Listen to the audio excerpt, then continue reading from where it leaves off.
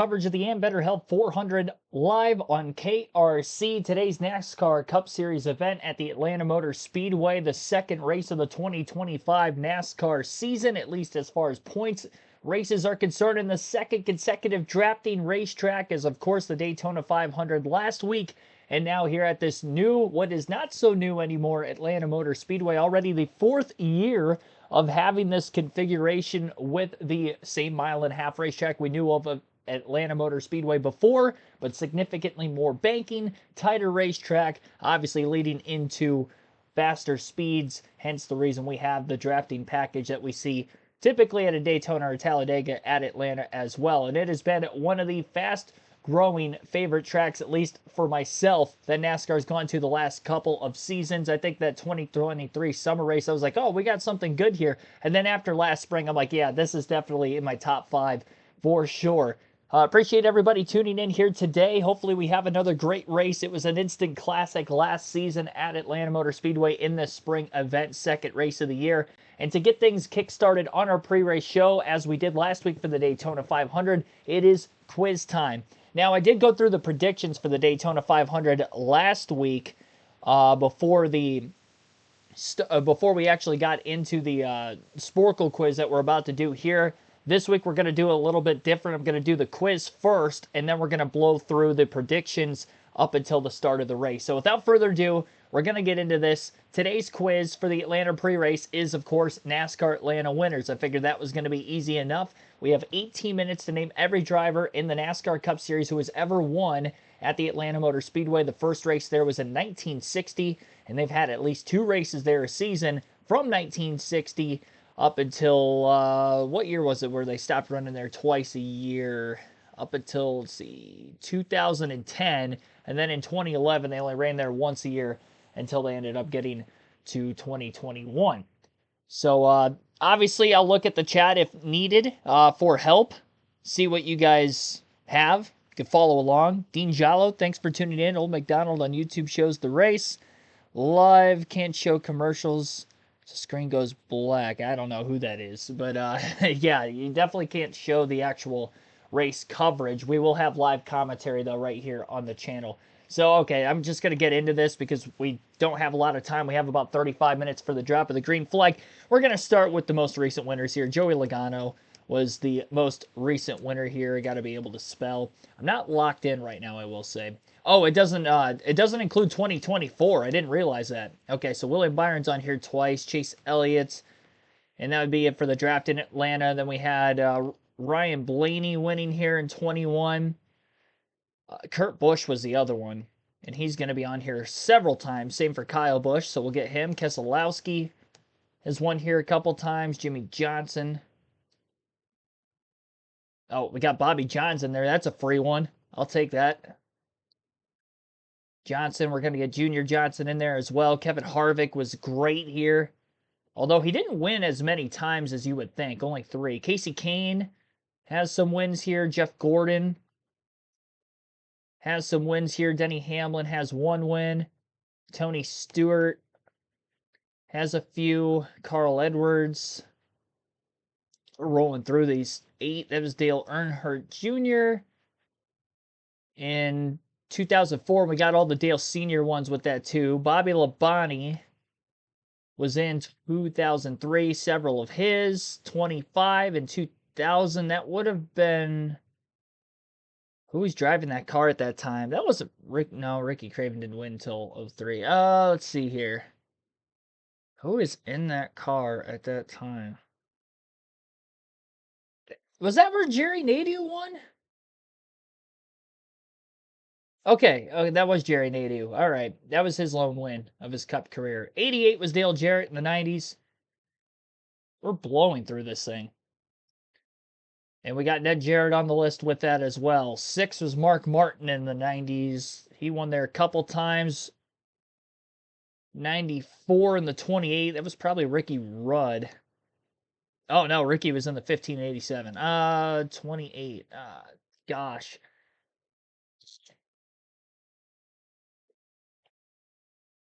I knew...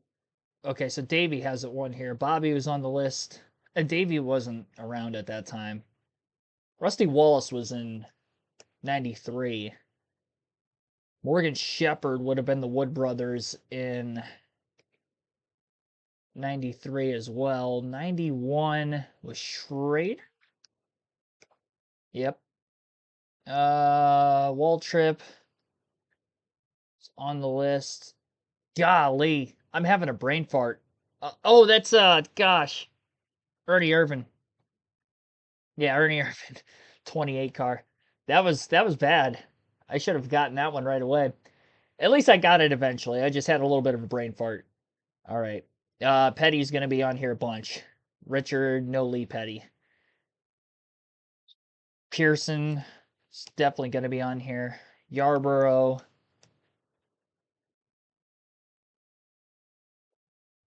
is on here a ton. Leroy Yarborough. Always got to put them both. He's on here twice.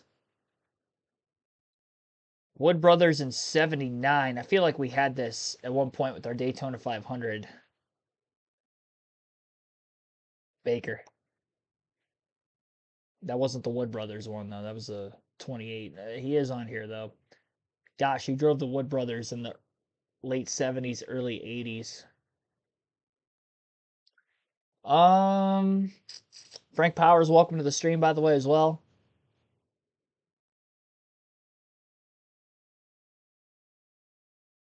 Wood Brothers in the 70s.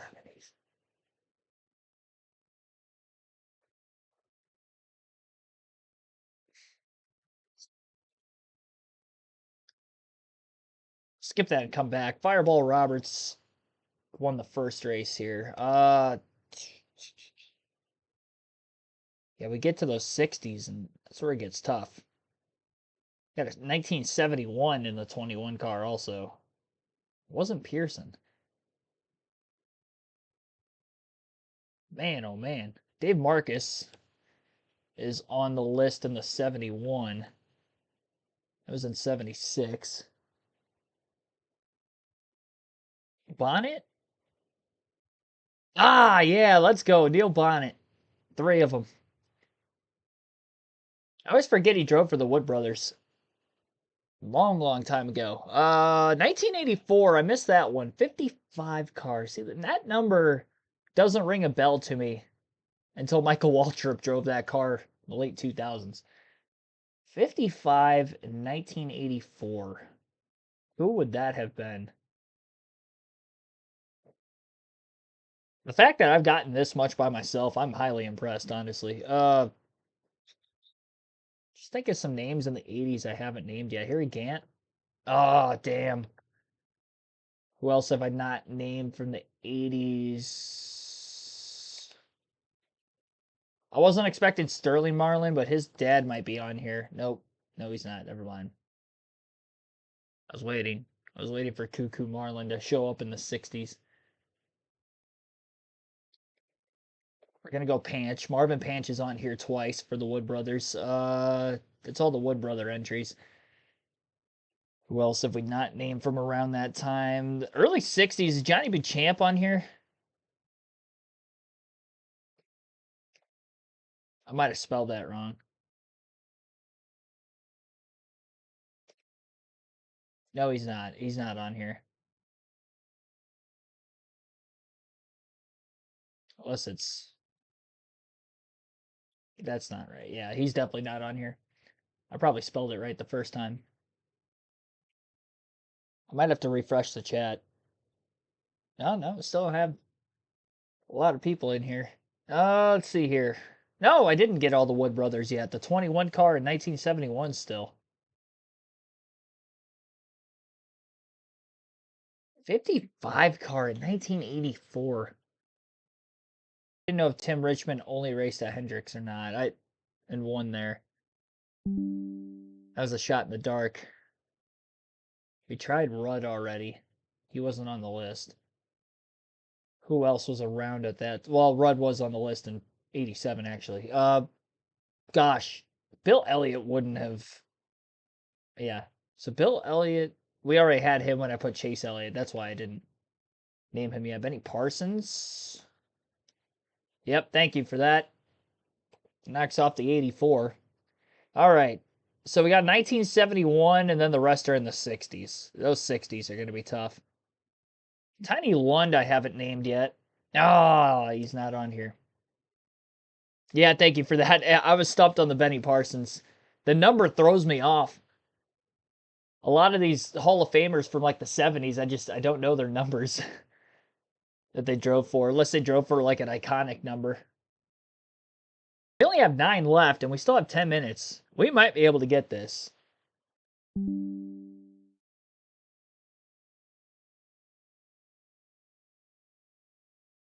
Yeah, he was after. I'm just gonna put it, but I don't think.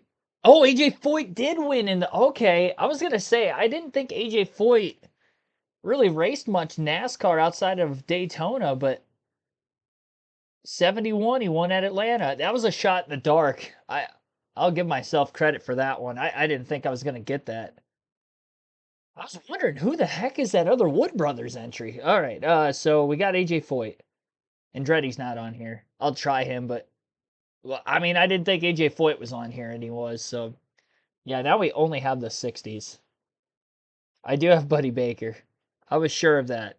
I'm not doing that again. Who have I not named from the 60s yet? Joe Weatherly. He is not on here. Curtis Turner. I gotta spell him right. Ah, damn. Curtis Turner's not on here either. Ramos Stott. Nope, he's not on here. Golly. I'm trying. Billy Kramer, welcome to the stream. Daniel Williams, thank you for that Benny Parsons shout out too. I'm stumped right now. I definitely know there's some names in the 60s that I know that I haven't named yet. I just can't think of them off the top of my head. Who have we not circled around to?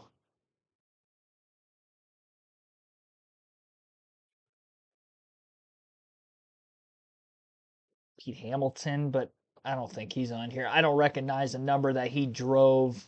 Yeah, that would have been on there.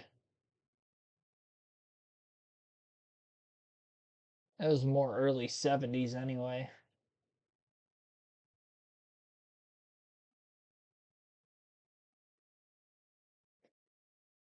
Is there a Jackson? No. Oh, I don't know about you. I'm stumped. Don't Google any of these answers either. If you're in the chat, we do have Ned. Yeah, we got Ned Jarrett already. He's on the list once.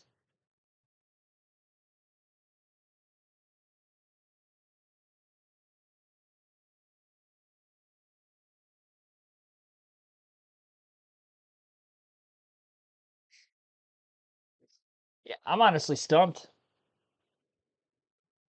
We only need 8 names to get perfect. I don't think we're going to come up with 8 of them unless the same guy won here like 5 times, which I don't.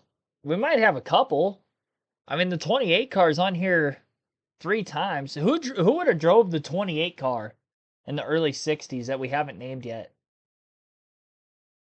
Because that would probably take 3 of them, assuming it's the same guy. I already tried Fireball Roberts. We already got him anyway. No, this is drivers who have ever won at Atlanta. Atlanta Motor Speedway means that is where we're racing at this weekend. Back in the 60s. Chat gave me the Benny Parsons that I was stumped on there, but outside of that, I've gotten everything else. So I will give myself huge credit for this quiz here this week. I'm stumped, honestly. Junior Johnson, we already have him too. 63 winner. Yeah, I'm stumped. I've named almost everybody from the 60s that I can think of. There's probably a couple that have slipped by. Man, I'm just really thinking here. We already got him.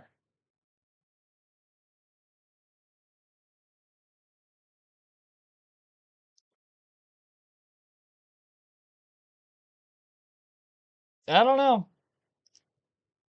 I don't want to just like give up, but we can get into the predictions a little sooner. If nobody knows any more of the list that you can see on the screen.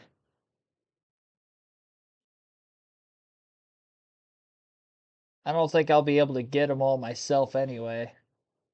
There's no way. I did well for myself up to this point.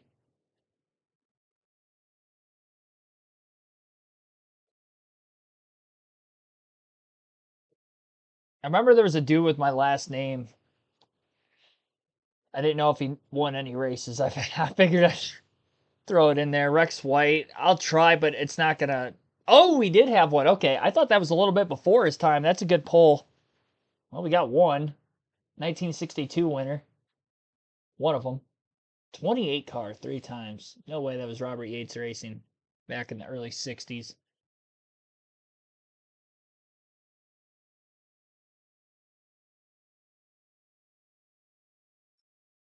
Yeah, I was thinking Rex White was earlier than that. And Brett Favre's at the NASCAR race today. I did try Fireball Roberts already. He's the inaugural Atlanta winner. Is there a Franklin? I'm honestly stumped. We got a little less than 4. Oh, Fred Lorenzen. Thank you. Okay, I definitely forgot about that. Fred Lorenzen was that 28 car. 4-time winner. We've got 3 more names. That's huge. Yeah, that's one that I usually get because I got that myself on the Daytona quiz. That was one that slipped by me. This is way before Bobby Isaac, right? Yeah. I know I haven't put his name in there yet, so. Thank you, Christopher Kennedy, for that, by the way. Duddlebug5, thanks for tuning in. Think of any champions. Honestly, I think I've got all the champions now. It's got to be some off the wall guys at this point from the 60s.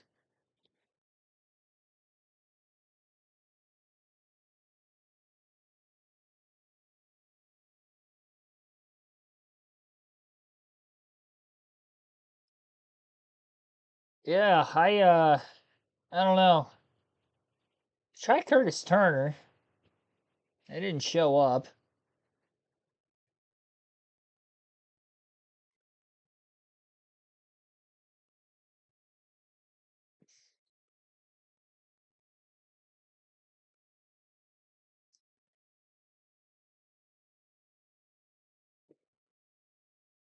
Decided to look who the other 3 are. Don't think I'm going to get any. Well, at least you're honest for looking them up. I appreciate that. If you are going to look them up, yeah, definitely don't spoil it in the chat. I guess we give up then. I'm not one for giving up, but if you don't think I'm going to get any of them, then we'll look. Sponsored content. I just want to see who the other 3 are. Whoa! Blow my eardrums out with the Spectrum ad. Do you guys hear that too, or is it just me? Seamless Wi-Fi from Spectrum Business. The fan experience is a guarantee. I haven't gotten an ad I haven't gotten a video ad on this website before. All right. Bob Burdick, Dick Hutcherson, Jim Hirschbees. Yeah, I would not have gotten that. I've seen the names on lists like this before, but none of those guys are former NASCAR champions, so it's like I don't think of them, I guess, as what I would the other guys that we already named on this list from the 60s. 97%. Average score is actually 80%. That's higher than I would have thought it was going to be. A lot of repeat winners, I guess, through the 70s, early 80s, even into the late 60s. Cale won a couple times. Yeah, I'll take that. I'll take a 97. Thank you for the chat. You guys did help me on a couple of them. Jim Reed was not one of them. Yeah, the quiz is over now. I'm all right with giving up on that. I don't think I definitely wouldn't have gotten the last 3. I will take the 97%. You hate to be that close, but I'm surprised I even came that close, to be completely honest. That AJ Foyt one, I'm still patting myself on the back for that, because I didn't think I know he's got like 4 or 5 career cup wins, and outside of the 500 in the early 70s, I really don't know off the top of my head where else he won. Obviously, Atlanta was one of those places, so now I just got to get the other 3 or 4 when we do these lists and figure out where else he's won at. All right, so that's going to wrap things up for the trivia side of things for our pre-race show. Before we get into the starting lineup for this race, now it's time to go through my pre-race predictions. We'll highlight the Fantasy League as we go into the race broadcast here. So let me pull up my predictions again on my phone. And we will spotlight the Fantasy League as well, as I just mentioned. So far on the Fantasy League, obviously we're only one race in, and that is because of the Daytona 500 being placed last week. Fantasy League was not up for the Clash or the dual races, so all the non-points races, you won't see any sort of fantasy there. Same thing for the All-Star race when that comes up a little later in the season. So the driver lineups lock at 3:14 Eastern. Our drop of the green flag is scheduled for 3:19 Eastern time here today. So you still got about a half hour to lock those fantasy teams in for this week. Looking up the season standings.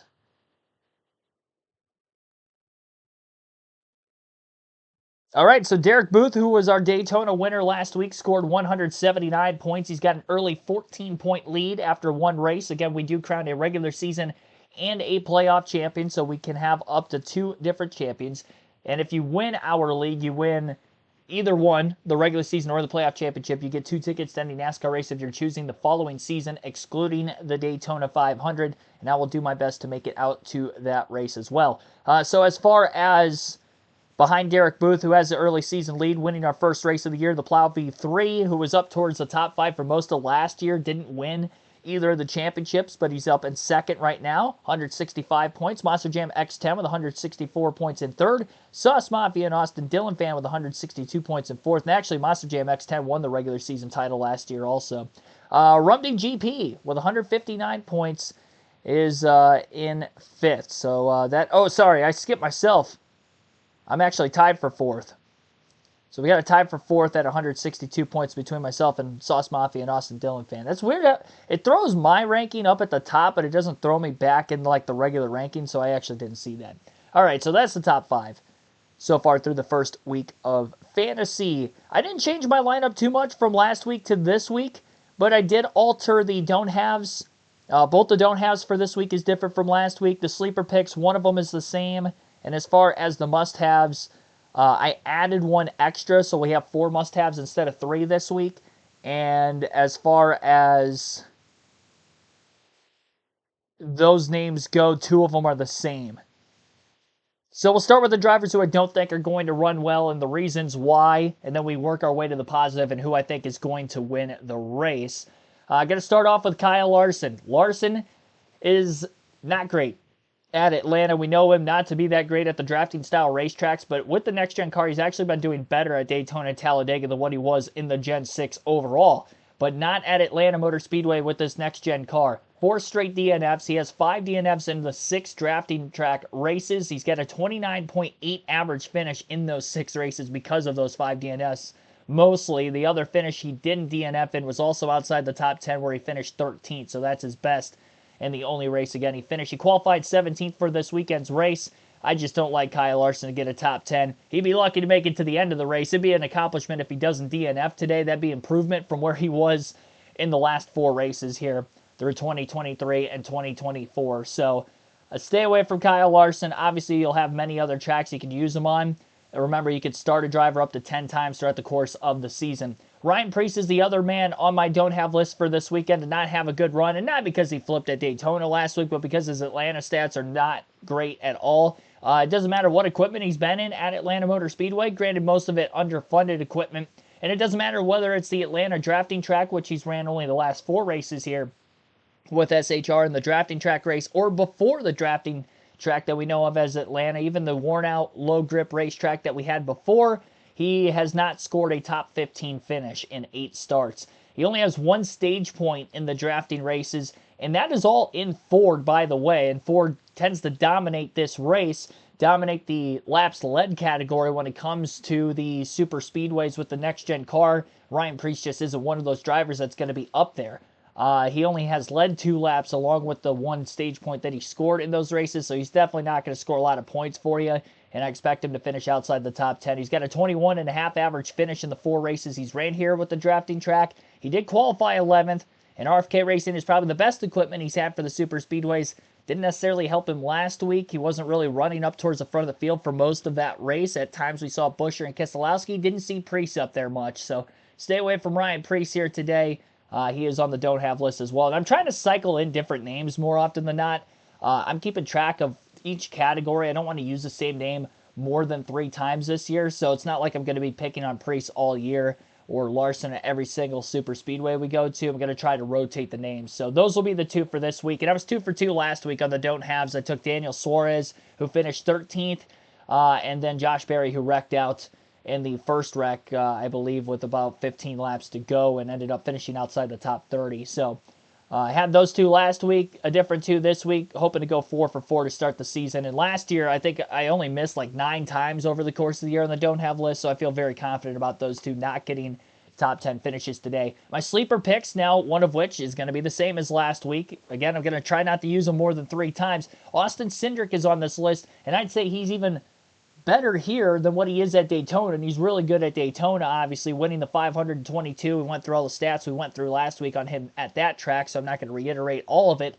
But as far as Austin Cindric at Atlanta, he's finished 12th or better in the last 5 races here. He qualified 2nd today, so he's got a lot of potential starting up at the front of the field.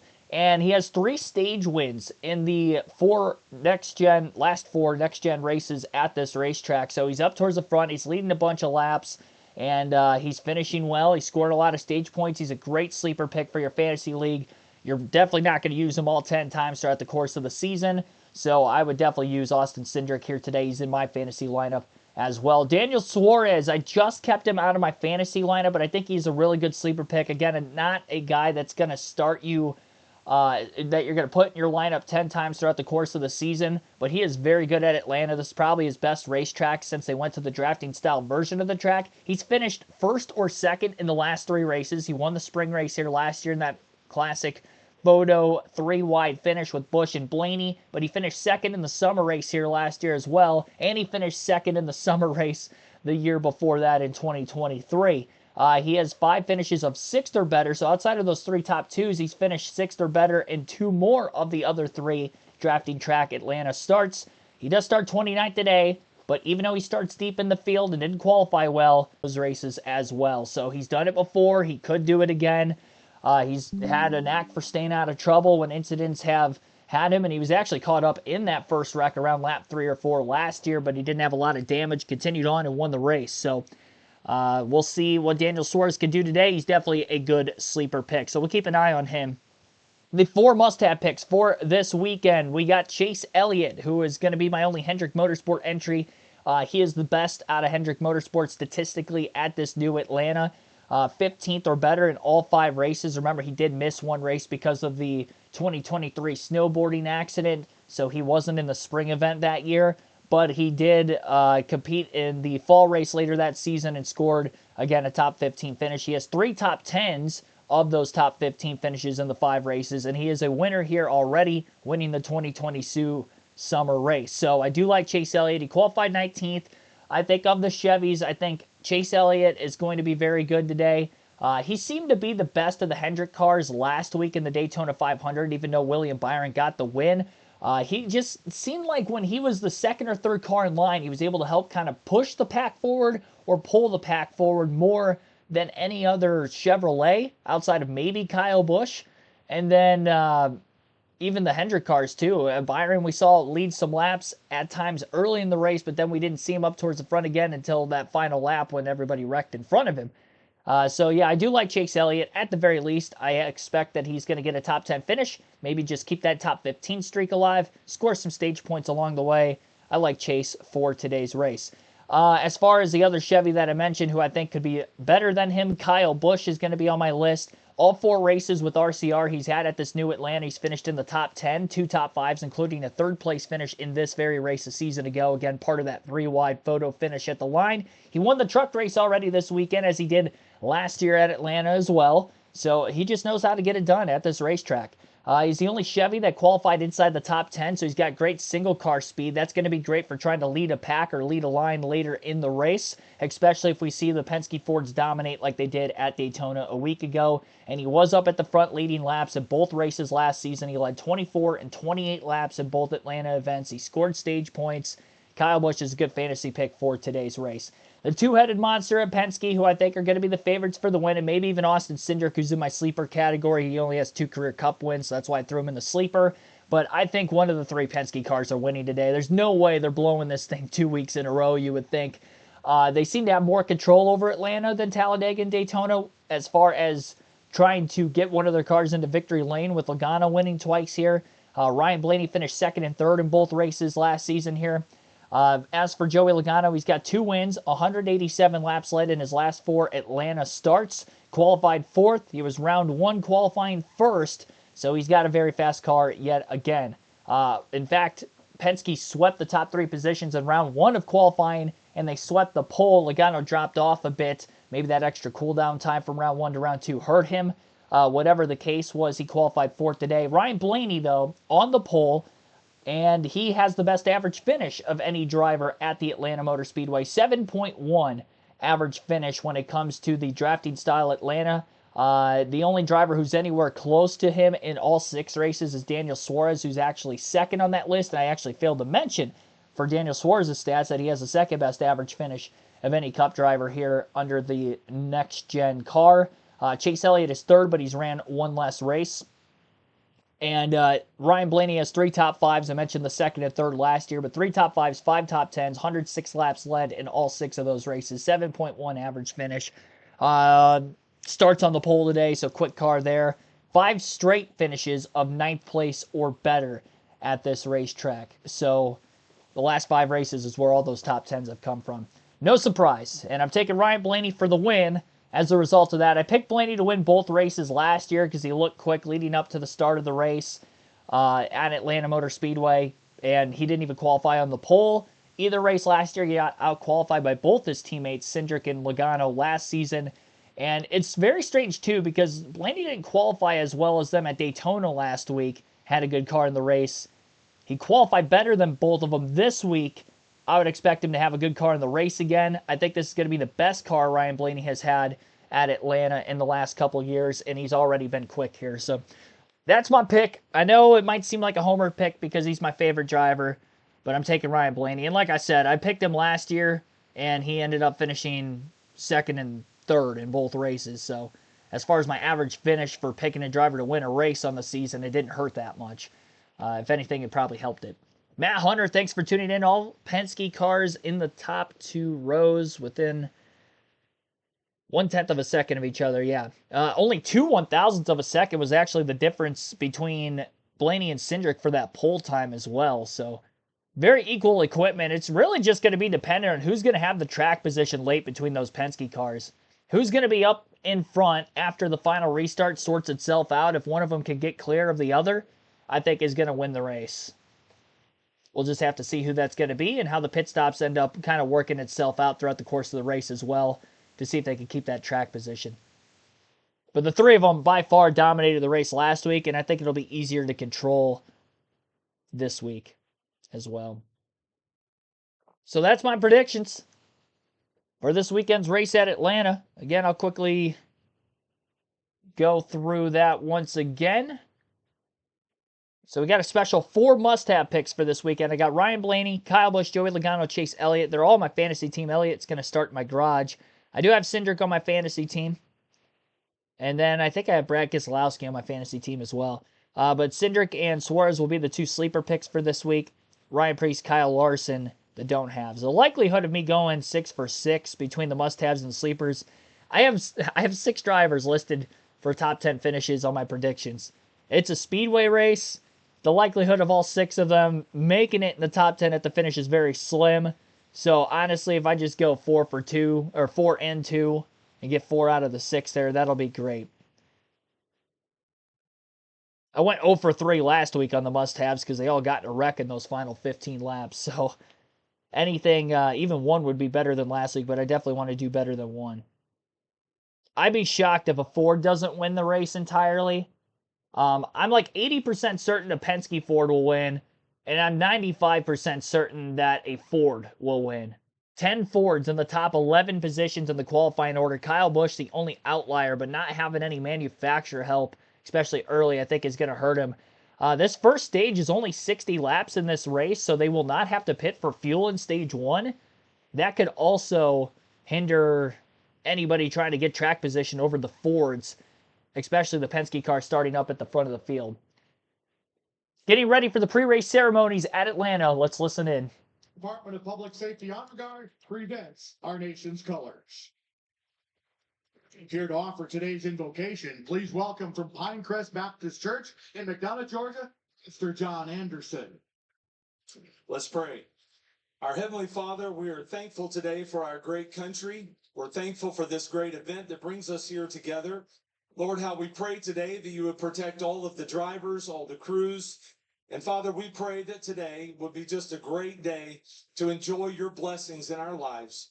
Father, we thank you for our Savior, the Lord Jesus Christ, who lived a perfect life, died on the cross for our sins, was buried, and rose again and is victorious as our Savior. We ask that you would give us a great day together today. We ask this in Jesus' strong and matchless name. Amen. Here to perform our national anthem, please welcome Atlanta's operatic tenor, Timothy Miller.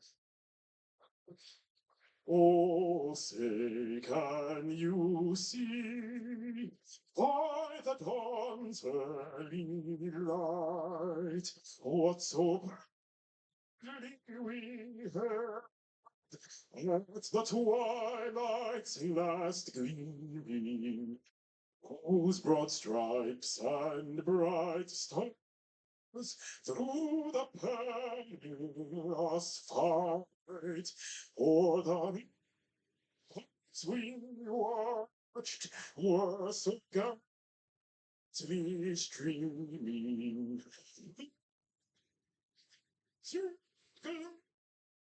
The bombs bursting in air gave proof through the night that the flag was still there.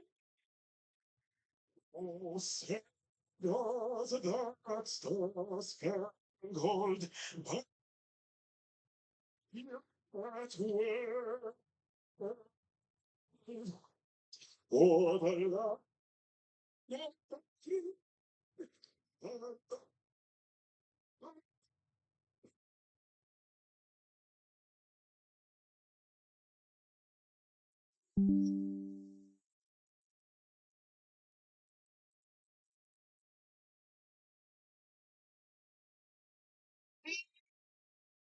I didn't think they were cutting a commercial that quick. Usually Mike Joyce says something over the broadcast before they go to break after the national anthem. That caught me off guard.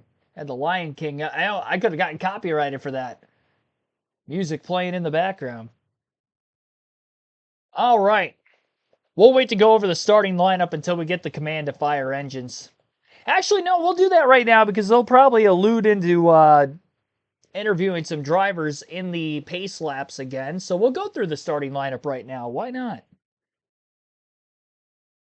That'll kill the next couple minutes with the commercial break on Fox. All right, so as follows on screen, I'll actually get the raw feed going here. Get more names on the screen. Well, I guess it's still 6. Never mind. It's easier for me to scroll through this, so. That, and I know that the raw feed's on already.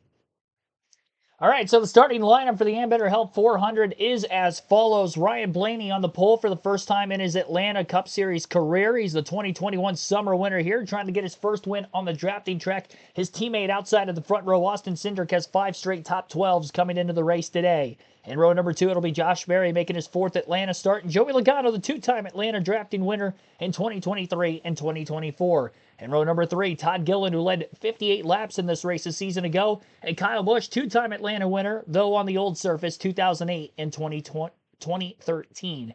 In row number 4, it's going to end up being Zane Smith, who only has 2 starts at Atlanta, 21st and 35th last season, and Chris Buescher, who has 3 DNFs in his last 5 Atlanta races, looking to make it to the finish here today. Row number 5 will be 2-time Atlanta winner Brad Keselowski on the old surface in 2017-2019, and Noah Gragson, who has a few DNFs in the last several races here. In fact, only 1 top 30 in his last 6 races at Atlanta. Also, somebody looking to see the checkered flag today. In row number 6, it'll be Ryan Preece, who had that nasty flip at Daytona last week, looking for his first top 15 finish at Atlanta in his 9th start. And AJ Allmendinger, 3rd in his last Cup start at Atlanta in the summer race of 2023. In row number 7, it's going to be Alex Bowman and Bubba Wallace. As for Bowman, he finished 5th here last fall. Wallace had a top 5 in this race in the spring, finishing 5th. Austin Dillon and William Byron in row number 8. Notable entry there, William Byron. 2 drafting track wins at Atlanta as well, 2022, 2023, and of course, winning another drafting track last week with his 2nd straight Daytona 500. Kyle Larson, who has 5 DNFs in the last 6 races here, starts inside of row number 9, just looking to make it to the finish. 4 straight DNFs for Larson, as well as we already mentioned on the pre-race. And Tyler Reddick, who has 2 top 10s in his 4 starts with 23-11 Racing, will also be in row 9. In row 10 will be the 2022 summer winner at Atlanta, Chase Elliott, at his home track, alongside Kaulig Racing's Ty Dillon. Justin Haley, John Hunter Nemechek make up row 11. Row number 12 for Cole Custer, his best finish here, 9th, and Michael McDowell, 2 top 10s in the last 3 races at Atlanta. Chase Briscoe, big in the news earlier this week, starts inside of row 13, docked 100 owner, 100 driver points, crew chief suspended for the next 4 weeks, fined $100,000, and definitely not a good week for Briscoe. Probably going to need a win to make the playoffs. Can he get it done here today? Carson Hocevar, the 2nd-year NASCAR Cup Series driver in that row as well, 16th and 19th for Hocevar in both starts a season ago. Riley Herbst inside of row 14 will be making his first Atlanta start today. And Eric Jones with 2 top 10s in his last 5 starts here will be on the outside of row 14. In row 15, our defending winner of this race, 2024 spring winner at Atlanta, Daniel Suarez, with his teammate Shane Van Gisbergen, who's making his 2nd Atlanta start. SVG finished 32nd here in the fall. Cody Ware with his 9th Atlanta start inside of row 16 with Christopher Bell, who has 2 top 4 finishes in his last 4 races at Hotlanta. In row number 17 will be Ross Chastain. He's a 2-time runner-up at Atlanta, both races in 2022, and Ricky Stenhouse Jr. is also in that row with 2 top 10 finishes of his own at Atlanta in the last 3 starts. In row 18 will be Corey LaJoie, who has 2 top 5s in the 6 drafting track races at Atlanta, and Ty Gibbs, who has 2 top 10 finishes in his only 4 career starts at the track. Denny Hamlin, the 2012 summer winner at Atlanta, will be inside of row 19 with BJ McLeod, one of the open entries. And J.J. Yaley will be bringing up the rear of the field today all by himself in row number 40 in the 39th starting position. Not quite a full field here today, but we do have 3 open cars all starting in the back portion of the field. Couple veterans starting deep as well. Couple veterans starting up towards the front, including the former champion Ryan Blaney, who will lead the field to the green here today. That is your starting lineup for the Ambetter Health 400 at the Atlanta Motor Speedway. 100,000 is a lot of money for fun. Yes, it is. Seth Thomas, Marita Prass, my dad, welcome to the stream. Let's see here. Nope, somebody already got that. Yeah, thank you, mods, for getting the bots in the chat. We've seen a couple of them already. Appreciate you taking care of that.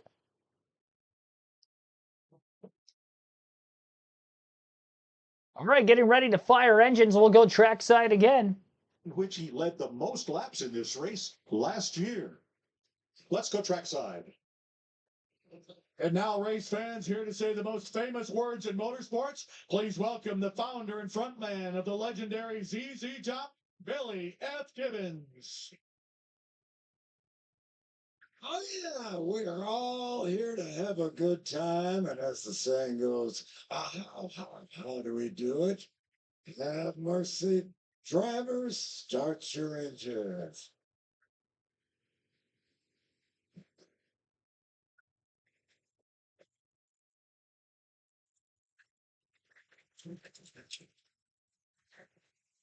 Cool as a cucumber.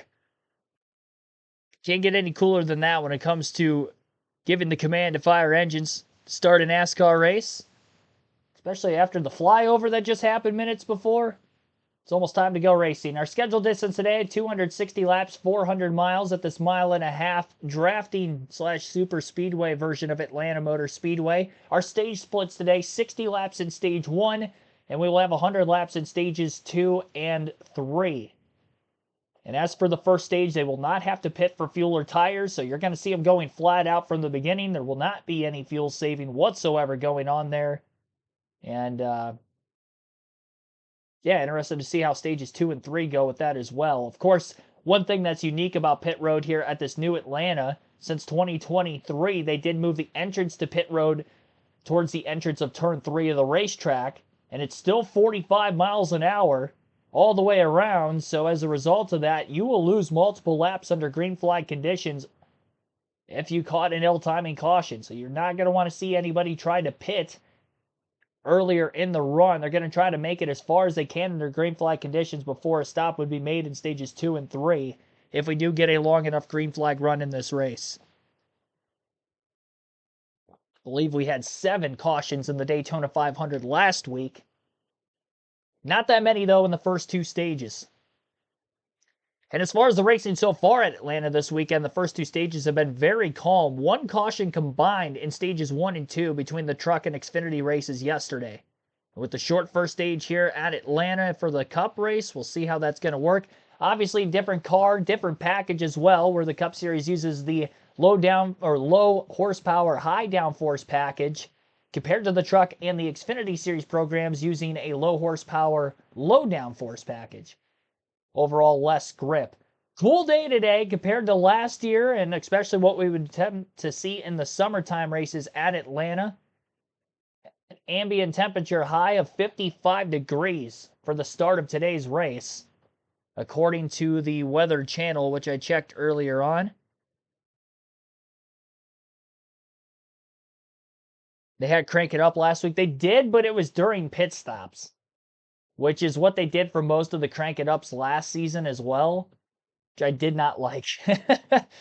I miss the days where we had Crank It Up during green flag action, especially on super speedways. Like, what are we doing? That's like the best time to have a Crank It Up during green flag action.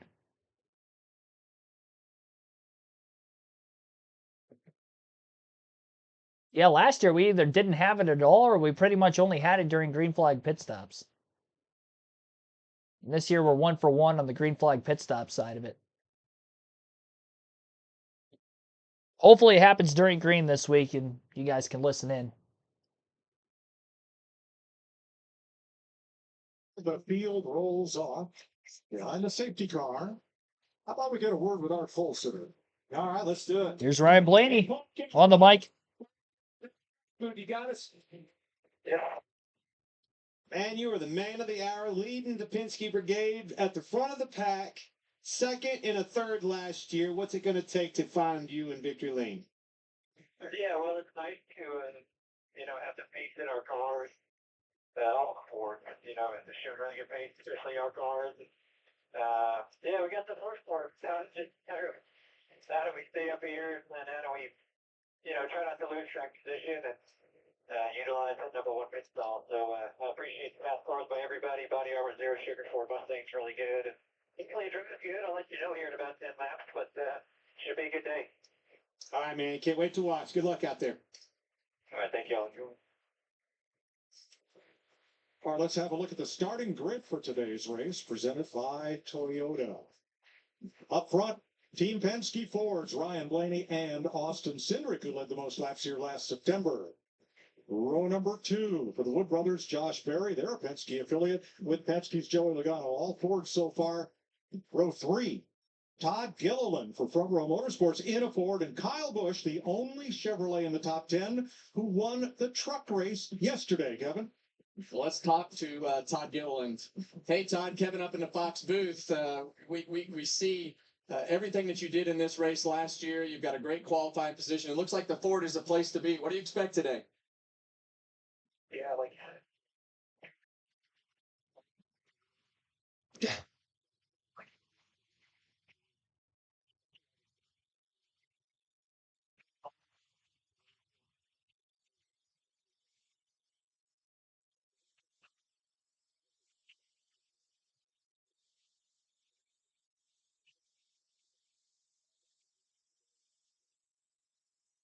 We would refer to that as the dream machine back in my day. So good luck today. Hopefully you can park that thing in victory lane. All right, let me take you to row 4. Starting 7th, number 38, Zane Smith. 8th on his outside, number 17, Chris Busher. Row 5, starting 9th, that's right, Brad Keselowski, Bad Brad. On his outside, Noah Gregson. Row number 6, last week had a massive crash, Ryan Preece, and on his outside, AJ Allmendinger. Row 7, we've got Alex Bowman, finished 6th in this race, finished 6th last week, and Bubba Wallace finished Atlanta best 5th in this race last year. Row number 8, a pair of Chevrolets, Austin Dillon and William Byron, last week's Daytona 500 winner. Regan Smith. Well, Mike, it's been a busy week for William Byron, of course, after winning the Daytona 500. Tons of media to do, from Florida to North Carolina, New York, back to North Carolina, finally to Atlanta. Equally as busy, though, was the 24 race team themselves, of course, losing a day of preparation because of all the celebrations. Crew Chief Rudy Fugo told me a little while ago, the plan for today, exactly the same as it was 1 week ago, to execute on all aspects of the race. They think they can get William his 3rd Atlanta victory. Mike? Let me take you to row number 9. Involved in an accident in all 6 races in Atlanta. He's tired of hearing the noise, ladies and gentlemen. It's the number 5, Kyle Larson. On his outside, runner-up in the 500 last week, Tyler Reddick. Yeah, in row 10, we've got the July 2022 winner with Chase Elliott, and welcome North Carolina's Ty Dillon. All right, the remaining 19 cars will come up on your scoring pylon, and we'll draw your attention back to position number 29, where we will find last year's winner of this race. Jamie Little. Well, Daniel Suarez, yes, won this race a year ago, but it didn't come easy. He got caught up in that lap 2 crash. His pit crew, they had to work overtime. He came down pit road 4 additional times. Today, he's starting mid-pack deep in the field. And I talked to his crew chief, and their message amongst this team is be ready for any and all adversity. Remember last year, don't give up, keep fighting to the end. Mike? Thanks, Jamie. Now let's take a closer look at safety changes with our crew chief, Larry McReynolds. Mike, as you guys have been talking, Atlanta is one bad, fast mile-and-a-half racetrack. And anytime we're at a track where they're going over 180 miles per hour, as we've seen the last few years, a car again can get airborne. Let's go back to August of 2023. This is Ryan Preece in the 41 car on the backstretch at Daytona, barrel rolling time and time again. He was right back in a race car, racing again in less than a week. Now let's go to our Toyota cutaway car, and let's take a look at some of the changes NASCAR has made since that wreck to keep these cars on the ground. Now, it's going to start pretty much with the right rear rocker skirt behind the exhaust pipe. That keeps air from going underneath the car. Then you have the fin down the right side of the back window. They've extended the roof rails on the right side. Also, they have some fabric in the right roof flap that keeps the car on the ground should it spin to the right side. Now, let's take a real look at our Toyota cutaway car. You've got the extension on the right rear rocker skirt behind the exhaust pipe. Keeps air from going underneath the car. The fin down the back window on the right side, just like the left side, and they've extended the heights of the right side roof rail. This keeps the car on the ground should air go across the car when it spins to the right side. Also, if the right roof flap deploys, you're going to see that red triangle right there. That keeps air stacked up just as well. Now, we know Ryan Preece got upside down last week at Daytona. Guys, that was very unique. It's something NASCAR will dig deep into prior to our Talladega race in April. Yeah, and they dig deep into everything. When you look at all those additions to the race car, that was in a reaction to cars tipping over at Michigan and some of the other races. And we saw Preece's barrel roll, and they fixed the grass on the back straightaway. So NASCAR doesn't take any of the safety stuff lightly, and I think they don't get enough credit for the amount of research and time and effort and the staff that they have to keep these drivers as safe as possible, because no matter what, these cars have been turning over and crashing and having all these problems for a number of years, and that's going to continue. There's really no facet in any of this sport that has more, time and money spent than safety. Right, so due credit is all there is. Just like you said, Kevin, these cars are extremely safe. Mind you, that thing toppled over at 180 mile an hour. That's a lot to ask on anything. Now, with the change to Atlanta being a drafting track, they had to change how you get on pit road. So from turn 3 around to the yellow line that starts pit road, there is a 90 mile an hour speed limit, which drops to 45, yellow line to yellow line along pit road. Yeah, and it creates a lot of problems, because when you pit under green, we saw crashes last year coming to pit road under green, guys going too fast, didn't get their cars slowed down, guys trying to get to yellow flag pit road speed, or just plain out running into each other. So in and out of these pit stalls, the pit stalls are narrow. You want to get all that you can down pit road with this type of race. A lot of cars stay on the lead lap. You got a lot of guys on 2 tires, 4 tires, no tires, pit fuel only. So when you have those mixed up strategies on pit road, it creates a problem coming in and out of the pit boxes. Now, it's winter here in Georgia, as it is in most of the country, but Mother Nature has been kind to us. The highs have been in the 50s all week, and that high temperature usually occurs about an hour from now, about 4 p.m. in the afternoon. So got a little bit of a breeze out of the northwest, a lot of high clouds. And here's your race analysis. We'll go 260 laps to complete 400 miles. Look at the stage lengths. They are all over the place. 60 laps, then 100 laps, then 100 laps. Yeah, and I think this first stage, these guys don't want to pit under green here. Typically, you'd see different strategies, but with the length of time that it takes to get around that corner on pit road, you'll go a couple laps down. So they do not want to take any chances. So they want to run it into that fuel window this week and get all they can and not have to come to pit road. Yeah, if you hit that, to your point, you hit pit road, you better hope nothing happens on that racetrack. 2 laps down is hard to overcome. All right, getting ready for the drop of the green flag to begin the Ambetter Health 400 today at the Atlanta Motor Speedway. Leading the field to green, of course, again, pole sitter Ryan Blaney. 2 drivers have won from the pole under the drafting style Atlanta track. Joey Logano in 23, Chase Elliott in 2022. Can Ryan Blaney be the third to do it here today? Packed crowd on the front stretch at the Atlanta Motor Speedway waving their caps. Green flag is in the air, and we're racing for round 2 of the NASCAR Cup Series season. Penske Cars, Penske affiliate of the Wood Brothers 21, all up in those front 2 rows, giving themselves the quick push to get things started. And Austin Cindric is the driver who leads down the back straightaway. Has a chance to pull up in front of his teammate, Ryan Blaney, if he chooses to get the 3 Penske cars in line, but he doesn't do so on this opening lap. He'll stay to the bottom of the track again through 3 and 4. As they work their way up off the exit of the corner, Blaney going way wide, using all of the asphalt necessary to the outside, and Cindric from the second starting spot will lead lap 1. Led it by a little over 1/10 of a second, too. Still clear. Decides to stay down on the bottom. That's going to give a pull to those cars that are on the inside, though they are losing numbers up towards the front of the field behind the Fords of the 3 that lead it of Cindric, Berry, and the 34 of Dillon. Cindric still staying down on the bottom. Blaney not getting enough of a push from behind from Joey Logano to get moving in the right direction. Has allowed for Cindric to lead these first couple laps of the race. Couple cars 3 wide, a little bit further back, middle of the pack. Josh Berry moves to the outside of the racetrack in the 21 car, and now Cindric will move up with him. So maybe they want to get all 4 of those cars in line early on, rather than just the 3 of them. Berry goes with them, and Josh Berry rides in second. Austin Cindric leads still at the Atlanta Motor Speedway early on. Another pass to the outside 3 wide, just outside the top 10. One of the Toyotas, I believe it's Bubba Wallace, who made that move. Gets a push down the back straightaway to try to help move forward. The push came from the 48 of Alex Bowman. 4 cars clear at the start-finish line. Fastest 4 in qualifying. Cindric, Berry, Blaney, and Logano. Single file through the top 6 positions back to Kyle Busch. And side-by-side for 7th through the center of turns 1 and 2 are Ryan Preece and Zane Smith are running on the racetrack.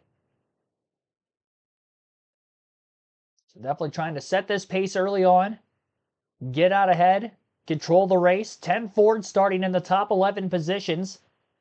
And there's one Toyota in the top 10, which would be Wallace in 10th right now. Busch still the only Chevy that did qualify in the top 10, right where he started in 6th. It is a scramble in the middle of the pack to try to gain track position early on, get yourself in position with this very short first stage to try to get some sort of stage points. Chase Elliott going 3 wide to the bottom of the track under A.J. Allmendinger and Eric Jones. Still right around where he started, just outside the top 15. In fact, right around 20th place is where Chase currently runs.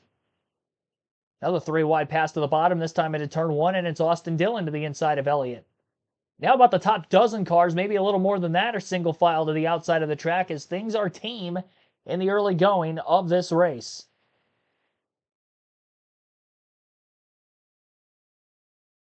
William Byron, lead car, down on the bottom of the racetrack, and he is running in around the 10th place position.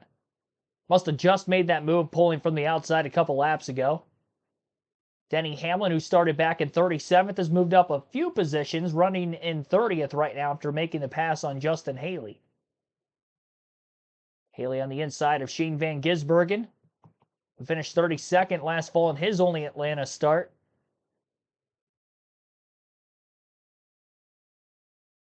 Tyler Reddick trying to move up into the top 10 with his 2311 teammate Wallace. They're 9th and 10th.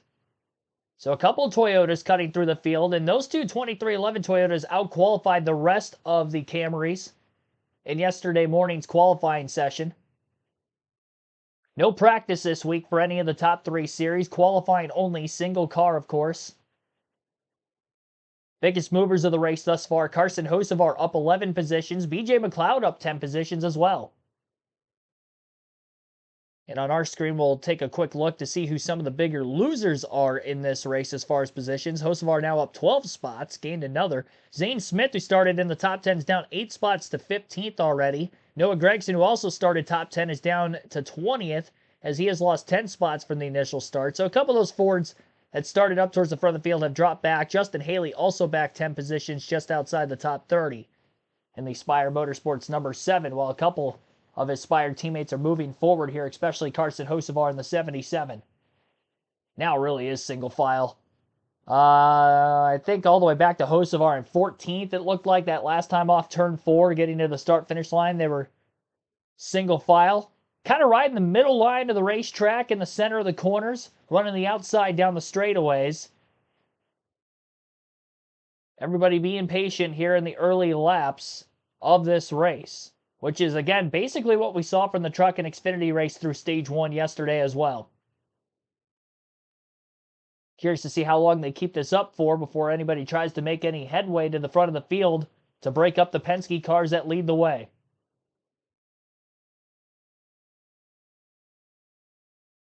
Commercial break on Fox. And it will be side by side. I believe all the green flag commercial breaks during the Daytona 500 were side by side, as well as during the Clash. And from a report that I actually read earlier in the week, that is going to be the case for all the races on Big Fox this year. FS1 races, they might have some full screen commercial breaks, but for the Big Fox races, which would be the 3 super speedways of Daytona, the Clash obviously in there too. But the Clash, Daytona 500, Talladega, Atlanta, and then COTA next week is also on Big Fox. When I say Big Fox, I mean your local affiliate for Fox. Only 9 cable races all year on either local NBC, local Fox, and 8 of them are points races. Again, one of those was the Clash. Dale Campbell, Jeff Brinks, welcome to the stream also. Now, thank you for tuning into the stream. 5 yellows today, not counting stage caution. So that's the same amount that we had last week in the Daytona 500 as well. So 100 miles less of a race. We did see quite a few yellows in this race last year, though. A lot lower grip than what we have today, though, with the cooler temps. 71-degree track temp at the drop of the green flag. Ambient temp was 53. at the start of the race, supposed to get to 55 within the next hour before the temperature starts to drop the closer we get to the nighttime skies.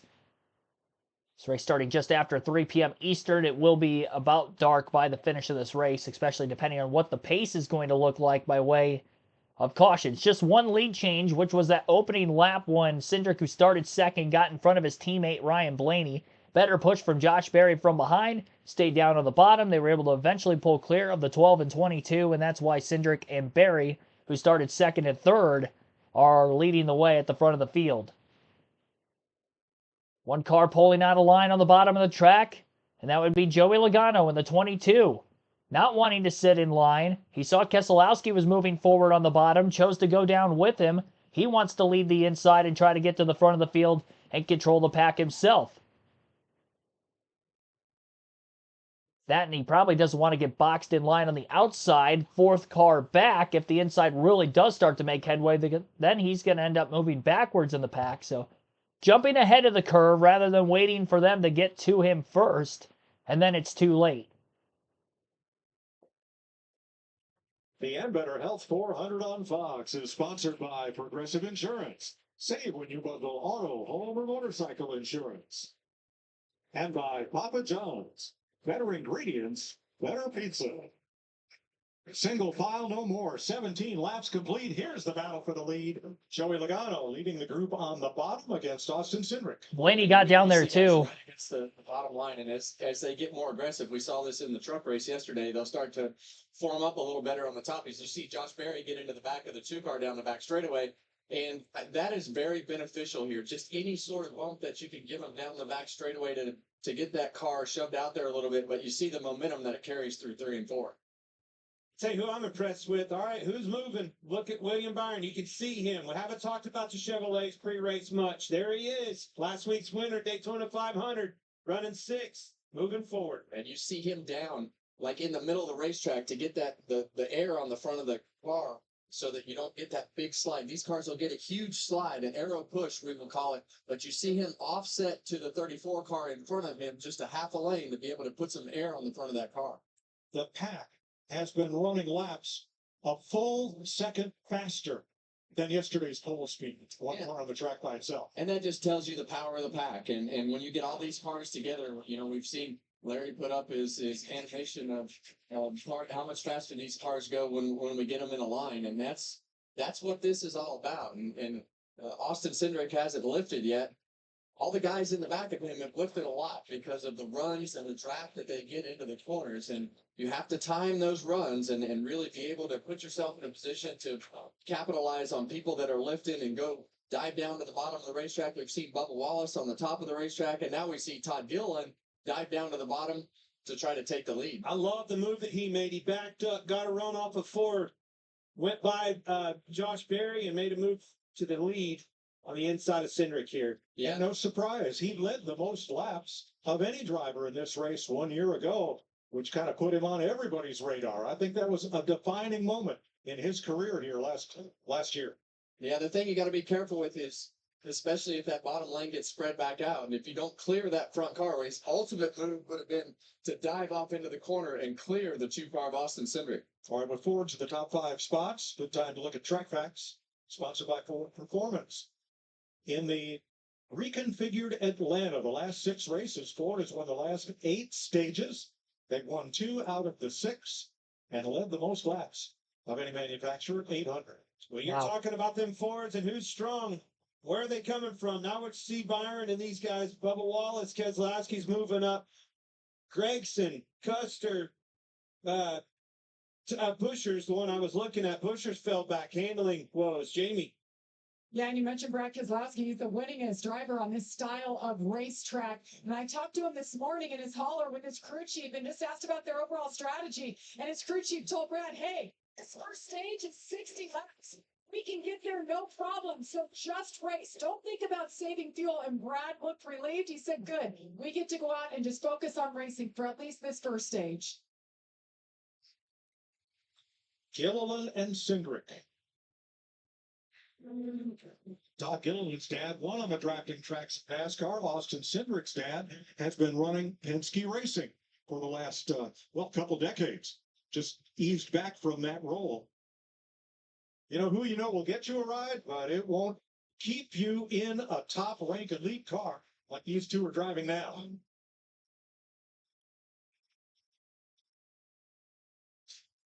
Coming to complete 25 laps, Fords, 10 of the first 11 on the grid. They have the top 5 spots right now.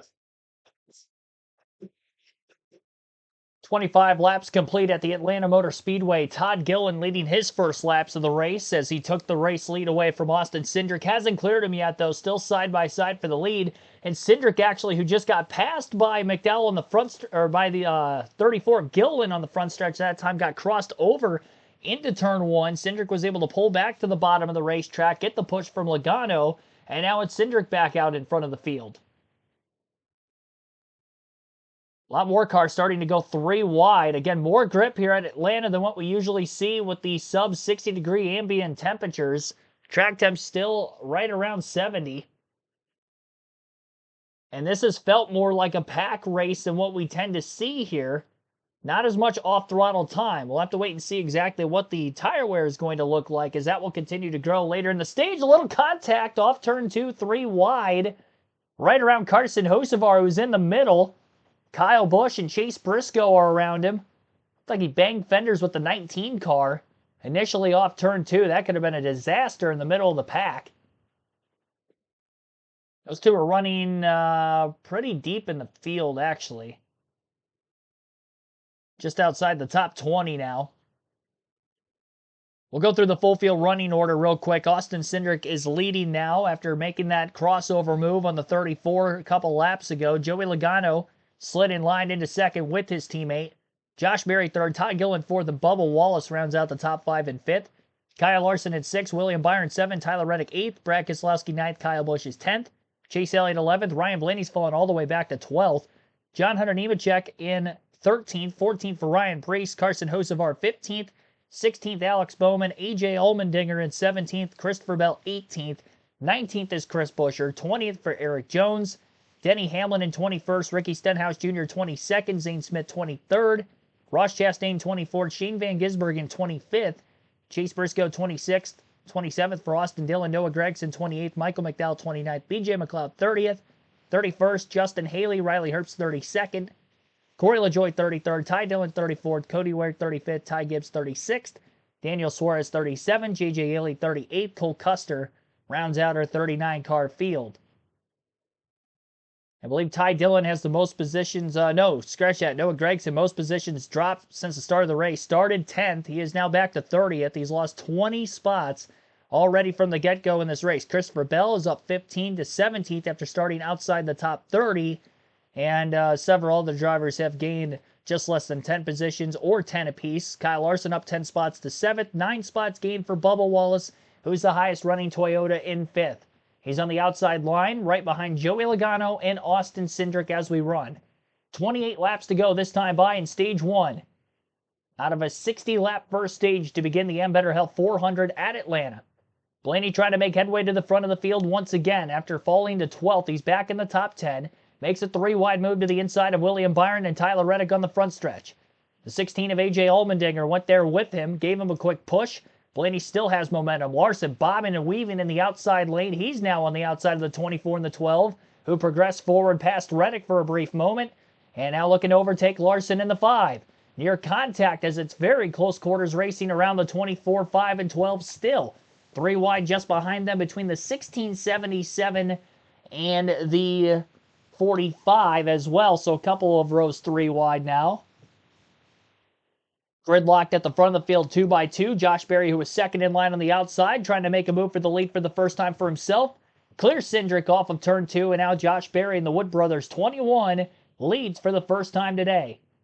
Harrison Burton won a race in that car last season on a drafting track, the Summer Daytona event, for his first career win, and the 100th win for the Wood Brothers as an organization in the NASCAR Cup Series level. Tight squeeze, Carson Hocevar up the middle. Looked like he was going to try to push Kyle Larson. If he could have gotten there, he couldn't quite get there. But man, that was a gutsy move between the 45 and 24 there. For the second year Cup Series driver out of Spider Motorsports. Finished in the top 20 in both of his races here a season ago, 16th and 19th. And definitely making some moves early on. 17 positions gained for Carson, most since the start of the race. Still caution free, 26 laps to go in stage 1 as we work lap 35.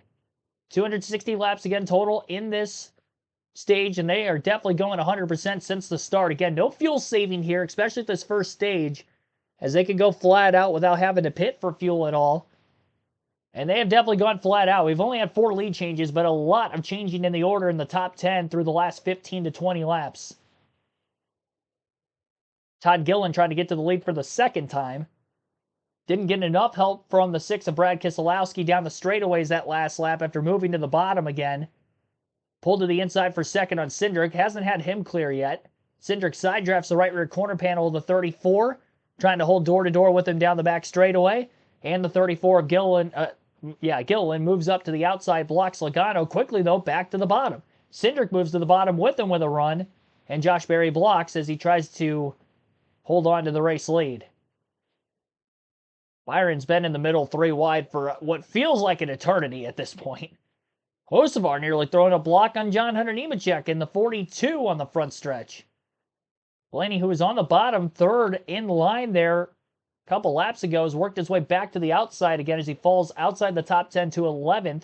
Second time he's already fallen outside of the top 10 in the early laps after qualifying on the pole. Kyle Busch still hovering right around the same spot Blaney's in 10th, 1 spot ahead. He's been back half of the top 10 for pretty much most of this race. And Fox is headed to another commercial break as of right now. Here in stage 1, again, 23 laps to go. Your top 10, Josh Berry leading the way. Austin Cindric in second. Todd Gilliland third. Joey Logano fourth. And Bubba Wallace in fifth. 6th for Brad Keselowski. William Byron 7th. Tyler Reddick 8th. 9th, Chase Elliott. And Larson, who was in 10th, was 7th that last lap there. And now Reddick's back to 10th. So that is your top 10 in the running order in the Ambetter Health 400. Still the 4 lead where we're at right now at lap 40. Sure to hit the like button on the stream if you haven't done so yet. The goal is to get to 100 likes.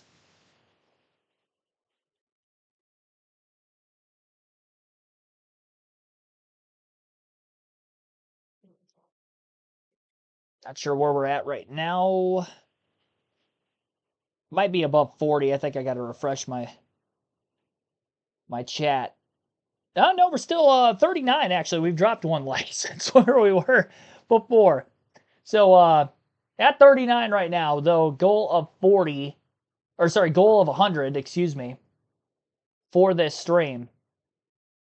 Still in the early laps of this race, but they're clicking by quick with the fast and caution-free race pace to this point. We'll take our first ad break of the stream. You're listening live on KRC to the Ambetter Health 400 at Atlanta. Maybe. There we go. Accidentally spit on my keyboard. Disgusting. 0525, thanks for tuning in. Patty and Rumney Creations, thanks for watching as well. Jojo, welcome to the stream. I don't know if I shouted you out yet. Modrox, appreciate your well wishes there. Jeff Brinks, might have shouted you guys out a couple times. I know I did in the chat. Wanted to do it verbally. 19 laps to go still at stage 1 as we work our way closer to the end of this first stage. Single file for the top 6 cars. Well, it was until William Byron pulls out a line to try to make a pass on Logano for 5th. Bubba Wallace moving down in front of him, I do believe. Nope, not quite. Actually, it's Byron who was able to clear Wallace for 4th. Managed to somehow pass 2 cars on his own and still slide up into the outside without losing track position. And now we got another pass for the lead. The second time Gilliland has made his way to the front of the field. Slingshots from second to get by Josh Berry for the lead in the center of turns 1 and 2. Clear off the exit of the corner. Leads this time at the line by about 1/10 of a second. 17 laps to go, stage 1. 8th full-time Cup season, finished 5th in this race a year ago, and has finished top 10 in 4 of the last 7 drafting races. That is Daytona, Atlanta, Talladega. Well, there he goes, cracking into the top 5. Got him another one, passing Joey Logano. Strong run for Bubba Wallace. Doesn't surprise me. These 2311 cars were good at Daytona, and he's a good drafter. Alex Might need that later. Alex Bowman, he's the good drifter. Yeah. Todd Dillon has the Xfinity fastest lap of the race right now, 185.89 miles per hour. I love this, guys. This is the handling. This is handling 101. Go or not. Get that run. Everybody out there, just like you said, Kevin, they're pushing, they're tight, trying to figure out how to get their cars out of the way from the car in front of them. As you see riding along here, he's trying to get to the outside of Joey Logano, get some air on that front end to help it turn. Yeah, and that's a great view from the in-car right there. You can see those cars staggered. And like Clint said, the reason that they staggered those cars, we got to get as much air on the front as possible. So as you're pushing, you're trying to lift out of that throttle as little as possible to keep as much momentum as possible through the corner. Hocevar to the top 5 from 26th on the grid. Wow. Larry Mack? Yeah, guys, I've been looking at this throttle, and there is no doubt if you're out front, I saw it with Austin Cindric in the 2. I'm seeing it with Josh Berry in the 21. When you're out front, you're wide open. But now let me say this, a guy on the move, William Byron in that 24 car, he's moved up to 3rd. He's running wide open, but believe it or not, Clint and Kevin, he's using just a little bit of brake. I mean, just a little bit of brake in both ends of the racetrack. Yeah, and I would tell you that that's not abnormal. You got a couple choices. You can just tap the brake just a little bit to try to break that momentum or set the front of that car into the corner. But you see that 77 car right there, Carson Hocevar on the bottom, and that's what's making him the ground. He is really, really good on the bottom of the racetrack right now, Clint. Yeah, he's good everywhere. He's obviously has the handling down. He's able to keep the throttle down. The bottom of the track, right? They want to give you the bottom lane of the racetrack, but that's the hardest part, the shortest way around. You have to pull on the wheel harder. The car's already tight. It doesn't like scrubbing anymore. It scrubs a lot of speed off because you're trying to turn the wheel so hard. 5 of the top 10 started in the top 5. But half of the top 10 right now started 14th, Bubba Wallace, or worse. Yeah, that 23 car of Bubba Wallace is really good. Hocevar is really good, but these guys, and you see Bubba Wallace right now up on the outside of Joey Logano. Bubba can go all the way to the fence. He's got options, that middle lane and top lane. His car is really good. As you see William Byron up the hill a little bit right there and kind of diamonds that corner on the exit. Have to be smart with your moves. Put it in the back, but the memory bank in the way can get in the draft. You can get yourself in trouble. He made that move earlier, lost a few positions. He'll figure it out, try to stay in line. You see Bubba Wallace make the move, trying to go to the front. Here he comes. Yeah, and he's just got to make sure that he has some help behind him right here. Joey Logano at the front of that bottom line. He just doesn't want that top lane to fill back in, and Logano's probably looks like he has some handling issues that he's dealing with, most likely tight. So he doesn't have a good pusher behind him, so he's letting that top lane pile up, and he's going to have to find a hole or he's going to lose several spots. 10 laps to go in stage 1. Goes by fast at Atlanta. 39 cars all on the lead lap. Michael McDowell has lost the lead draft.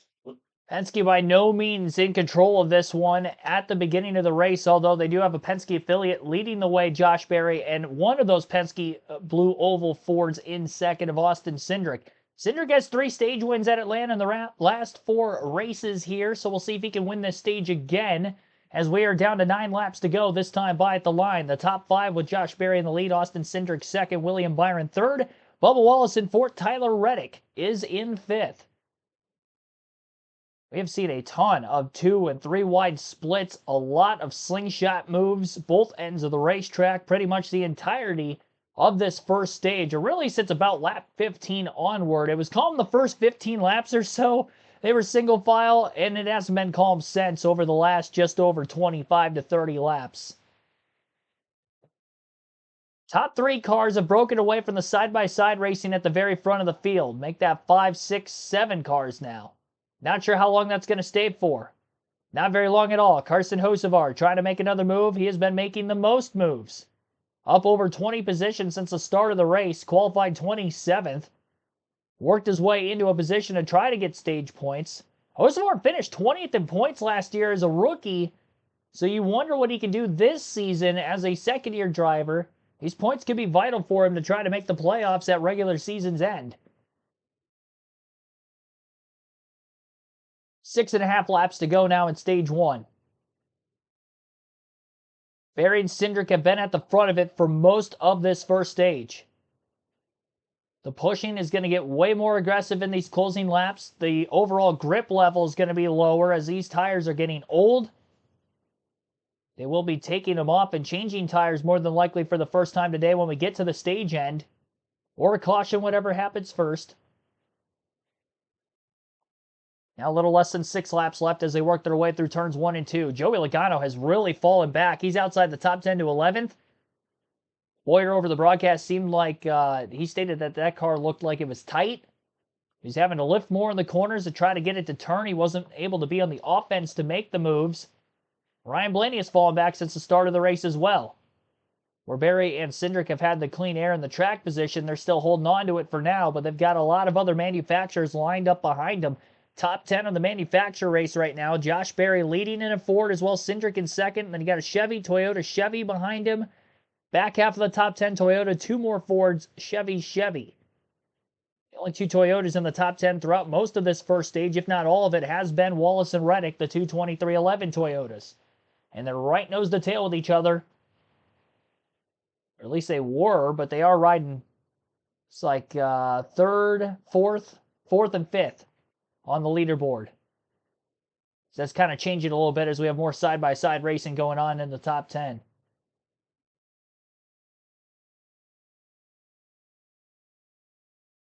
Alex Bowman struggling compared to some of his Hendrick teammates, Chase Elliott and William Byron, who have already gotten up inside the top 10. Larson at times was up there as well. He's currently 12th. Bowman, though, back in 18th. Denny Hamlin, after starting 37th, is up to 18th place. About halfway through the field. Not quite in position to try to get stage points late, though. 2.5 laps to go as they work down the back straightaway in stage 1. Blaney pulling out a line on Gillen in the 34. That's a battle for 8th. Inside a bush quickly through the center of the corner. How many spots can Blaney gain, and can he get help from behind to gain more? Joey Logano moved down right behind him, but he's going to lose several spots. He's inside 3 wide. The middle groove was really going forward with Gillen and Hocevar following the 12. And Ryan Blaney trying to make some moves late in the stage. A lap and a half left.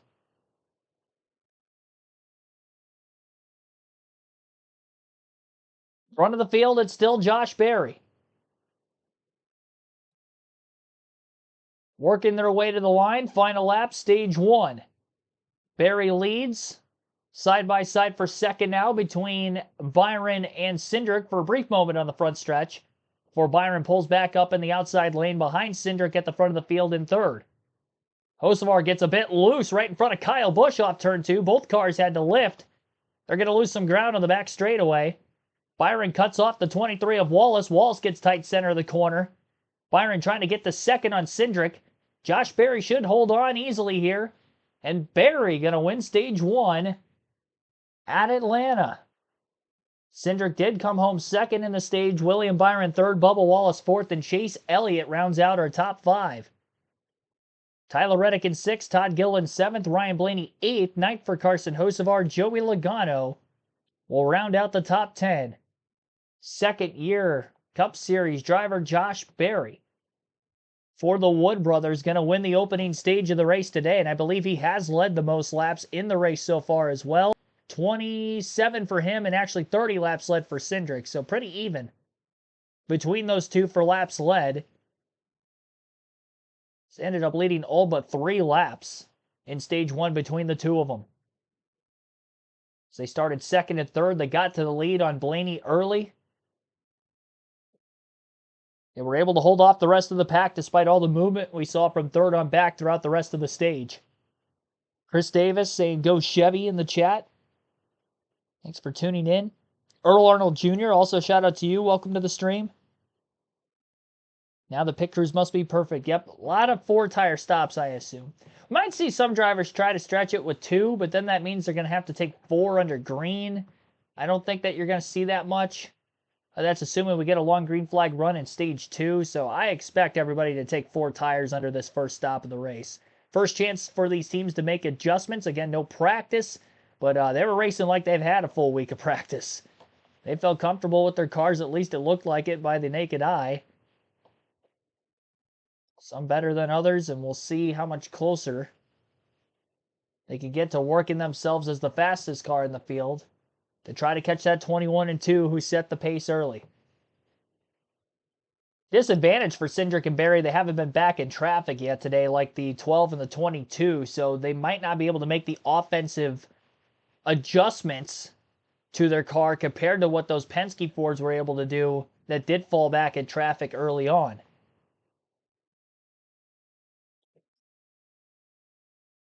Pit stops on the other side of this break. You're listening live on KRC to the Ambetter Health 400 at Atlanta.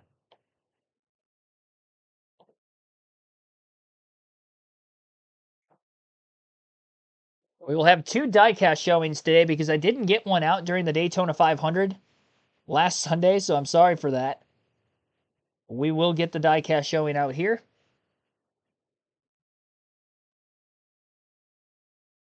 I'll wait for after the pit stops first. Don't want to miss those. 6 lead changes in stage 1, and this is our first caution of the race for the stage 1 break at lap 60. Stage 2 went caution-free in the Xfinity and the truck race yesterday.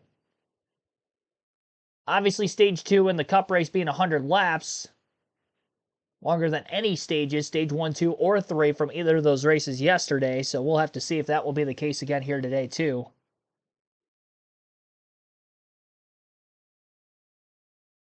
Indy 500 next Sunday, noon Eastern, live on Fox.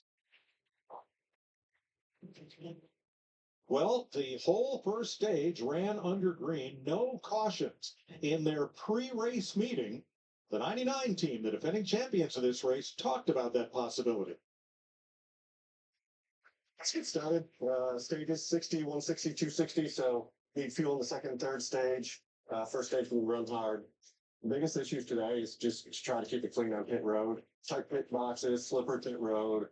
Cars playing bumper cars out there. So anything we can do to keep the fenders on it till the end will be good. Think about spokes on the wheel, and if everyone here is spoke on the wheel, everybody has to work together. Everybody has their role to play. And if we all do our part, we'll have success here today. All the hard work has been done.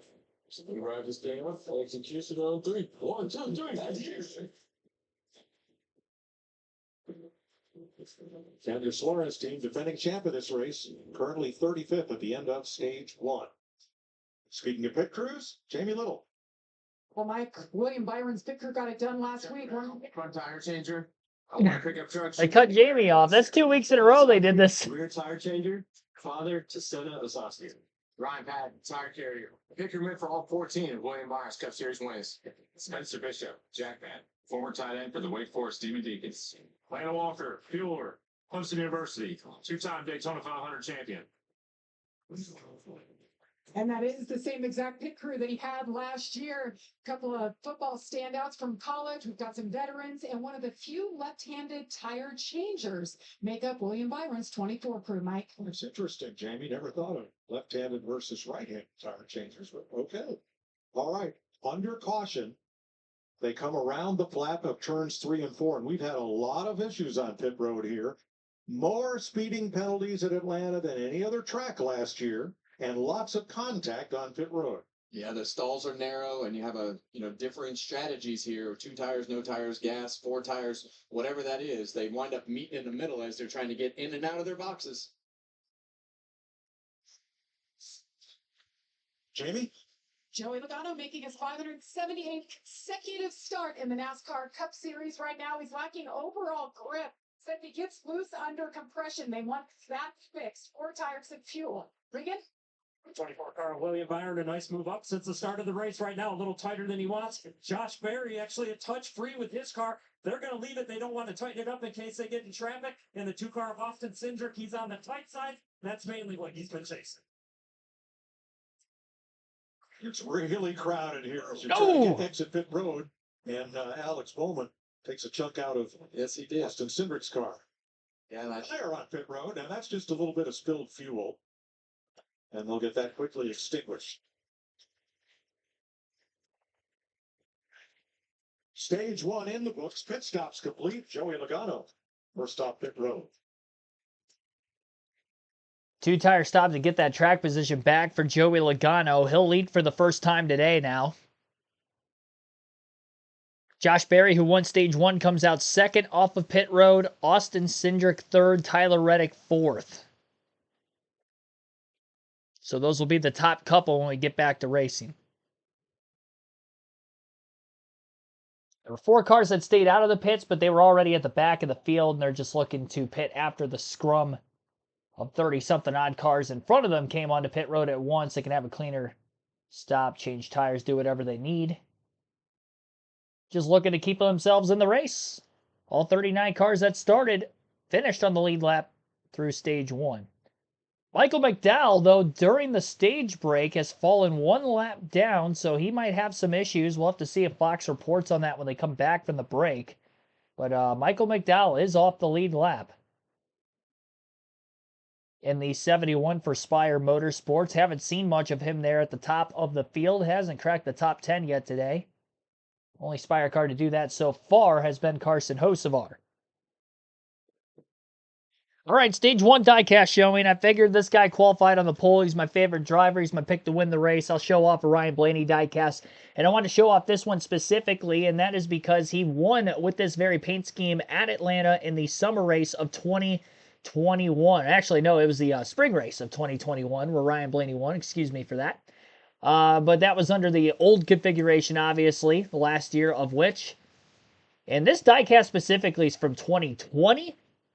But still has the high downforce package, low horsepower package, the 550 package from the Gen 6 era. So it looks identical to basically the car that he had, but 1 year off, same paint scheme. Figured I'd show this one off here today.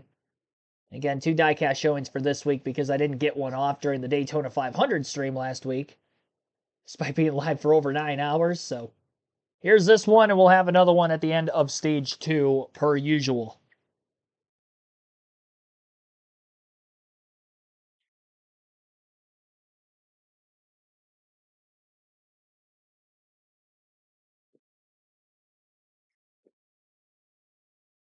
Yeah, for the mods in the chat trying to get rid of the bots, just report them immediately and don't try to remove the messages because they will it'll just be quicker that way. If you just report them right away, then they're gonna get taken down.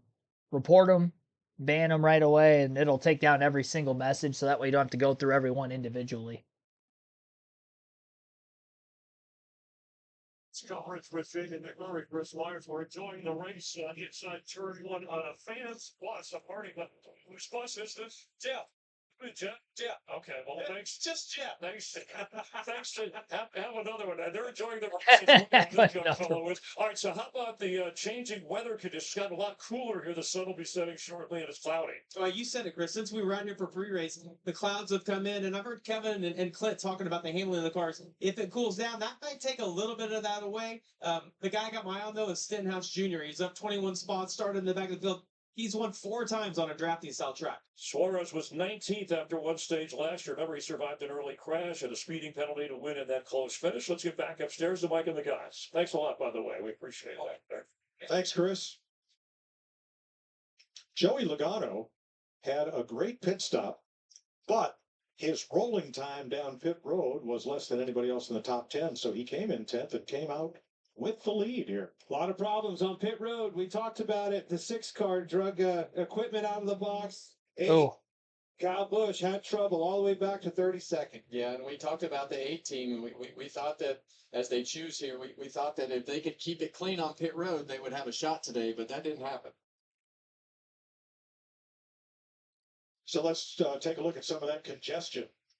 Was on pit road during the first stops of the day as Kyle Busch comes in for another stop.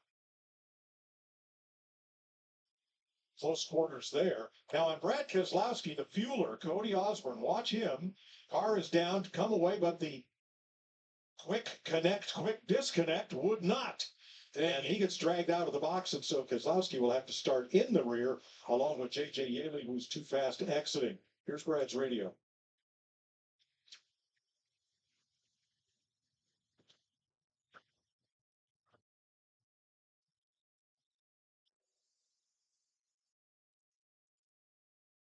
Right, carrying the buildsubmarines.com cam on board his Ford. Yeah, and it's so hard in the timing with everything, with that fueler leaving the pit stall. So Brad talking about leaving a little bit too hard, and the can got hung in there as he had to turn a little sharper getting out of the pit stall to go around that one car. Field at turn number 4. Fords for Logano, Berry, and Cindric. The first Toyota is Tyler Reddick in 4th, and we're going to listen to Joey Logano's team on the restart. Coleman Presley is his spotter. All right, Fords 1, 2, 3 at the front of the field. Toyota of Reddick, Chevy, Byron, top 5. Green flag back in the air. Lap 69 as we begin stage 2 at Atlanta. Josh Berry, who was on the inside at the initial start of the race, pushed Austin Cindric to the lead, got himself to second, now trying to get the push from a Chevy of Byron. The two Penske Fords on the outside, trying to keep control of the race, that being Logano and Cindric.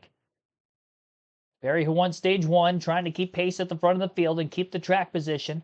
He's worked so hard for to keep through the early going of the race. First green flag lap of stage 2 is going to be led by Joey Logano by less than a car length. Less than half a car length, in fact, over the 21 car who's still to his inside in turns 1 and 2. Cars are up to speed already. 3 wide middle of the pack, just outside the top 10, just one row of it. Couple cars getting split, mostly 2x2 all the way through the field. Quick push at the end of the back straightaway from Cindric to Logano. Logano clear now in the middle of 1 and 2. We'll see if he continues to stay clear off the exit of turn 4. He does. He pulls to the bottom, and we'll see if he can pull Josh Berry ahead of the 2 of Cindric and try to get all 3 of those Fords in line at once. Nope, he goes right back to the outside immediately. Berry has to get the push from the 24 of Byron. 5 cars tightly on the bottom lane of the racetrack. Now 6 with Logano pulling down to make the block. That will finally pull Berry clear, and he gets up in front of the Penske car of Cindric and behind the other Penske car of Logano. Joey Logano leads the race as he works the middle line of the racetrack now through turns 3 and 4, and he will lead now the first 3 green flag laps to begin stage 2. Top 10 off the restart. Joey Logano in the lead. Josh Berry second. Austin Cindric third. Tyler Reddick fourth. William Byron still fifth, just as they restarted. Same top 5. Alex Bowman's up to 6th. Chase Elliott 7th. Bubba Wallace 8th. Ryan Blaney 9th. And Todd Gilliland in the 34, who's led laps today, is in 10th. Most laps led at drafting tracks in the next-gen era. Box graphic just putting up on the bottom right-hand corner of the screen. The top 3, all Penske. Logano, Cindric, Blaney. Logano's led 456 laps and counting. The 4th driver in that list, William Byron. Maybe not a surprise there. 4 drafting track wins with the next-gen car. 5 in his career. He had one in the Gen 6 where he got his first career win, and 2020 in the Summer Daytona event as well. Byron leads the inside with his teammate Chase Elliott behind him. No Fords leading that inside line, and they seem to be fading just a bit. Byron side by side for 5th with his teammate Alex Bowman, who's on the outside, while the top 4 cars are clear on the top lane of the track for now.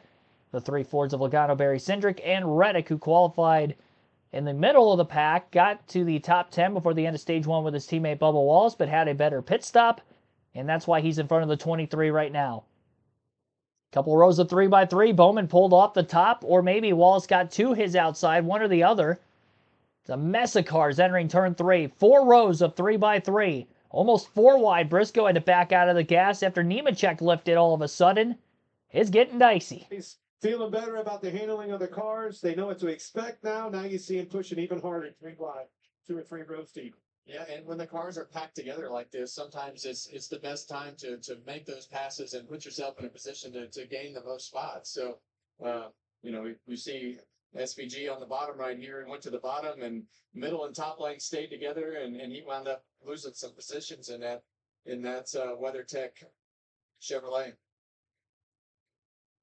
Oh, whoa. Ty Gibbs has a close call with his teammate, Christopher Bell of the 20. Well, those are the types of checkups that we're talking about, and Ty just had a massive run. So there was obviously a checkup at some point from Christopher, and they just all but ran over each other right there. Looking back from Eric Jones, the Advent Health Camp, which he also carried last week in Daytona, where he came so close to winning one of those Thursday duel races. Biggest mover of the race so far, Denny Hamlin, just creeps up into the top 10 for the first time today after starting 37th on the grid. Trying to find out what lane he is in right now. Looks like he's on the top, I think. I don't see him down on the bottom of the racetrack. So he's got to be on the top somewhere up towards the front of the field. Currently slides in 11th place. Stenhouse. That bright Velveeta car. 3 wide middle between a couple of the Toyotas, Bell and rookie Riley Herbst.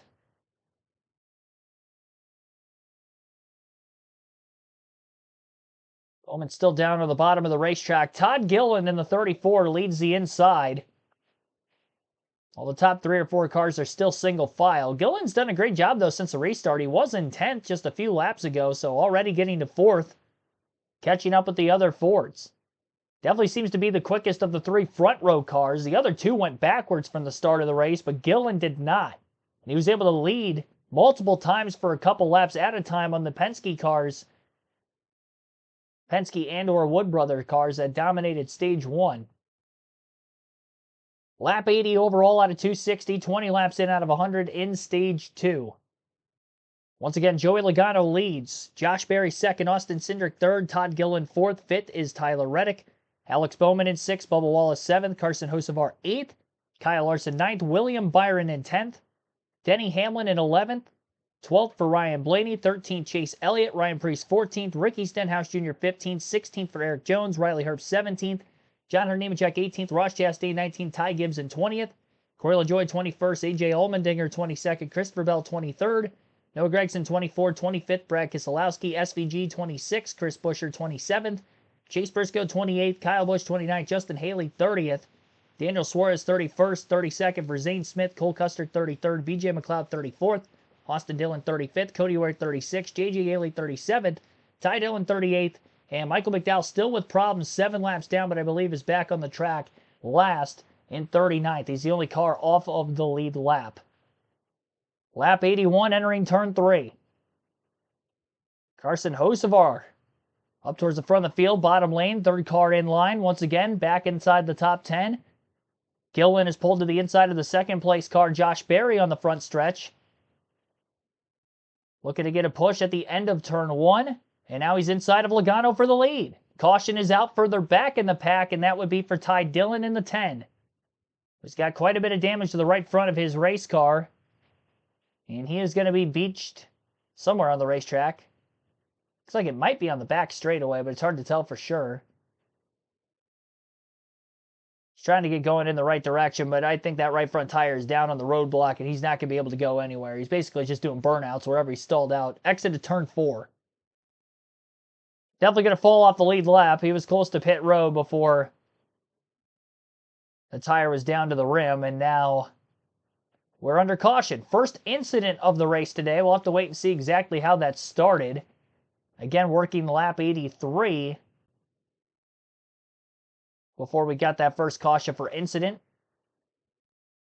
Little less than 80 to go right now in the stage. It's going to be interesting to see what the pit strategy is going to be like.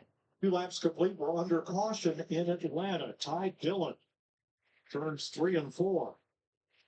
Having an issue. Must have flats on the right side, that car. Well, there's its tires, but it's not going anywhere. Definitely damage on the right side. Yeah, and you'll see right here the 10 car of Ty Dillon. He's sideways in the middle of the corner already when we pick him up. I can't tell if the tire's already down at that point. Yeah, you see the hood flap up right there, but it looks like Right. blew the fender off as he's skidding down the racetrack. So it looks like he just lost control of the car, spun out, and then as the tire blew the fender off the car. Now, here's why he's trying so hard to get going. If he can drive it back to pit road, they can make repairs there. Let's get out. They got to push me. But if, Stop moving and I'll give you a push right there. all right, they'll push him as a courtesy to see if he can get going. But if they have to hook that car up to the wrecker, it has to be towed back to the garage, and they can work on it there. We're under caution. He spent so long trying to get there himself without getting the push. I mean, he was probably sitting there for 2 laps. I mean, he's already 2 laps down. 3 laps down, yeah. So he's sitting there for 3 whole laps. I don't know why you're just now deciding to, hey, let's see if we can get a push. Like, I don't know. That's where the inexperience probably comes into play. Although Ty Dillon's been around in NASCAR for a while. Maybe not at the Cup ranks for a long time, but truck champion back in the early 2010s. Once again, first caution for incident, lap 83 is where we're at right now. Lap 23 of 100 in this second stage. 10 lead changes, second yellow. Our only other yellow was the lap 60 stage 1 end. Josh Berry in second after winning the first stage of the race. Our current race leader is Joey Logano.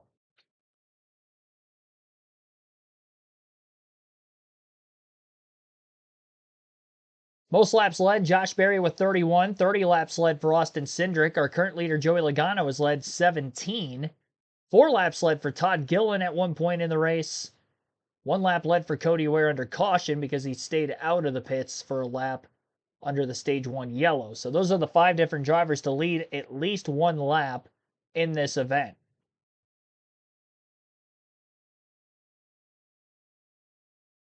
You'll look to see what the fastest lap time is. 1 point is awarded every race across all 3 series. Truck, Xfinity, and Cup for the fastest lap time.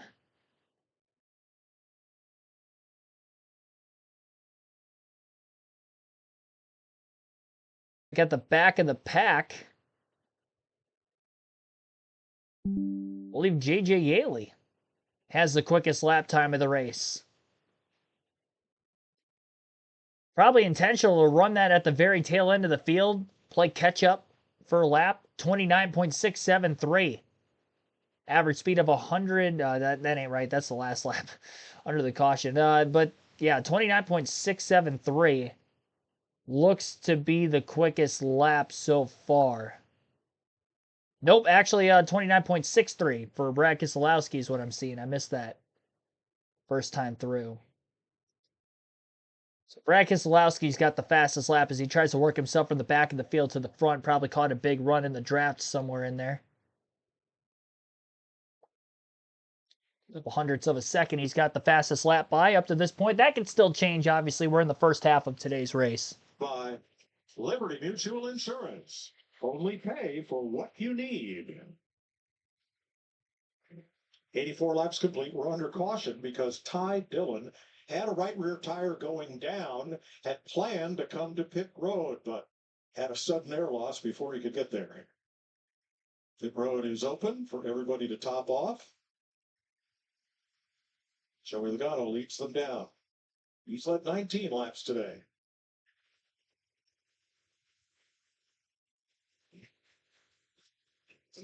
Well, this is when everybody's so vulnerable to coming out of their pit stall and running into another car by just the mistiming of everything happening. So hopefully everybody makes it through this without any big trouble. Pretty clean at the top end of pit road.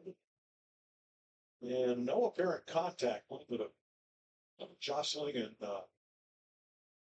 it looks just like 75, 85 on any Monday morning at 8 o'clock here in Atlanta. There it is, right there. You can see it down. Ty Dillon brings out the caution for 85 laps complete.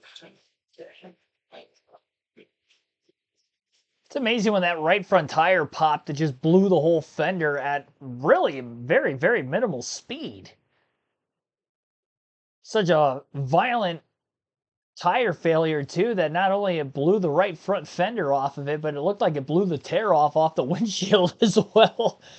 That's crazy. I haven't seen anything like that in a minute, especially at like that slow of a sliding speed.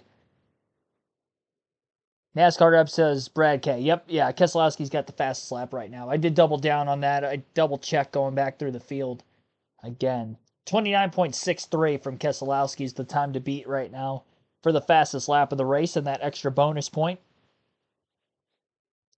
We are up to 50 likes. We're halfway to our goal of 100 for today's race. We did get to 100 likes during the Daytona 500 last week. I think we got to 140.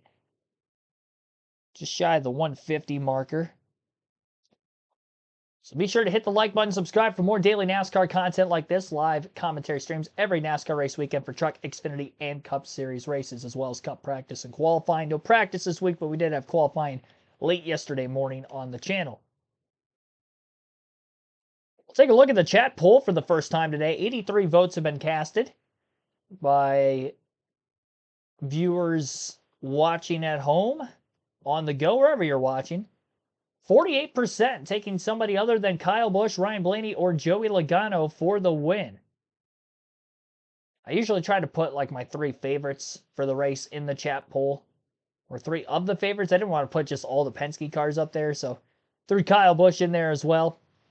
But yeah, landslide right now. 48% taking somebody other than those 3. 20% say Kyle Busch. Another 20% say Ryan Blaney. Only 12% taking Joey Logano, who is our current race leader. Logano will lead the way on the restart with Josh Berry, Alex Bowman, and William Byron right behind him. 2 Fords, and then you got the Hendrick Chevys.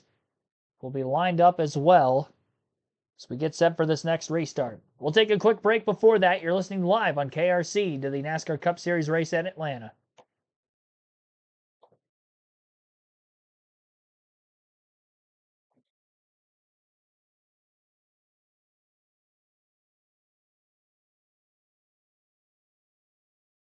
Still a long ways to go in this one, almost 1 hour into the race. Lap 87 of 260, working our second caution, first for incident here in the Ambetter Health 400 at Atlanta.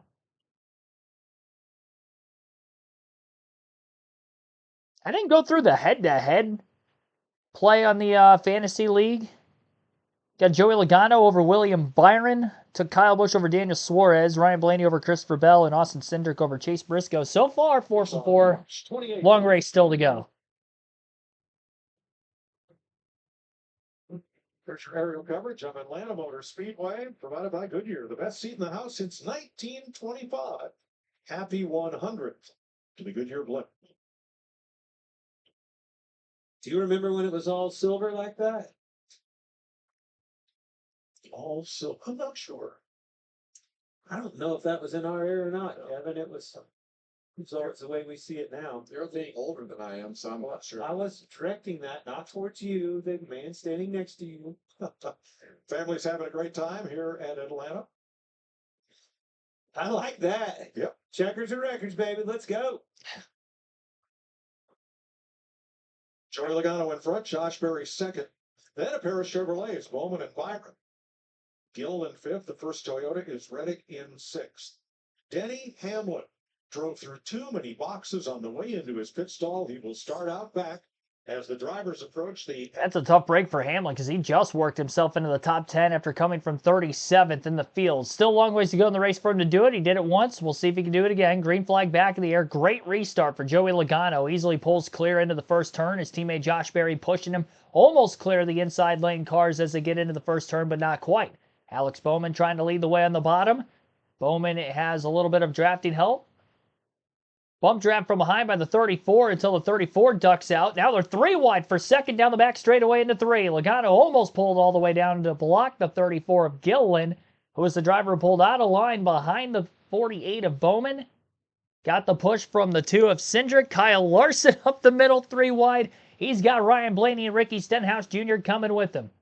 Wildest restart of the race to this point. 3 by 3 all the way through the top 15 from about 4th on back. Now they'll work their way to double file through most of the top 10. Still 3 wide in some parts of the back half of the top 10 and just outside of it as well. Joey Logano, top to bottom, controlling both lanes of the racetrack for the entirety of the first 2 laps following the restart. Just outside the fuel window by the time we restarted, so there might be some fuel saving going on throughout stage 2 to make it to the end. Estimated fuel window under green flag laps for today's race, 65 to 70, and we restarted with 72 laps to go. So how hard are these guys going to be able to push? And if you're at the front of the lines, like Dillon and Logano are right now, how much can they save from the front? We saw a couple drivers run out of gas in the truck race at the end of stage 2, trying to stretch their fuel windows out. And both really cost them a chance to win. Ty Majeski fell lap down, didn't get it back until late in the race. Still came back to get a decent finish. And then Lane Riggs, who also ran out of gas with a similar issue. Similar pit strategy. He unfortunately ended up falling multiple laps down and never got back on the lead lap. Sorry, not Lane Riggs. It was Corey Heim. Riggs had another mechanical failure of his own, but Heim had fallen several laps down under a caution. Tyler Reddick looked like he might have scrubbed the wall up turn 4 that last time. Seen a few drivers get really close off the exit of that corner. Reddick drifts up to that third lane on the outside, trying to get a little clean air on the nose. He's got the Stenhouse car right behind him to give him a push, it looks like. Rather, Stenhouse in front of him. Ryan Preece in the 60 is the car behind. From the field, Gillen and Logano have been side by side for a few laps now. Logano clear at the start-finish line, doesn't pull to the bottom, stays with Bowman, who has somehow found his way to the outside. Same for Byron. They were both down on the bottom of the racetrack on that last restart. Showing a replay of Reddick, he did get against the wall up turn 4. They were on the onboard with him, and it looked like he scrubbed it, and he definitely did. No major damage. Didn't hit it in a weird spot to cause any sort of a toe link break or anything like that. No tire rub either, so everything's fine on the 45. The stiffer composite chassis and bodies on these next-gen cars helping out with that. As long as you hit the wall square, should be okay. 3 wide up the middle. Bubba Wallace, tight squeeze, just inside the top 10. Between the 24 and the 21, Barry, no help on the inside, going backwards for the first time today. Christopher Bell, big block on Hocevar just behind him. Almost turned himself into the infield. Logano at the front of the pack, crisscrossing with the 34. Gillen almost clear, squeezed him, gave him just enough room. Gillen didn't lift, stayed in the gas, and leads that lap at the line. 65 laps to go and counting down in stage 2. Gillen and Logano still side by side for the lead, but now it's the 22 on the bottom and the 34 on top. And the 22 does have his teammate of Austin Cindric in the 2 right there with him. Nose out in front, entering turn 3 on the inside for Logano. Can he clear this time? Off turn 4, he does not. Gillen's still there. Gillen just can't get the push from behind by Bowman to pull clear the 22. Logano side drafts. Here comes Bowman now. Gets close to the 34, but doesn't touch him. Mostly 2x2 is the racing we're seeing right now at the front of the pack. Speeds are still up for the most part. They're not saving a lot of gas. Logano gets the bump draft from Cindric. Both those two will pull clear the 34 of Gillen into 3 and 4. Logano back to the point. And Cindric in the number 2 is in position 2. Full field running order rundown here. Lap 38 of stage 2. Lap 98 of the race total. Joey Logano leads. Austin Cindric second. Todd Gillen third. Alex Bowman 4th. Bubba Wallace 5th. And William Byron is in the 6th place position. 7th. Just behind them is Carson Hocevar. Kyle Larson in 8th. Ricky Stenhouse Jr. 9th. Ryan Blaney 10th. Ryan Preece 11th. Josh Berry fell to 12th on this restart. 13th is Tyler Reddick. Chase Elliott 14th. 15th is Riley Herbst. 16th for Christopher Bell. Ross Chastain 17th. Eric Jones 18th. Ty Gibbs 19th. And Brad Keselowski in 20th. 21st, John Hunter Nemechek. 22nd, Kyle Busch. Chris Buescher 23rd. Chase Briscoe 24th. Daniel Suarez 25th. And Noah Gragson 26th. 27th, Corey LaJoie. Zane Smith 28th. Denny Hamlin 29th. And Shane Van Gisbergen in 30th. 31st, AJ Allmendinger. Austin Dillon 32nd. Cole Custer 33rd. Justin Haley 34th. Cody Ware 35th. BJ McLeod 36th. 37th for JJ Yaley. 5 laps down, Michael McDowell 38th. 19 laps down, and I believe off track is Ty Dillon, who caused that one incident of the race, the last yellow, is last in 39th. Even lap 40 of stage 2, lap 100 of the race, 160 laps to go this time by.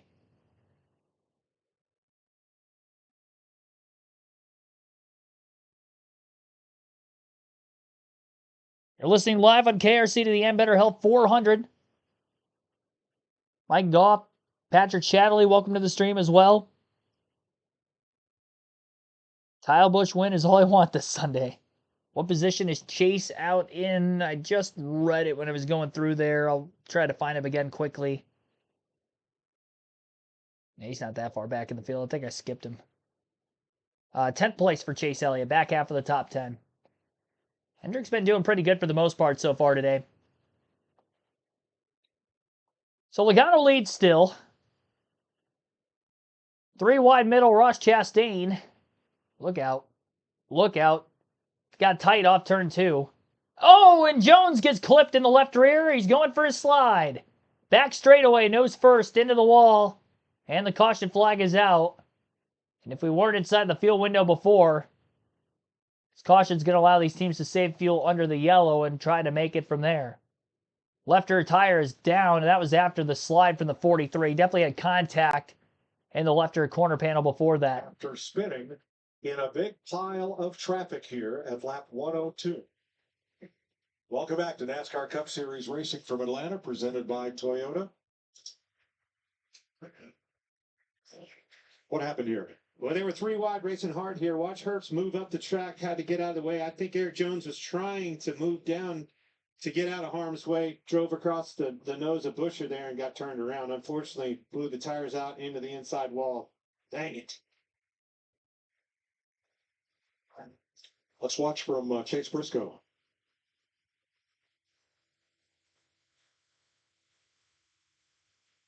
He knew he was in trouble. You see Riley Herbst move up the racetrack, had to lift a little bit, and it was kind of right in his lap. I had to avoid it, move down, and unfortunately, Busher was right there. Yeah, and I almost think he misjudged that a little bit. I think he thought his momentum was going to carry him by the 17 car of Busher, and just Probably thought Herbst was going to hit the wall. Yeah, The angle he was leaving turn two.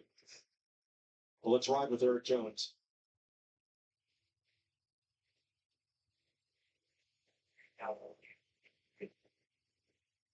See him just ending right at the racetrack. He knew he was in trouble. Tried to move around and avoid, and unfortunately got himself wrecked. It could happen fast.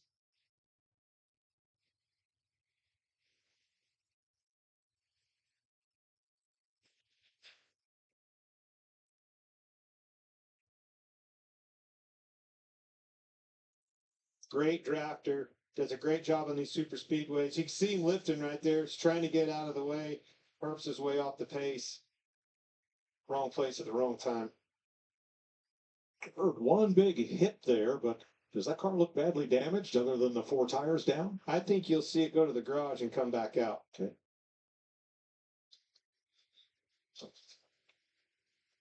So Eric Jones brings out the third caution of the day here in Atlanta with 157 laps to go. Yeah, it definitely bashed the left front end quite a bit.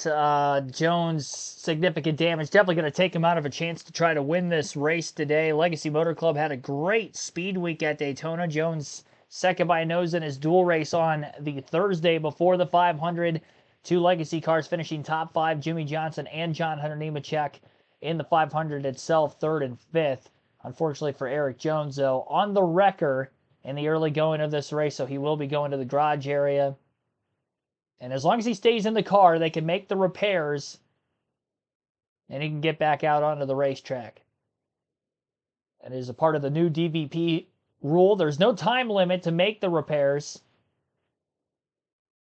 But you can go to the garage, make the repairs, come back out as long as the driver stays in the car. Which I think it's fine for now. I'm worried that when we get to hotter temperatures in the middle of the summer, we get to these races that are 80, 90 plus degrees outside, these guys are not going to want to sit in their cars for an hour while the team repairs with the car not running. Like that is going to be an oven. It's already an oven. That's going to be even worse for them. So I do feel that they might have to modify the rule. They're not going to mid-season. But we're going to run into those issues, and I just don't think I've seen that talked about a whole lot up to this point. Probably because we've had cooler temperatures with it being early in the season, still February yet. Top 10 at the cause of the caution, or at the time of the caution, Joey Logano leading, Todd Gilliland again in second, Austin Cindric is third, Bubba Wallace fourth, and Alex Bowman fifth. Carson Hocevar is sixth, William Byron seventh, Ryan Blaney eighth, Kyle Larson ninth, Chase Elliott rounds out the top 10 in 10th. Kathy Smith, thanks for tuning in.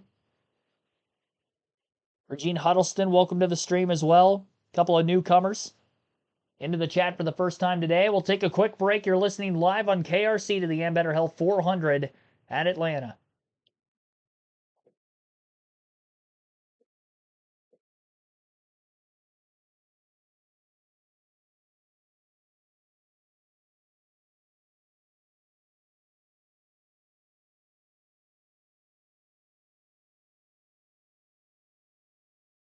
Still can't get over the fact that Hocevar started 26, got up into the top 5 at times in stage 1. He's still up there around 6th. Every year. When we get to Atlanta, unique situation with Dale's passing and being able to win my first race and win for the team in our third start. It was pretty emotional, and you can see the emotion with the team. The crazy part was how loud the fans were. I mean, it was just nobody knew what to do. You didn't know whether to be happy. You didn't know whether to cry.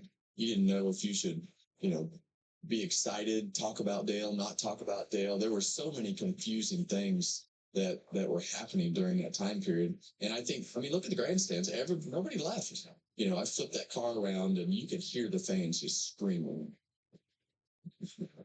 That is Happy Hour, new episode Tuesdays and Thursdays, brought to you by Echo Park Automotive, Kevin Harvick's Happy Hour.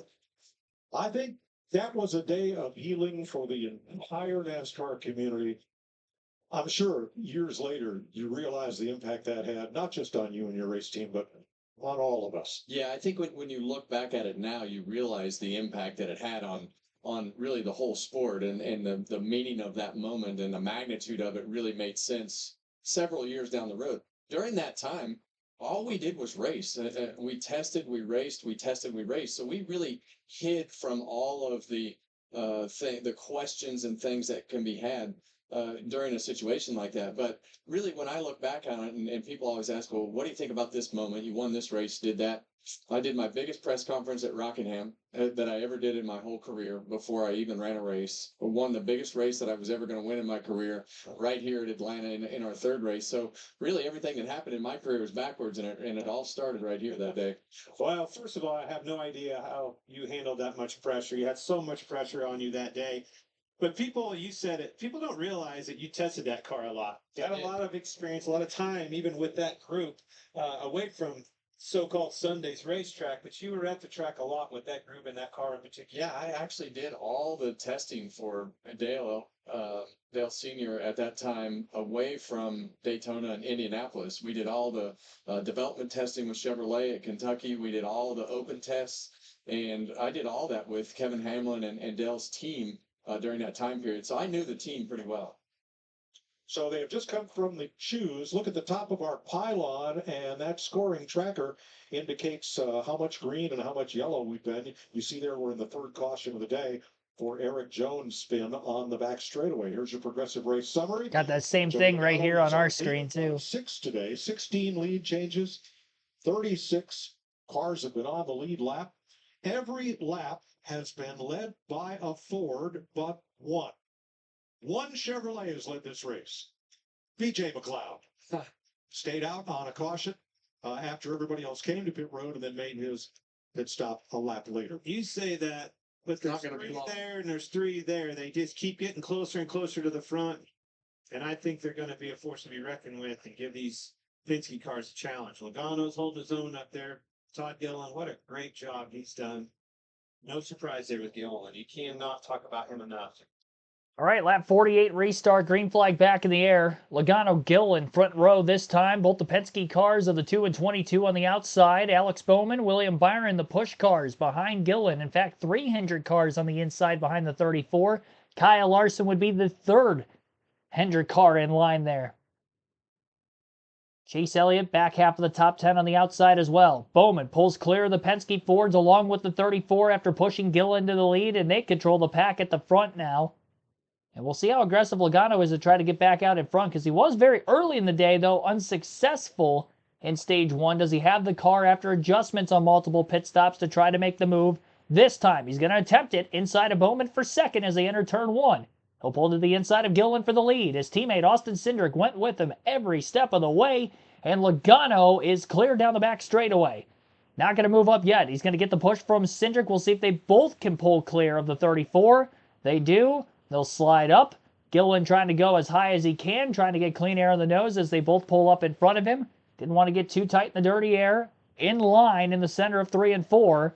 And now Gillen has a massive run after a push from Bowman, and he will try to take the lead again from third. Gets by the 2. Off the exit of turn 2. Can't quite clear Logano. Side by side for the lead down the back. Byron a little bit too far behind the 34. The push is that the 2 Gives to Cindric, the two of Cindric, gives to Logano. Pulls them both out in front yet again. Side by side for third now between Bowman and Dillon, and 2 by 2 for about 5 rows back behind them as well. Now Dillon's clear. Ford 1, 2, 3, 2 Chevys. Round out the top 5 on the manufacturer race.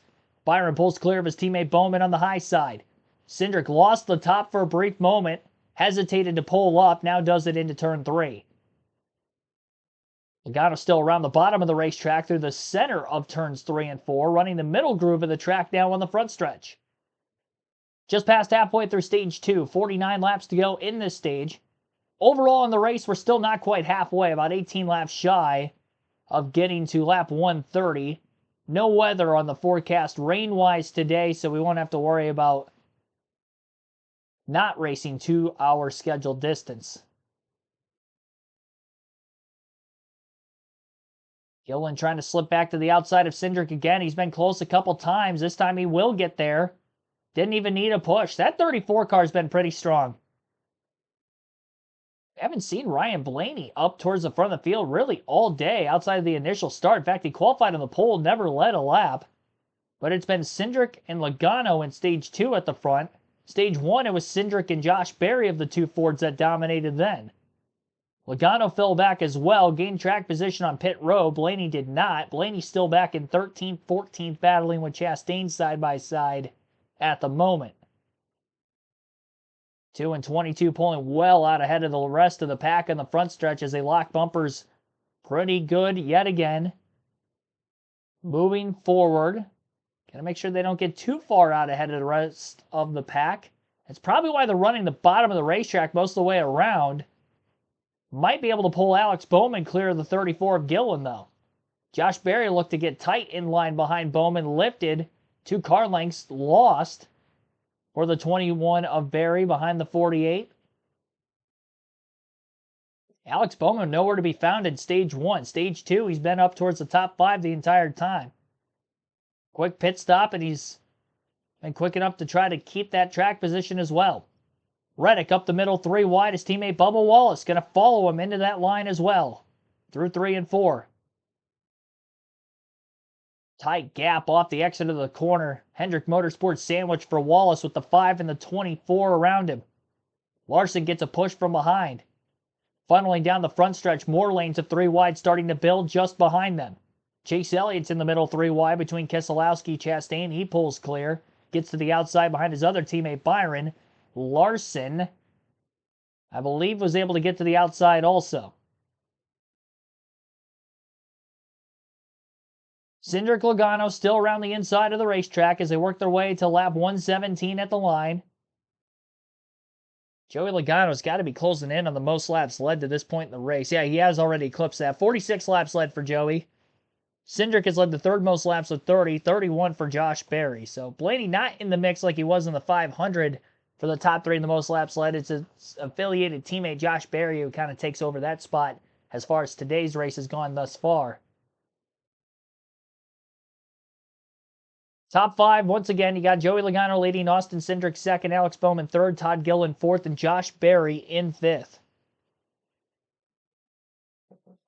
Yeah, Chevy would sweep the weekend if they do get the win. Kyle Busch for Spire Motorsports in the Truck Series by a bumper yesterday over Stuart Friesen.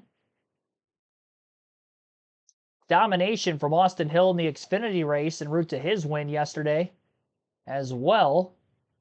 Highest running Chevy in the race right now. Bowman in 3rd, the only one in the top 5.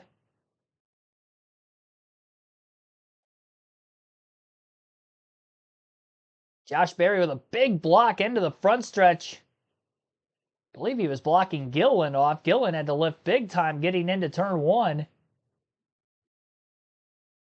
Though he didn't lose a whole lot of momentum, he's still side by side for 5th with Wallace. Now he pulls a block of his own at the end of the back straightaway on the other 2311 Toyota of Tyler Reddick.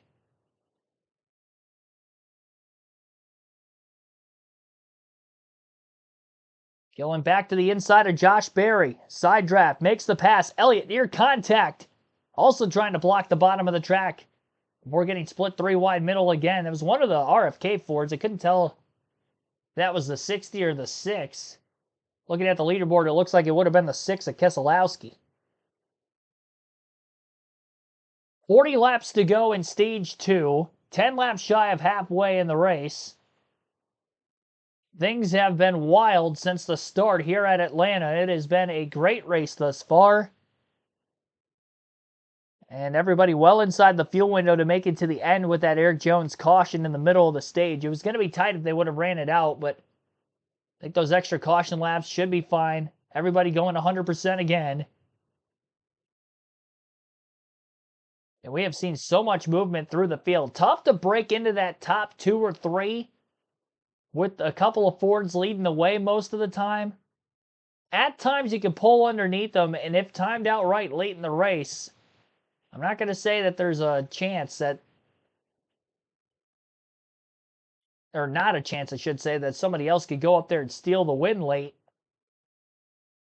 if given the position. Kyle Busch, after having a slow pit stop, restarted 32nd at the beginning of stage 2. He's up to 17. Denny Hamlin and that team, who had a penalty on pit road, dropped back at the tail end of the field. He's only up to 24th after being up inside the top 10 for a brief moment there towards the end of stage 1. So they haven't moved through the field as quickly. Busch a little bit more so than Hamlin. Waiting for them to come back from the side-by-side commercial break at the moment. I'll let you listen into more of the broadcast. For now, we'll take a quick break of our own. You're listening live on KRC to the Ambetter Health 400 at Atlanta. Quick reminder, fantasy lineups lock at the end of stage 2 for your starting 5. So be sure to have that ready.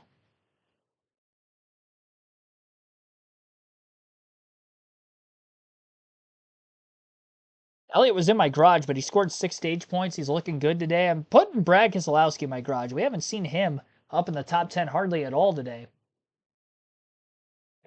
Same for Ryan Blaney, but Blaney did get at least a few stage points in stage 1.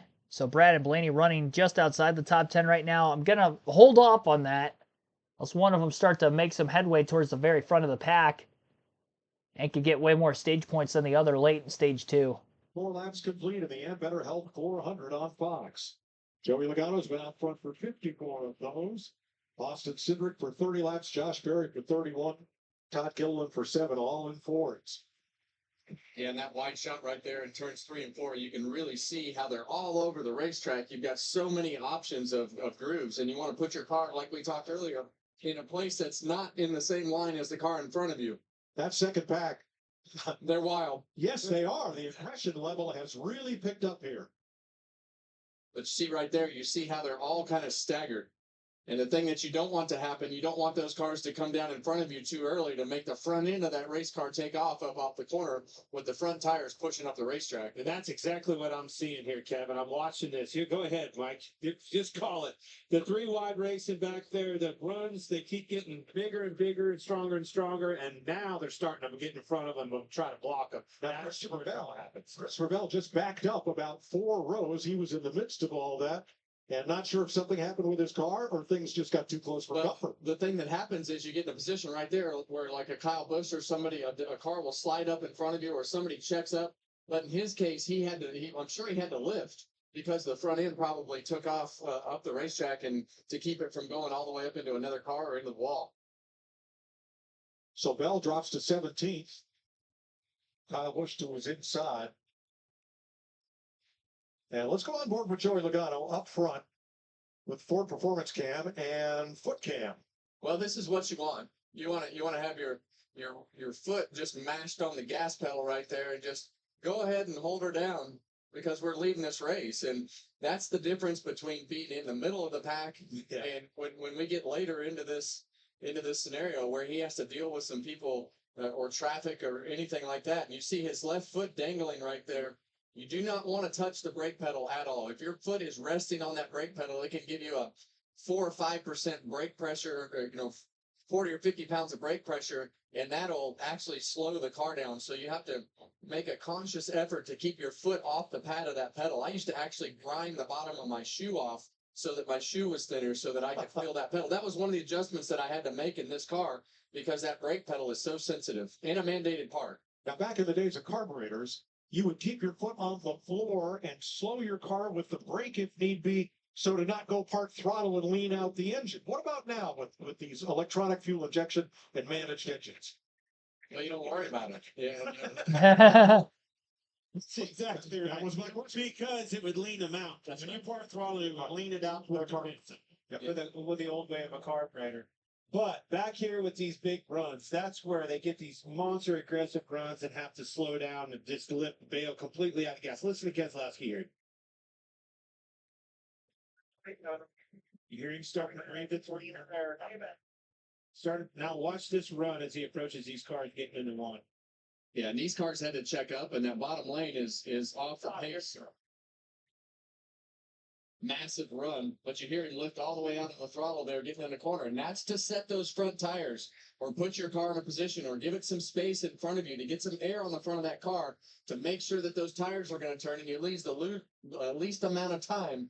But that buildsubmarines.com inboard really gives us a lot of intel into what you need to do from the driver's compartment to get the front end of that race car to work. And look at the cars fan out, trying to keep that clean air on him. As you were watching that in-car there, the cars in front of him, Ellie and everybody, just totally fan out to try to keep some clean air on the nose of the turn.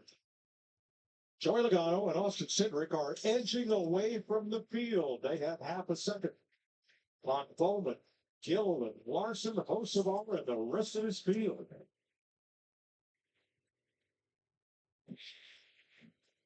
500.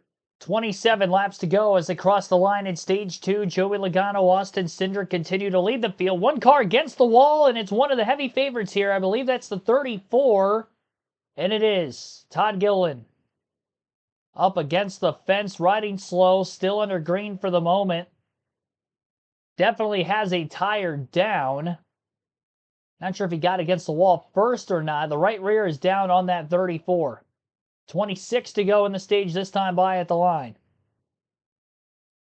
Still racing, and now the caution lights are on. I wonder if, I was going to say, the car case probably came off of that right rear tire, and that's exactly the case. It's our third caution for incident today.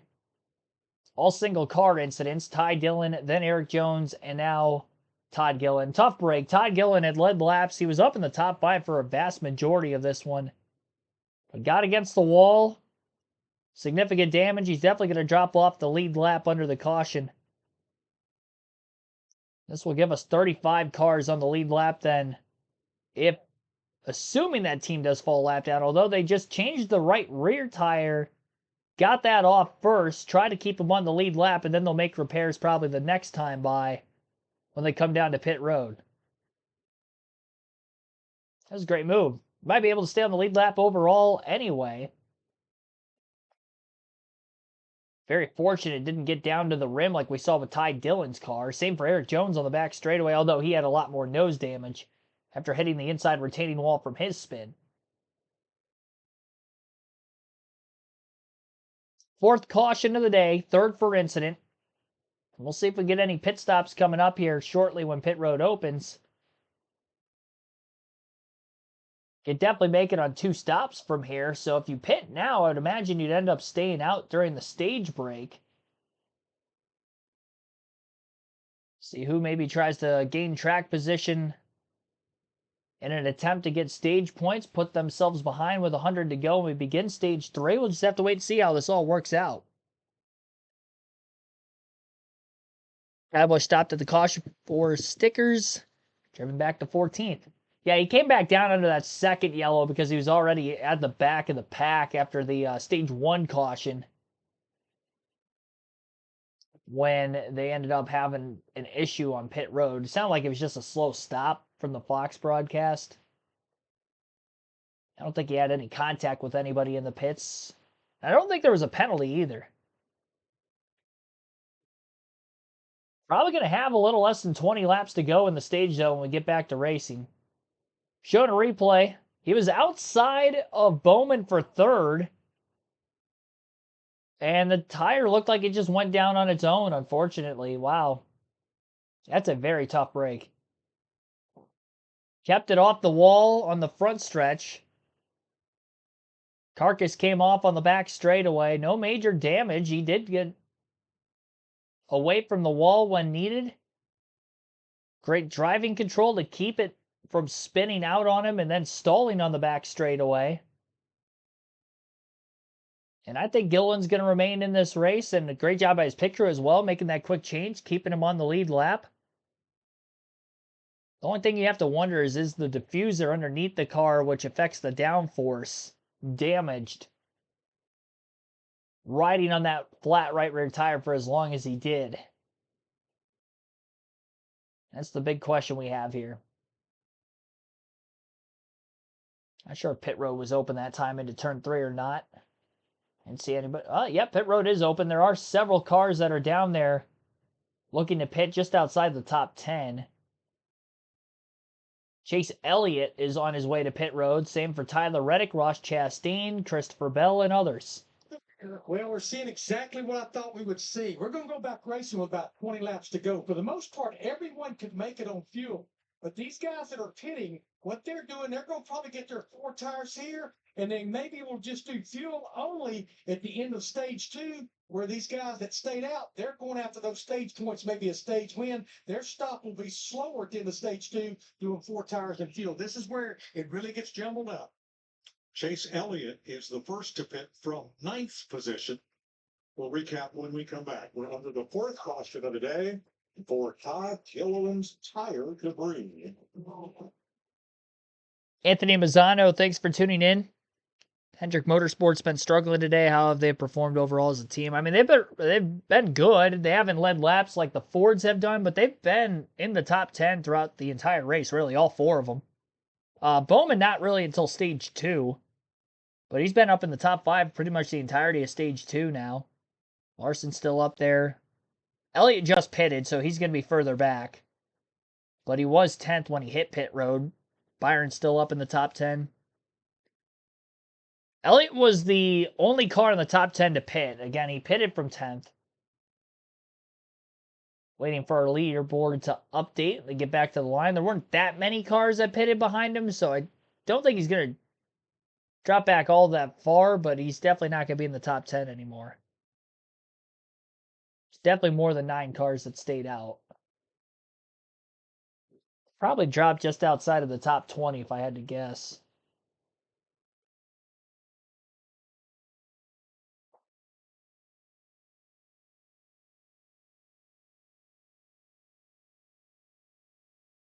"16th on our grid."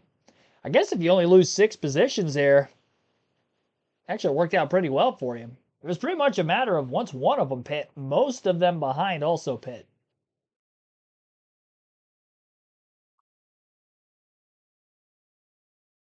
Top 15 cars would have stayed out on the racetrack and did not take fuel or tires during this caution flag.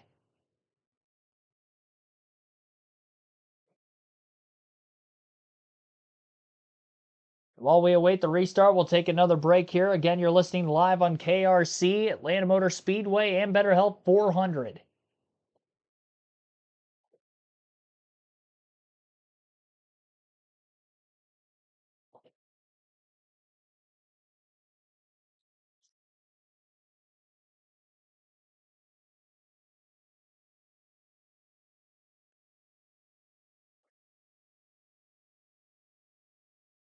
Top portion of the field for the restart. Joey Logano will be the leader. Austin Cindric second. Alex Bowman third. That is the top 3 when we do get back to racing. I'd imagine the field will get the 1 to go signal this time, which means we'll have 21 laps to go in stage 2.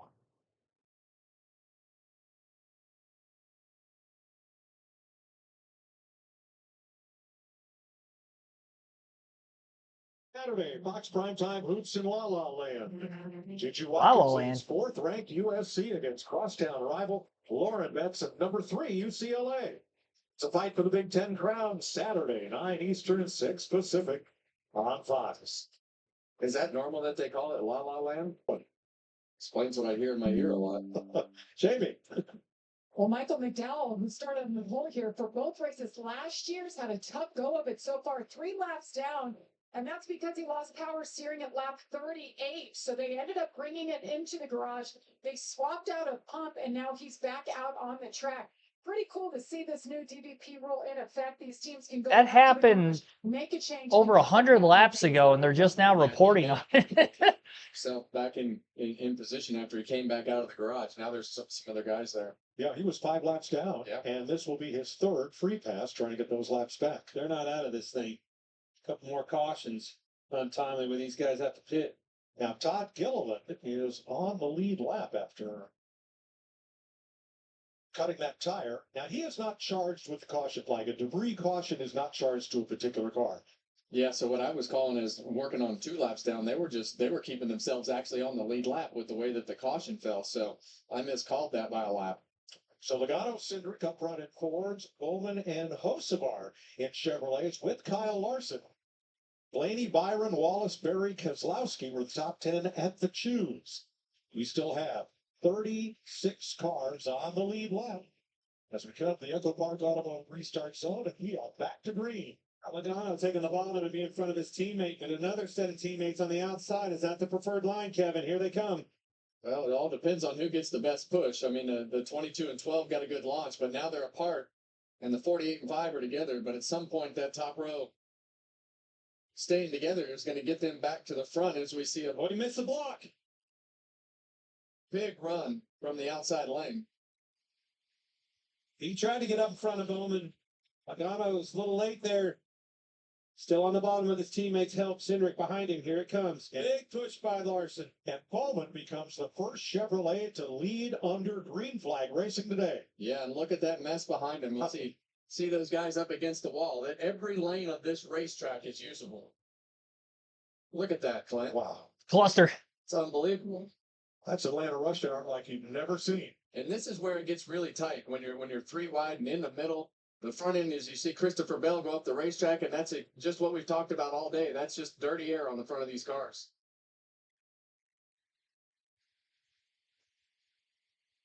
Fords and Chevys and only one Toyota in the top 15. That's Bubba Wallace in 8th.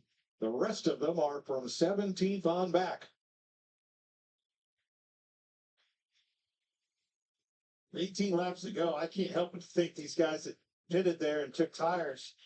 I think there's a lot of racing left, and handling has been an issue. Keep an eye out for those guys moving forward here. Well, handling has become more of an issue as these guys start to push and shove more and more. And we've seen the aggression level start to pick up since we started stage 2. Now, Chase Elliott was the first of the cars to pit under that caution and pit before the stage end. There he is on the inside. He is working his way back to the front. Elliott up to 14th. Kyle Busch alongside. Busch has not been happy today, and he's been exercising the radio transmit button, the source of his anger chiefly, Carson Hocevar. Well, and a bad pit stop put him in that bad mood. Now he's back there in bad traffic, racing hard, trying to claw back up to the front. I can understand his frustration. Well, we've just seen a lot of mistakes out of that 8 team, and they've had chances to win races. So I'm with you, Clint. I can definitely understand his frustration. It doesn't matter. Going to clean that off. We talked to him in the pre-race, Kyle Busch. If anybody can shake that off, he complains, but he's able to shake it off and make good work out of it, marching back to the front, digging them out of the hole. Did you see that 45 car go all the way up and dive in that corner on the exit of the corner, right there in the middle, in front of this group? Now we're on board with Tyler Reddick. I'm seeing a lot, Kevin. I'm seeing blocks. I'm seeing big runs. You see Briscoe to the bottom. See that? How that 8 car Kyle Busch had to lift, and they both went by him on both sides. He just got spit out in the middle. Yeah, and you go into these corners thinking that you put your car in the right position, and then when you have somebody get underneath you like Chase Briscoe did right there to Kyle Busch, it puts you in a spot where you don't want to be, and you're lined up with another car in front of you to not get that clean air. Here comes the 4 up the middle. That is Noah Gragson, and like Chase Elliott, he also has fresh tires.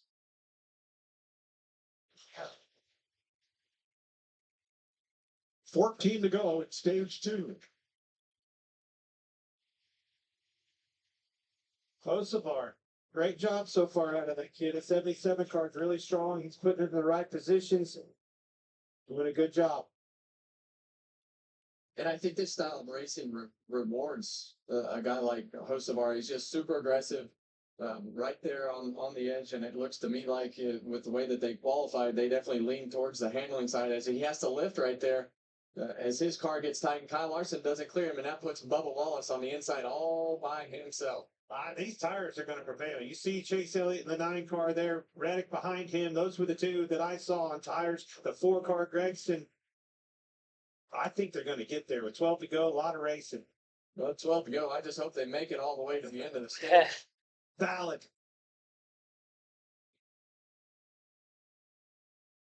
Yeah, he's still doing it. Halfway through the year. Oh, trouble! Stenhouse squeezes Elliott up against the wall. Chase is sideways, clips another car, and Keselowski's in it. We've got a crash. Corey LaJoie got clipped by the 9 who came back across the racetrack. And then Elliott gets T-boned by Brad Keselowski. That started half a lap prior when Chase Elliott had contact. And then, well, Brad Keselowski had nowhere to go. Let's see what happened in front of Elliott. Let's go. We're in front of him. I need to see the replay there.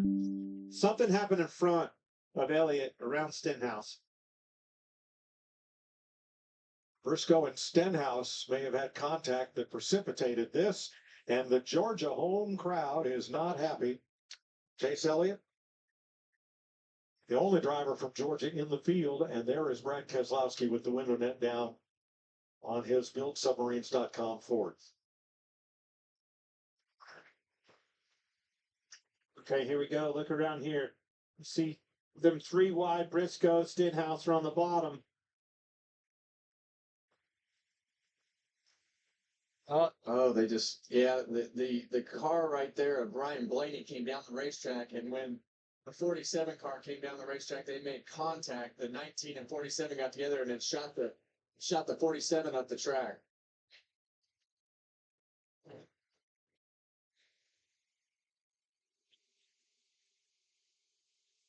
Elliott bounced off the wall, timed it down, couldn't contain it. Mr. Corey LaJoie spins and hits the wall. That Keselowski left us. Yeah, it looked like the right rear toe link was on the 9. You can see it's just steering the arm movement plates. Right rear's turned sideways. Nothing that he could do about that. 47, the contact there came up in front of him. Complete reaction along for the ride. Look at him.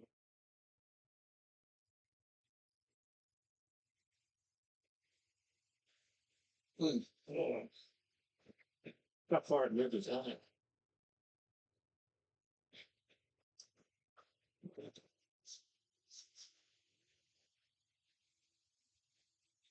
For Tom Reddick.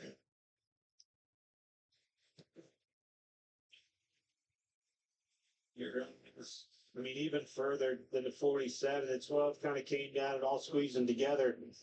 Yeah, and that's after the 12 had come down right there, but the 47 was coming down the racetrack and at the same time the 12 was coming down the hill, and they all just ran out of room.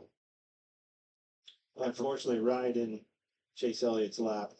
Here's Chase Elliott's radio.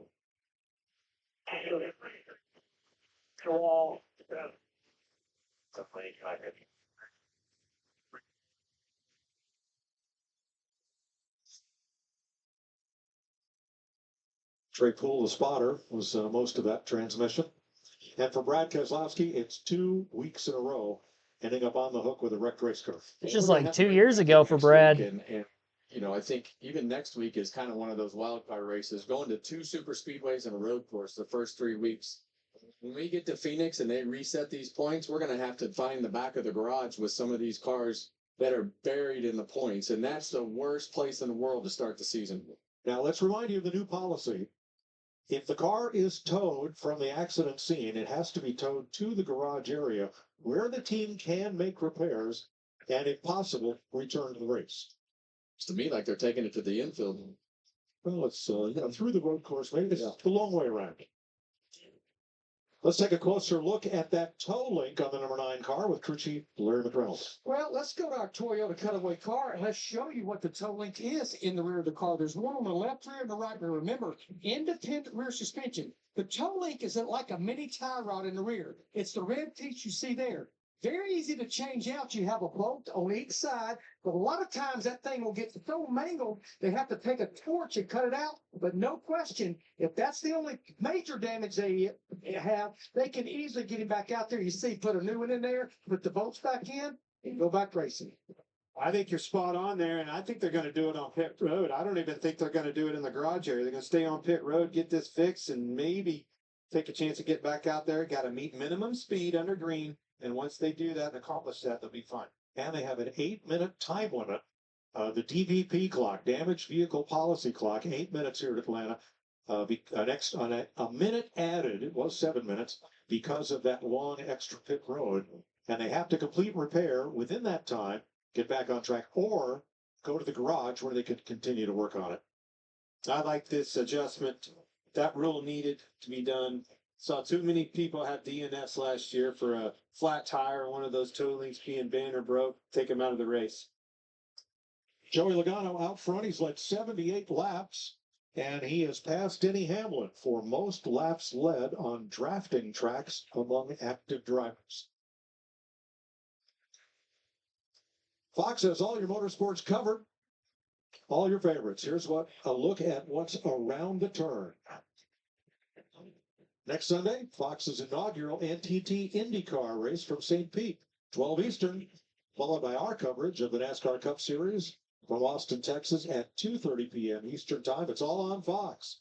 Then the NHRA season debuts with Nitro Finals action from Gainesville, Florida, March 9th on FS1.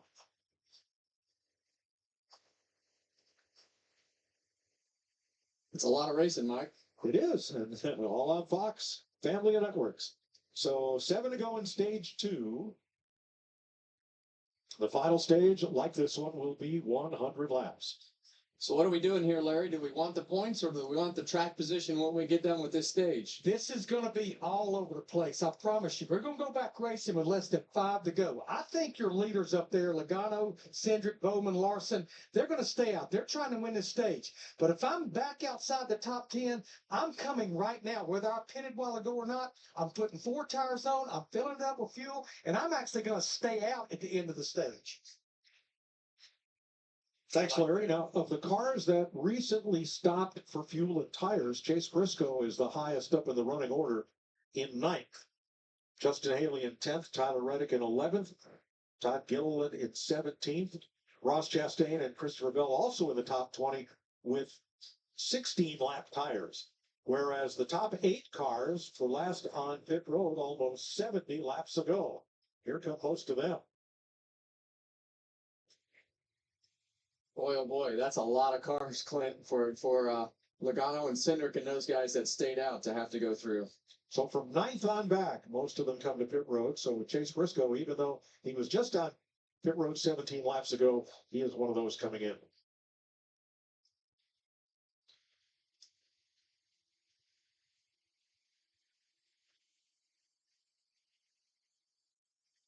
Seven laps to go in stage 2. There will be a green flag shootout to the green and white checkered flag. We're under caution. The 5th of the day for Chase Elliott.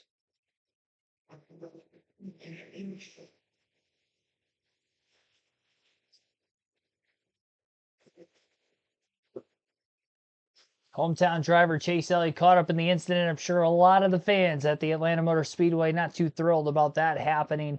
I can remember back in 2022 when I was there, whenever he would take the lead, that place was going nuts, let me tell you. And it was kind of cool to feel, though, honestly, to see something like that, even though Chase Elliott is not personally my favorite driver. But, yeah, it's cool to see the crowd get behind just one guy like that on a track like that. I'd been to Daytona, Talladega before that race in particular, and they never really got that loud like they did at Atlanta Motor Speedway that day in 2022 when he had gotten to the lead. And that race I was there for is actually the spring event. That wasn't even when he won the summer race in 2022. So I can only imagine that race, they probably really erupted.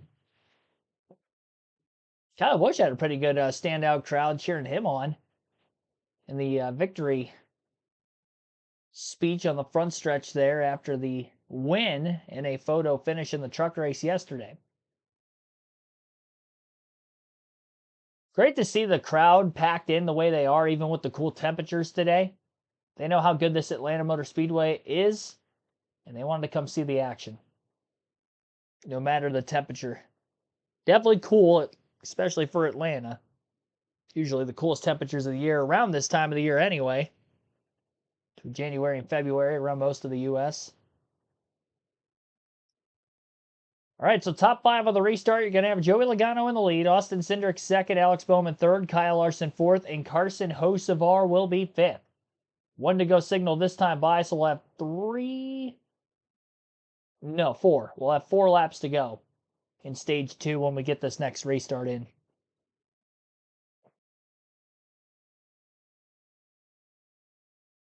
Yeah, I had Elliott and Keselowski on my fantasy team too, so that really banged me with that crash. Chase had more stage points than Keselowski, so I had to leave Chase in the lineup, but that probably took me out of a chance to win for this week in the fantasy league. Unless we get a lot more wrecks going forward, which I guess isn't impossible. We saw it in the 500 last week. It was a low-scoring fantasy league last week where our winner only had 176 points, I think, or 78, 79, somewhere around there. It was less than 180. Low-scoring week. Could happen again. It's not abnormal for the super speedways, I guess.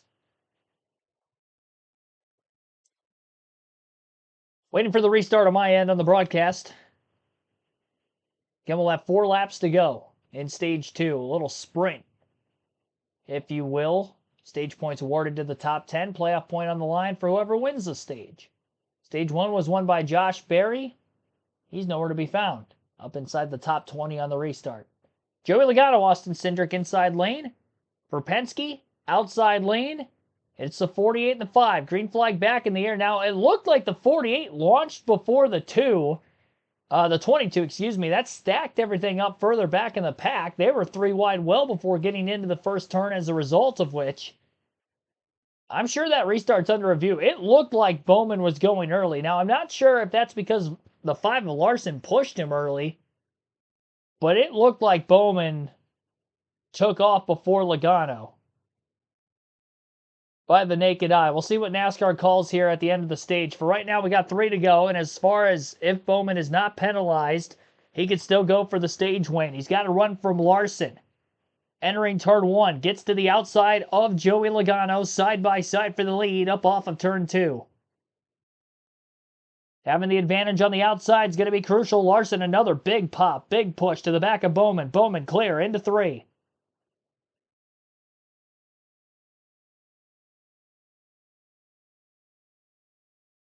I mentioned something about jumping the start because Logano was the control car there.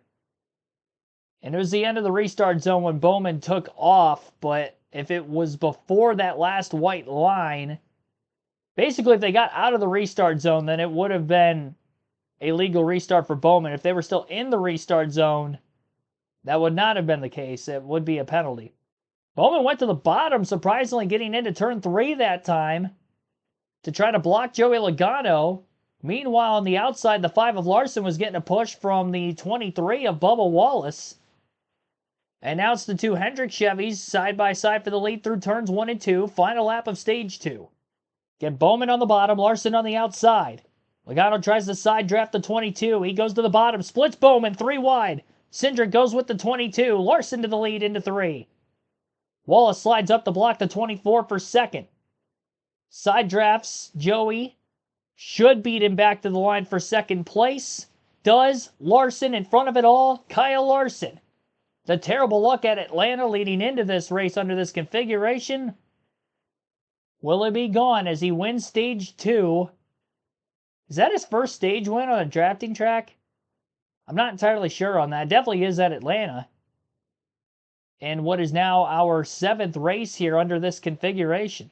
Here's Keselowski with Regan Smith in the infield care center. You get track position quite a bit today, and then it just landed in your lap there, huh? Yeah, I got up to the top 10 there, Regan, and on the restart there, I guess somebody, it looked like got in a 9 car, put him in the fence, and I slowed for that, lost a bunch of spots, and then a little bit later down, it appears that he broke a toe link. I don't think there's really anything you can do about that. Yeah, that makes sense.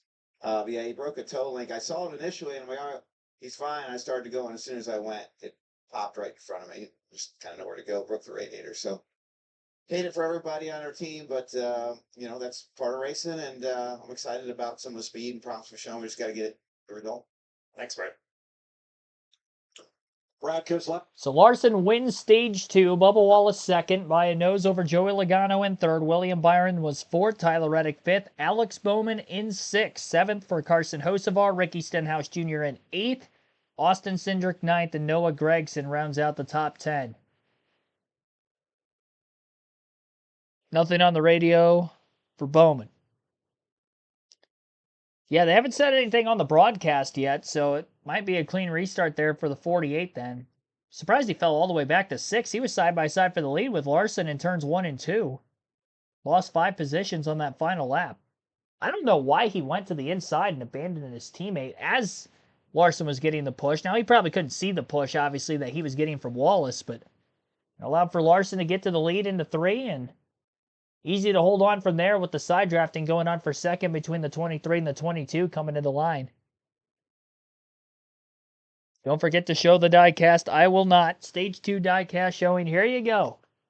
Every time we go to Atlanta Motor Speedway, I like to show this diecast off. Obviously, synonymous with Atlanta. And they were talking over the broadcast about it earlier. It's 2001 Kevin Harvick Goodwrench Chevrolet. The white and red inverted colors. Rookie stripes on the back of the car to indicate they're rookie. They don't have that anymore now in the Cup Series. They actually took it away. One of the rule changes this last off season, but rookie car. First career win came right here at Atlanta back in 2001. Already hard to believe it's been 24 years since that Atlanta spring race. It's actually got an autograph on the roof of the car as well. On the number there. It's kind of, might be hard to tell on the camera, but it is there. It was pre-signed when I had bought it. And I actually got this diecast at Bristol. This was one of the first diecasts I bought of my 124 scale collection. That would have been the 2021 race, I think, when I got that at Bristol that year. So that's our diecast showing for today. Again, you guys have definitely seen that diecast before. Actually, I think I might have shown all my diecasts off at some point. So kind of rotating them through as we start the season. Always try to save that one for Atlanta, especially the spring race, because of its historical significance in the sport. Kevin won that race. Yes, he did. It's not a race-winning diecast from that race specifically, but from the rookie season. And the only actual race-winning diecast I have is the Ryan Blaney 2021 Michigan race one. That's only because I was there, and he's my favorite driver, and it's the only time I've seen my favorite driver win in person. How many do I have? I think I got one more empty spot in the case. If you count the 2 IndyCar diecasts, I'm sitting at 49. I have 49 diecasts as of right now. I'm going to have to get another case here soon. So we add on to the collection once I start going to races this season. Everybody who did not hit pit road during that last caution in stage 1 stage 2, will be hitting pit road during the stage break. And everybody that pitted during the last caution before the end of the stage in that 4-lap restart will be staying out. They'll be getting the track position, and they should be at the front of the field. I know all 3 Hendrick cars stayed out. All 3 Penske cars stayed out as well. Top 15 on that last restart all stayed out. 16th on back would have had fresher tires, so it's going to be interesting to see exactly who will be the leader. Pit road's open. Pit and the tires are going to be in the front. So only one driver that had fresher tires managed to move up into the top 10 on the final lap of that stage. And that was Tyler Reddick. All right, pit road's open. Jamie? Joey Logano's led 83 laps today, comes in from the 3rd spot on the radio. Pretty happy overall. Wants to be just a little bit tighter for this 3rd and final stage. They'll do that with an air pressure adjustment, 4 tires. They'll fill them up. On the other hand, Kyle Larson from 17th to get the stage win on the radio. He said, yay! He knew the accomplishment in getting it done on a draft style track. Doesn't want to adjust on it. He's kind of right on the border, not too tight, not too loose. So said, let's leave it 4 tires for Kyle Larson. So we get a long green flag run and 24 tight early on in the day, but they've gotten that car good right now. No changes for him. He likes it. Bubba Wallace spent most of the day on the tight side, but it appears to be coming to life for him right now as well. Kyle Larson going to win the race off of pit road with the 15 cars that are down there right now. Might be a couple at the very tail end of the pack that might be topping off on fuel again as well. Chase Briscoe looks like he's going to be the leader when we get back to racing. John Hunter Nemechek second, Ross Chastain third, Shane Van Gisbergen in fourth, Riley Herbst in fifth. 2 rookies up in the top 5, couple other young guns as well. I think the combined amount of Cup Series victories between the entire top 5 on this restart, if I do my math correctly here, would be Briscoe's got 2, SVG's got 1, Chastain's got 5. So 8 career Cup wins in the top 5 on this next restart. This is going to be interesting, having a lot of inexperience up there, to say the least. Only 1 drafting track win between those 5, and that would be Chastain at Dega in the spring of 2022. Where he got his first career win. Just over 2 hours into the race. This stage yellow is our 6th caution. We've had 4 yellows per incident. 25 lead changes. 34 laps under caution. 95 laps to go as we work this stage 2 yellow in the Ambetter Health 400 at Atlanta. Ruben Tampa, thanks for tuning in. Would I ever show off the diecast? I mean, I do collectively throughout the course of these live commentary streams. So if you're watching at the end of stage 2, Truck Xfinity Cup races, you know, qualifying usually towards the back half of qualifying, I'll end up showing it off as well. So I show them off through the course of the stream, but I'm not going to do like an actual like video or during the stream show. I wouldn't be able to take the camera off of the laptop to show you guys like during a rain delay or anything like that. So just periodically, you'll see the whole collection if you stay tuned every weekend. Yeah, be sure to hit the like button. Our goal is 100 likes on the stream. We're at 66 right now, so we're still 34 shy as we start stage 3 of our Ambetter Health 400. For these Cup races, we do stay live for about 20 minutes to a half hour after the race. Talk about the finishing order. You get to listen in to any of the driver interviews post-race as well. We'll go through the Fantasy League, see who wins, who the top finishers are, and how the pre-race predictions ended up for the finish. Haven't really spotlighted how the predictions are up to this point. One of the must-haves is out, which would be Chase Elliott. So I'm already 0 for 1 there.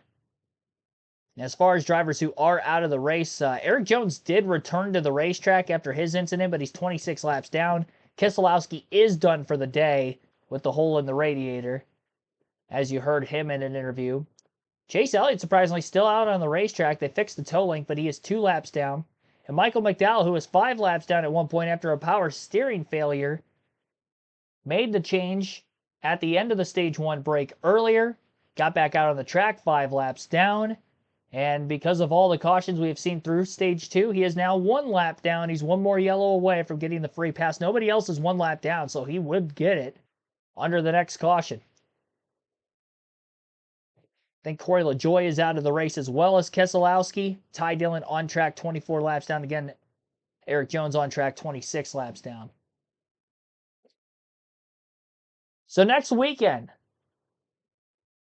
the Truck Series will be off at COTA. So we're only going to have 3 live commentary streams. And those 3 streams will be Cup Series practice and qualifying. The Xfinity Series race after that, so doubleheader on Saturday. And then our Cup race next Sunday afternoon. And we're just showing the schedule on the Fox broadcast. I'll back up time for qualifying and practice again this week. All Eastern Standard start times for next weekend. Our practice and qualifying stream Saturday morning will begin at 11 a.m.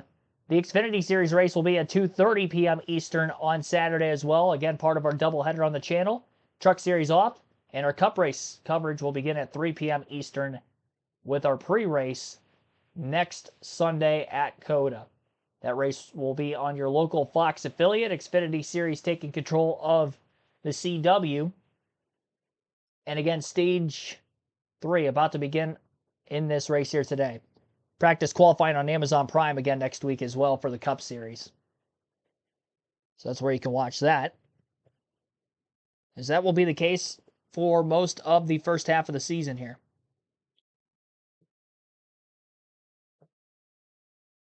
Like All-Star Race qualifying is the only other qualifying session that will be on Fox throughout the rest of the season. Hocevar back onto pit road again. He can put the whole race together. This guy could be a factor when it's all said and Topping done. off. He got Kyle Busch, but we heard on the radio. I had enough of his, and then there were other words that it's getting loud. I repeat I things. can't say that. Let's go back to the guys in the booth. 93 laps to go as they form up double file after the. Yep. Lights are out on the pace car. They're going to be going green this time by. We'll have 92 laps to go at the Atlanta Motor Speedway. First time Chase Briscoe has led today. The pit strategy, the flipping of the field, having that late caution stage 2 has resulted in this. And we'll see all those drivers who are up towards the front of the field for most of the day. The Penske's, the Hendrick cars. Now they're going to have to be towards the back of the pack. We'll really get to see the speed in traffic for those machines. And these drivers who haven't been up at the front all day, how are they going to race? And can they keep their machines at the front of the field? We did end the chat poll as well. We'll check that out at some point during this green flag action. We'll get through this restart first quickly. Green flag is back in the air. Push to the back of the 19 from a fellow Toyota, John Hunter Nemechek. Briscoe is well clear at about the start-finish line. Although SVG bump draft in the 1 all the way into the first turn. 19 with a late block, bottlenecking the bottom just a bit. Block to the outside as well, and Briscoe's about to lose the lead. He's lost the 42 car, moving out of line multiple times, and Chastain gets the shot from Shane Van Gisbergen, and Ross Chastain will lead for the first time today. So no green flag laps led, but laps led under the caution for Chase Briscoe. Loses the lead on the over-aggressiveness. And now SVG trying to make a move on his teammate. Late block by Ross Chastain. He didn't want to wait around behind him, and he almost turned him going into the first turn. Definitely wasn't working like a team there. My goodness. SVG with another run into turn 3. Doesn't go anywhere with it. Chastain holding the front of the field down on the double white line, bottom of the racetrack. 2 and 3 wide through the middle of the pack, back half of the top 10. Nemechek finds himself in between Austin Dillon and rookie Riley Herbst. He's going backwards. He'll get a push from behind to try to get him going back in the right direction again. A couple other cars 3 wide behind him. Herbst crowds the 42 a bit. Slides right back up in front of Hamlin. Nemechek goes wide near contact off turn 2. Things are getting tight right now up towards the front of the field. Single file top 6 cars down on the bottom. Chris Buescher up in the top 5 for the first time today. He splits the RCR Chevys in 3rd and 5th. Busch in 3rd, Austin Dillon in 5th. It is a scramble from about 10th on back. All those faster cars trying to work their way through traffic, boxed in with all the 3 wide racing going on in front and around them. AJ Allmendinger inside the top 10 for the first time today. Same for Ryan Preece. Josh Berry, after winning stage 1, he's back up to 6th. Daniel Suarez, who we haven't seen up towards the front all day, the defending winner of the race, just outside the top 10 in 13th. Larson and Cindric, who just pitted during that last caution, are already working themselves to the inside of Suarez and Herbst just outside the top 10. They're the front runners of those that pitted during the last yellow, and of course Larson just won stage 2. 4 wide back straightaway. Suarez crossover under Larson. Larson has to lift to get back in line. 3 wide back down to the bottom. Hamlin and Berry are tightly side by side with one another off the exit of 4. Berry keeps it off the wall. Bowman with a run in the middle trying to catch Hamlin. Larson gave a push to the back of Suarez on the double white line on the bottom of the track. Hamlin falls from the top to the middle lane in front of Alex Bowman now and is not 3 wide anymore. Carson Hocevar had a head of steam, had to lift behind the 20 of Bell. A lot of stop and go action in the middle of the pack. Speeds are up. Kyle Busch moves to the outside. He's no longer on the bottom lane. He's trying to find himself to the front of the field in front of the Trackhouse Chevys that lead the way.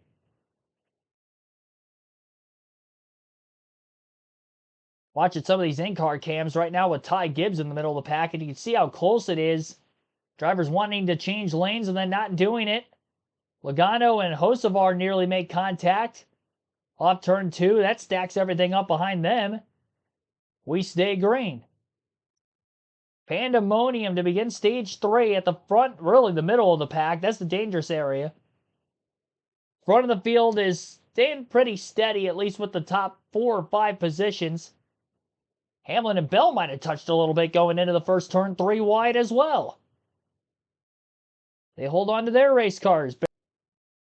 Got to be careful in the middle of the pack pushing somebody because you don't know how close they are to the car in front of them. You don't want to knock one guy into another, and then that's going to cause the incident. We've seen that many times on these drafting tracks before.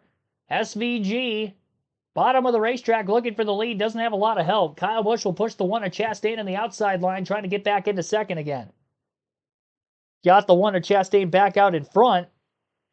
Chastain covers the bottom on the 88. Back to the top on the 8. Busch and SVG still side by side for second.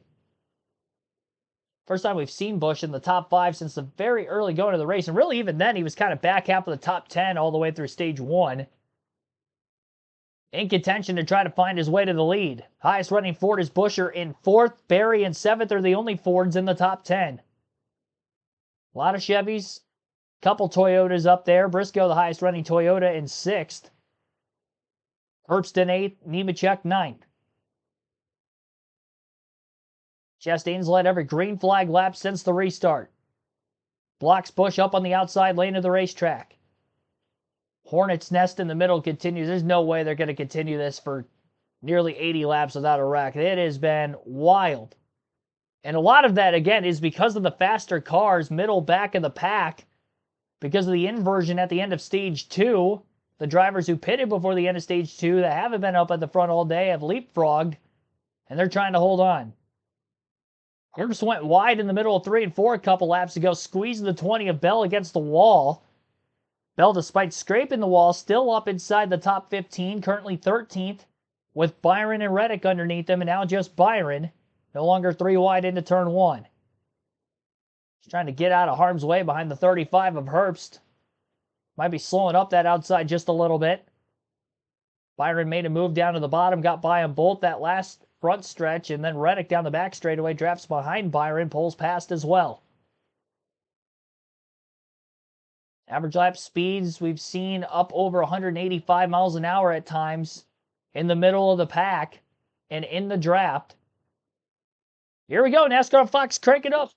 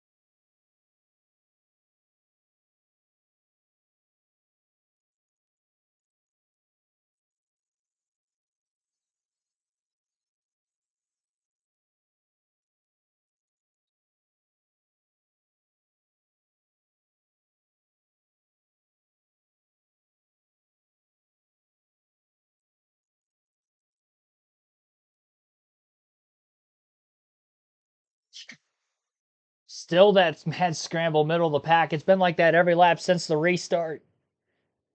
Kyle Busch second in line on the outside behind Chastain still. Pushed him down the front. Oh, Suarez is around. Big wreck on the end of the front stretch. Hard hits.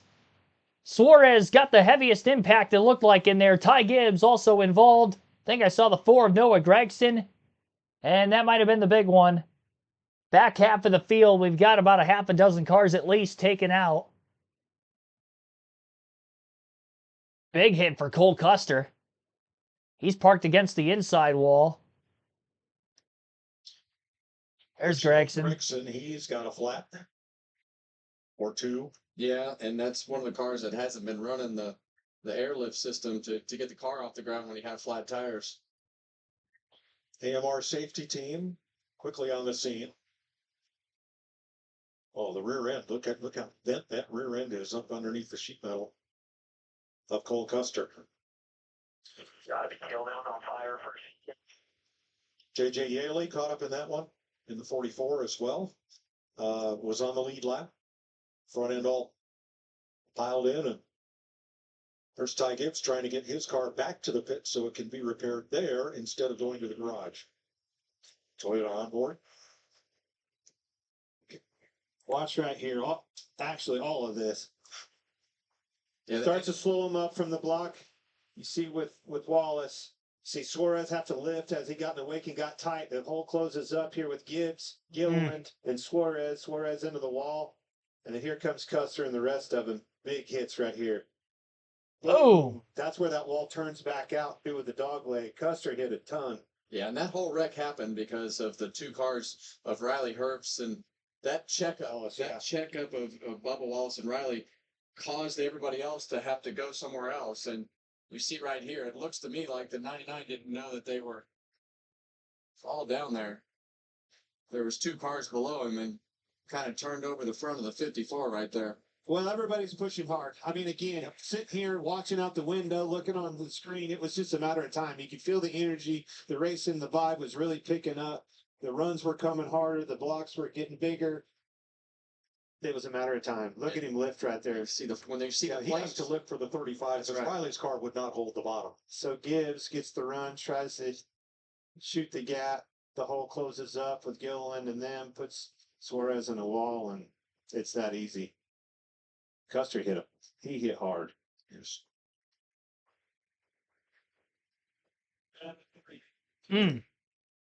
JJ Yaley, the City of Refuge car has become the car of refuse. Big front end damage. Cody Ware had a lot of damage in there too. I didn't see him in the initial replay. Big shot too.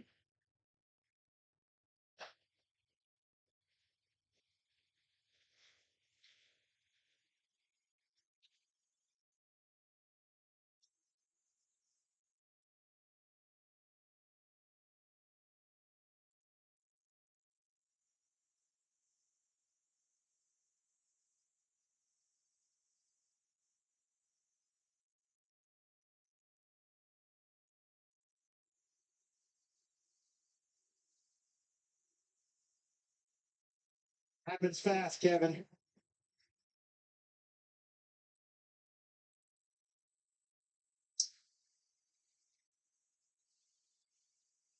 Cars involved in that crash, 7 of them. And again, those cars that go off on the wrecker have to be towed to the garage where they can be under repair. If you drive back, you can fix it on pit road, which is about to be a busy place with 74 laps to go in Atlanta.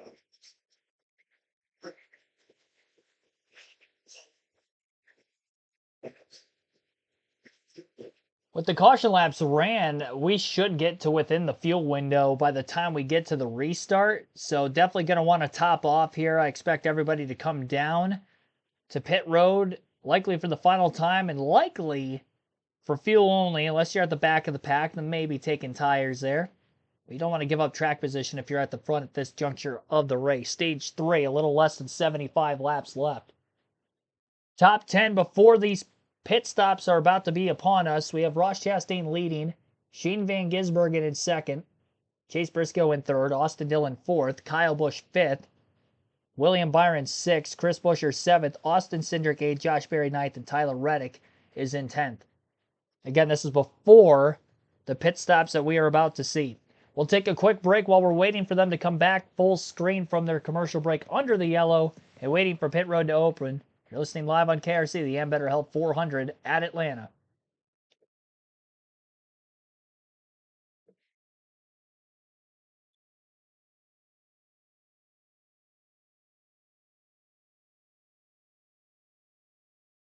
So at the end of stage 2, we showed the diecast. Fantasy lineups locked. We kind of highlighted that briefly.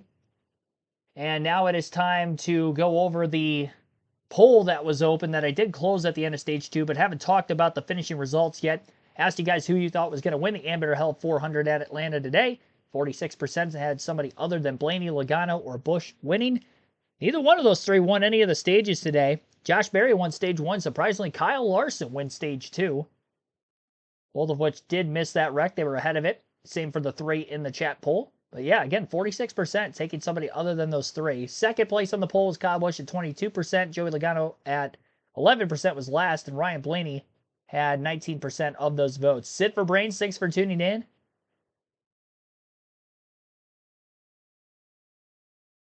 Hate what NASCAR did to the raw feed. This raw feed sucks. I agree. I don't like it either. There are cool things with it, but it is definitely a downgrade from before.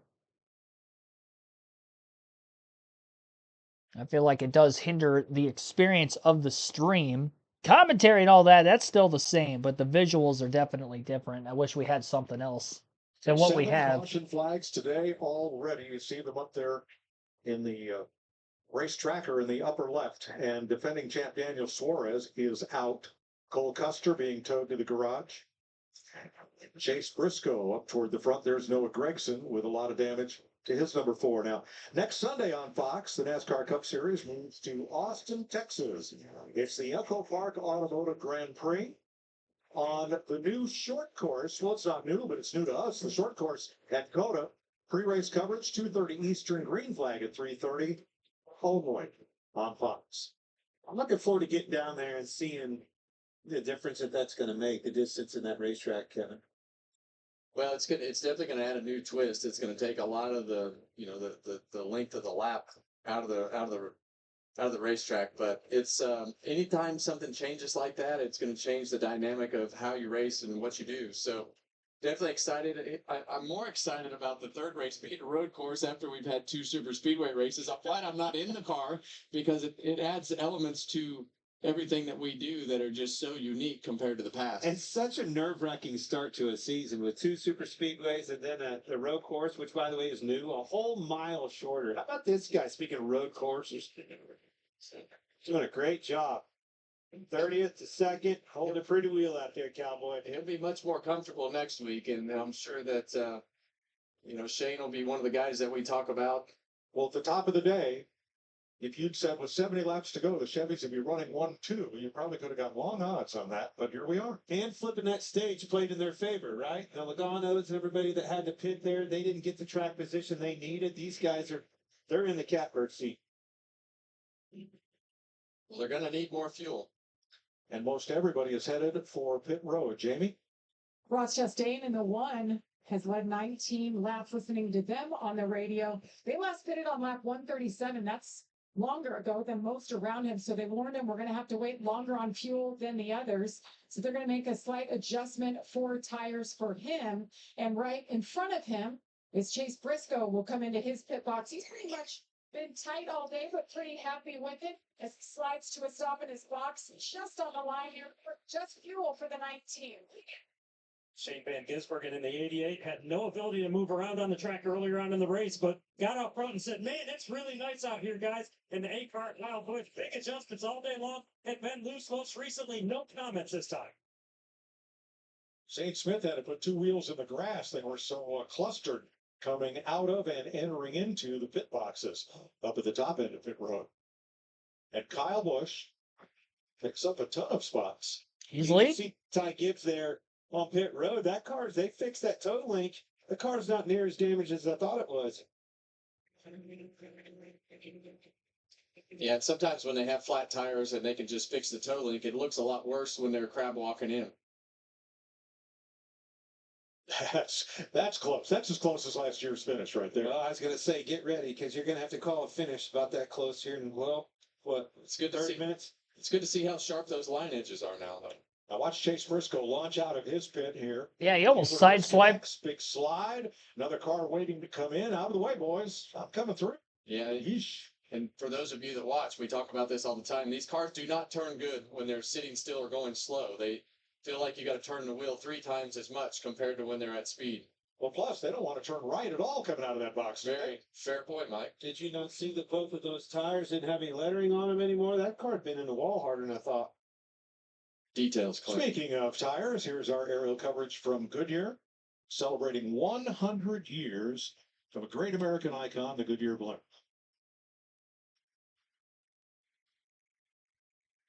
I love the blimp. Love the shots. Love everything about it. Have you ever rode the blimp? No, we covered this last week though. That you did? I told you I had. I didn't know Remember, you you raced at the same speed as the blimp. Oh my gosh. And we went through this last week. It's ridiculous, Kevin. It's a little like taking the train. It's a great way to travel if you're in no particular hurry. No way. I dig it. It's so fun. How about Kyle Busch? He has been mired mid-pack most of this race. On the second caution, he took an extra stop to top off the tank. Had a hard time getting up toward the front, and yet here he is out front. Now, he didn't win a race last year, the first time in 2 decades that he had not won a race, but he only missed it by 7 1,000ths of a second. There's a look now.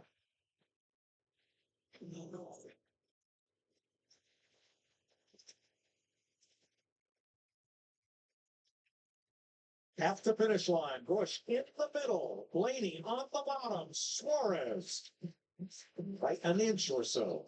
Officially, 3 1,000ths of a second ahead of Blaney and 7 1,000ths ahead of Busch.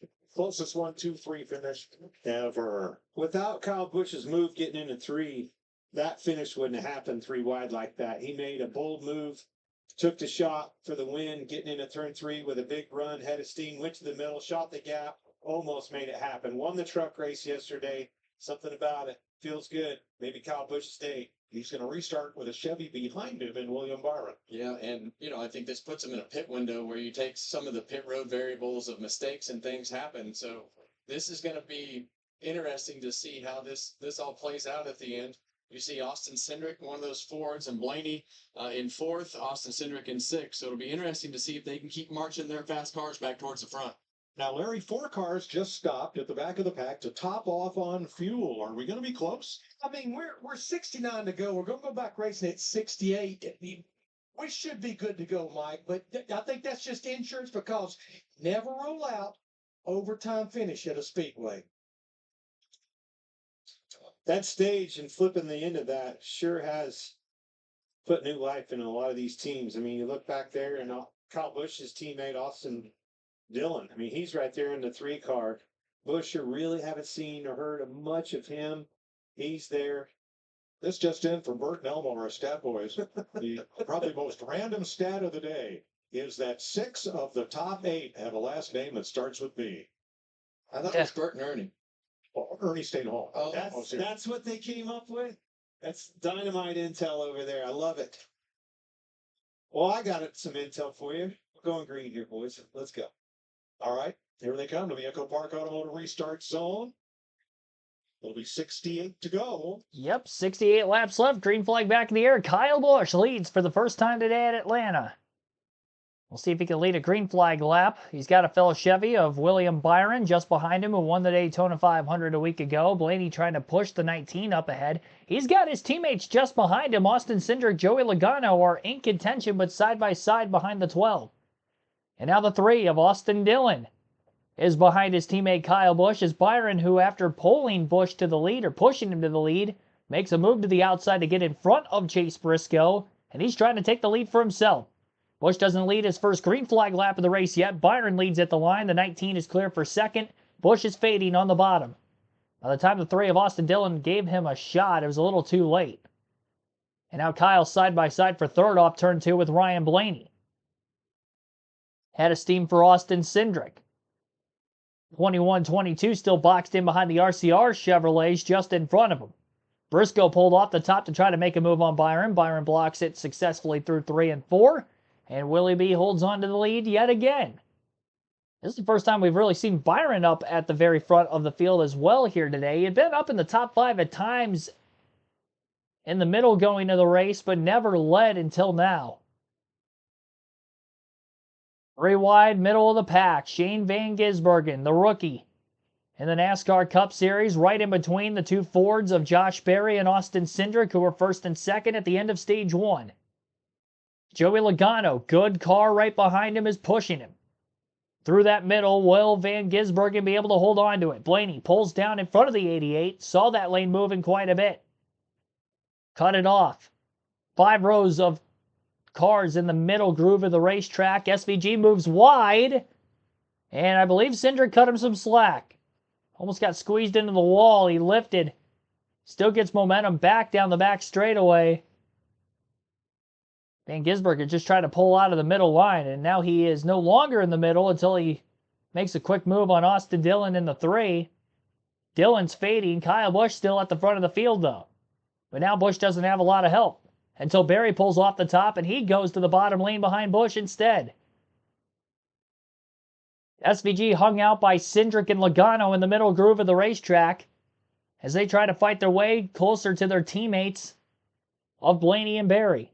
2 by 2 at the front of the field, 3 wide just behind them all the way through the rest of the lead pack.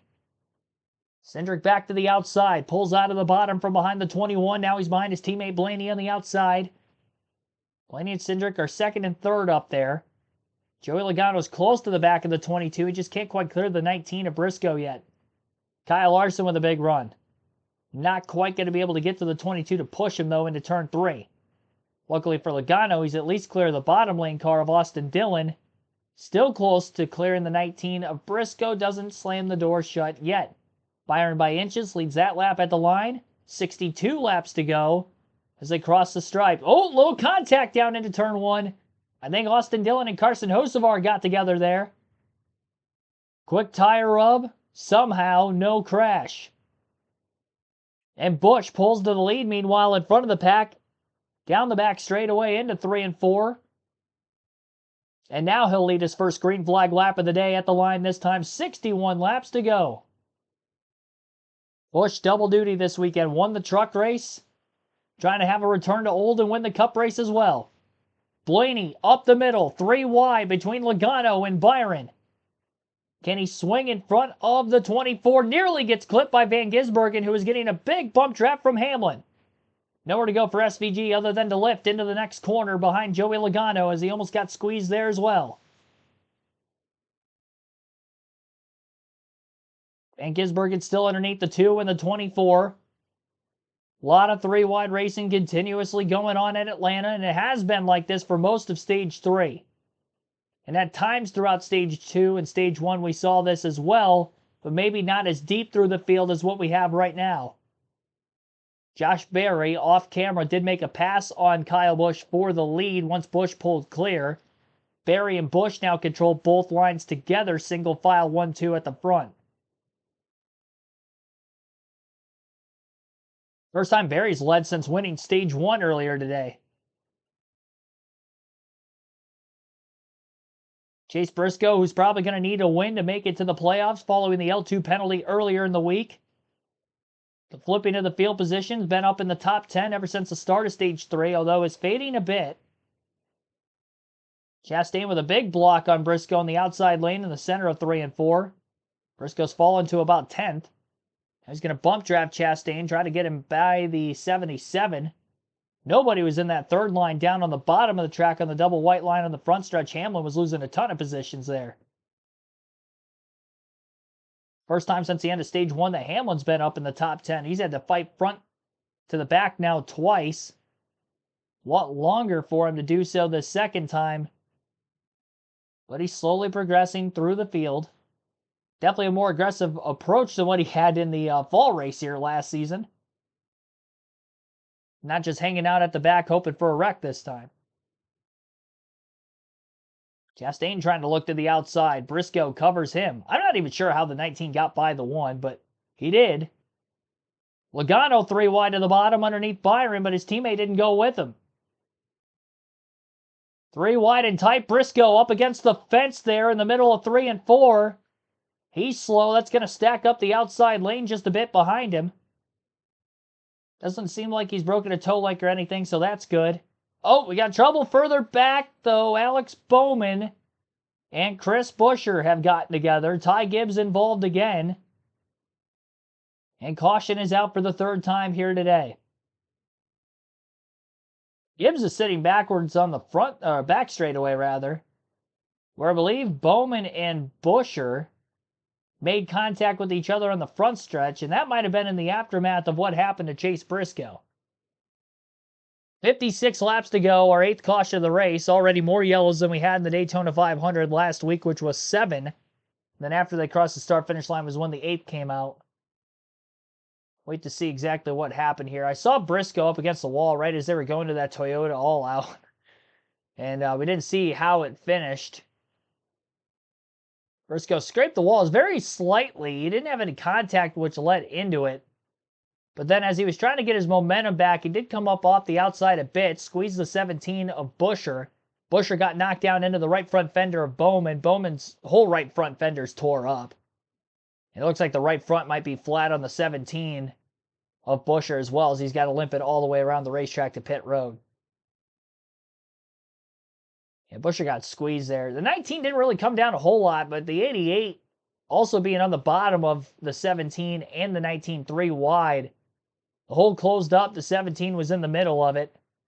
And the contact that he had with Briscoe definitely knocked him sideways into the 48, who was underneath him as an innocent bystander.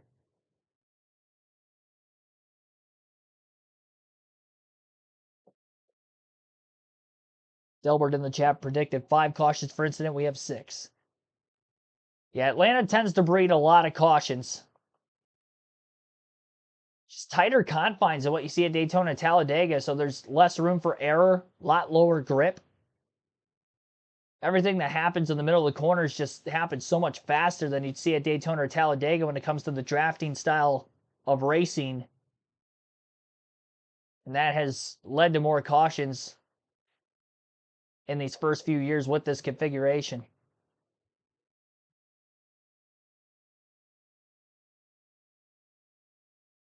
Bowman's car looked like it was going to be fine until the right front blew when it was locked. It's kind of the same thing that happened to Ty Dillon's race car earlier when his right front blew and just took the whole right front fender off of it.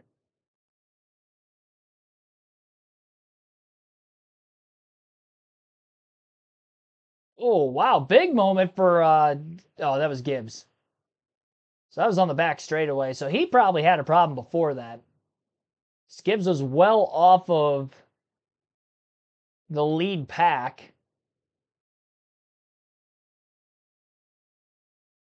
And Briscoe could have just held on for a little bit longer. Would have gotten that Gibbs caution. Gibbs had damage from before, which probably cut a tire down. Might have had a rub. He had that broken toe link earlier. Was able to keep up with the pack up until the tire ended up going down on him on the back straightaway. I think Chase Elliott's going to get the free pass. He went from 2 laps down to 1 lap down on the last caution. This yellow, he should get back on the lead lap. He also had a broken toe link earlier and some damage from an earlier crash. I'm not sure what kind of speed the 9 car has in it, if he can make moves in the pack or not, but they continued onward. They're inside the top 30, and they will be back on the lead lap one way or another. So for you Chase Elliott fans watching, his day's not over yet. Although Ty Gibbs' day is done, I'm sure he's going into the garage. They're on the back of the tow truck. 3-car incident between Briscoe, Bowman, and Buescher. Not a lot of damage on the 19. And here's Daniel Suarez following his crash earlier. You guys came off turn 4 like it was just a coming together of cars and things got really tight over there. What took place from your perspective? I haven't seen the replay yet.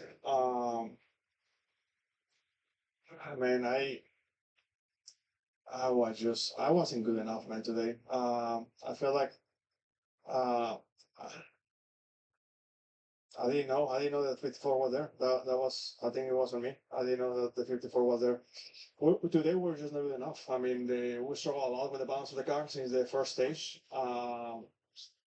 And we worked a lot to try to make it better. We made it better, but never quite the way that we normally are here. But I don't know. We will have to review everything. I know that we brought a little bit different package than before. Trying to contemplate the weather because it's quite a bit colder, but it just didn't work out. Thanks, Daniel. Great. Top 10 under the caution. Josh Berry leads. Ryan Blaney second. Kyle Busch third. Carson Hocevar is fourth. Austin Cindric fifth. Joey Logano sixth. William Byron seventh. Eighth is Kyle Larson. Ross Chastain ninth. Shane Van Gisbergen is in 10th. That is with 53 laps to go under our 8th caution of the day. We've had 33 lead changes, just over 200 laps complete in the Ambetter Health 400 here at the Atlanta Motor Speedway.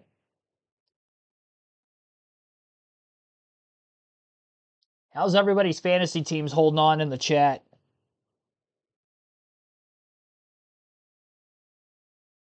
You guys still surviving? I'm glad I kept Chase Elliott in the lineup, though. If he does get back into a contending spot to get a decent finish. 27th again, he does get the free pass. Keselowski would be with a last place finish. It's in my garage. Joy also out of the race in that same crash as Keselowski and Elliott, but Elliott continued on, still in the lead lap. Maybe I could get a decent points day still, because everybody else on my team's doing fine. Blaney Bush are second, third. Cindric and Logano are fifth and sixth. So I just need Chase to get up there, and I think my fantasy performance might still end up having a good run in it for itself. Head-to-head is looking fine the way it is right now. Despite the Penske cars not dominating anywhere near where they did in the Daytona 500 last week, they've somehow still all found themselves in second, fifth, and sixth. And the affiliated car of Josh Berry, who won stage 1, is in the lead again. So, kind of go figure there. And Kyle Busch, the lone Chevy who qualified in the top 10 yesterday, is in third. Carson Hocevar has had just a solid run today. He started outside the top 20, and before the end of stage 1 was in the top 5 at times. He's been basically fluctuating between 4th and 7th for most of this race. At times, he'll be outside of the top 10 depending on how the pit strategy works itself out, but then he gets himself right back in there. I'd say the underdog of the race is between him and Barry for sure. I guess Barry with winning the first stage and leading now, Barry might be the underdog of the race, but Hocevar's put on a show. Cleanly to this point, can he bring it home to the finish? Again, we still got just over 50 to go. By the time we restart, it's going to be right around 50 laps left. Easy Network, thanks for tuning in. Think Chase's car is still good, running over 180 miles an hour in the draft with not a ton of damage. Yeah, you got very fortunate that all he had from that incident was a broken toe link. He does have damage around the front bumper on the right front side, but it doesn't look significant enough that it's going to be that bad. I would imagine aerodynamically it's not the best thing to have happen, especially in traffic. We shall see. I wonder if Brad's still got the fastest lap of the race. No, he doesn't, because Kyle Busch has a lap quicker there. 5.44. What was Busch's? 5.73. So McDowell 5.44 is what I'm seeing now. 5.41. AJ Allmendinger.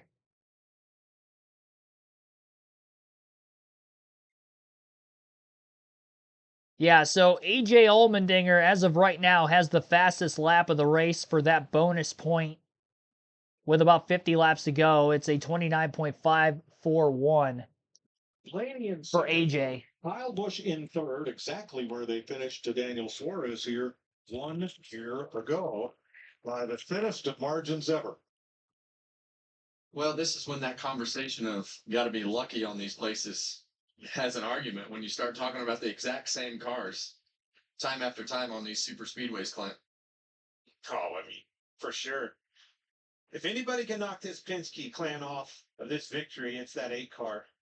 It's so reminiscent of watching this race and calling this race last year. Hocevar, a great run by him. But Kyle Busch, they were down and out, called their way right back up in it, got the track position. Can he do anything with these Penske cars? Well, now this is going to be interesting on the restart because Busch and Hocevar are right together, and Busch used up a whole lot of radio during, I think, the first stage to express his displeasure with Hocevar. Will he be willing to work with him now? Well, I think you've got 4 of the 6 cars that are Fords up there on basically on the same team. So you better figure out how to get over it pretty quick. Right. Then Byron Larson, Chastain Van Gisbergen, 6 Chevys, 4 Fords in the top 10. Christopher Bell is the first Toyota in the race in 11th. Chase Elliott did get the free pass, so he is back on the lead lap. And we will restart with 27 lead lap cars. Was that your last caution? No. Yeah.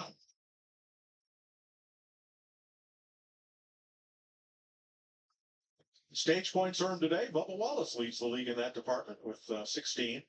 10 for first, as Larson and Berry earned in the 2 stage wins. 9 for second, down to 1 for 10th. You get a point for the fastest lap of the race. AJ Allmendinger has that at 187.6, subject to change. Love this racetrack. Love the job they did changing this place. I've seen everything I want to see out of a race today, and it's not over. Well, Busch and Hocevar took different lanes, so we'll have to wait to see how that one plays out. One to go as they choose. And a lot of dramatics at this speedway. 48 lead changes last spring. That is the track record. We've had 34 today. The final two laps, pass for the win in the final two laps for the last 5 races. And again, the closest finish all time, 1, 2, 3.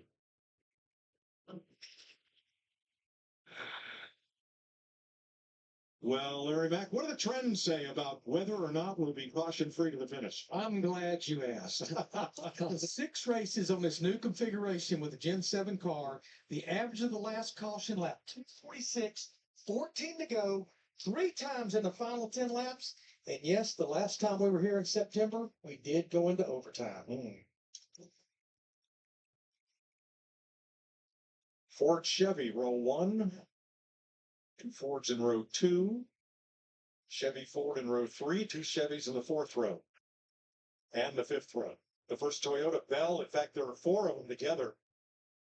Rows 6 and 7 will be all Toyota. Bell, Reddick, Nemechek, Hamlin. And we're back to green.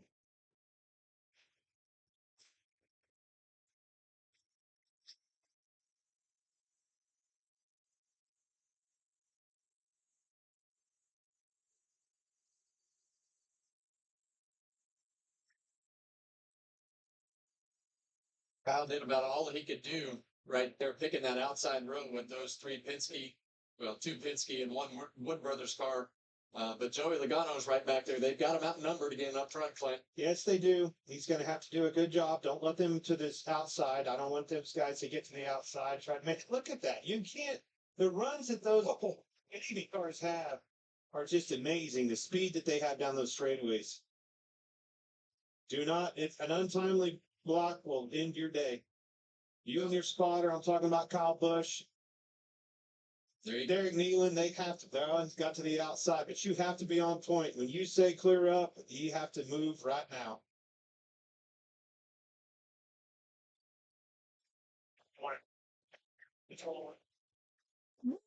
Chastain.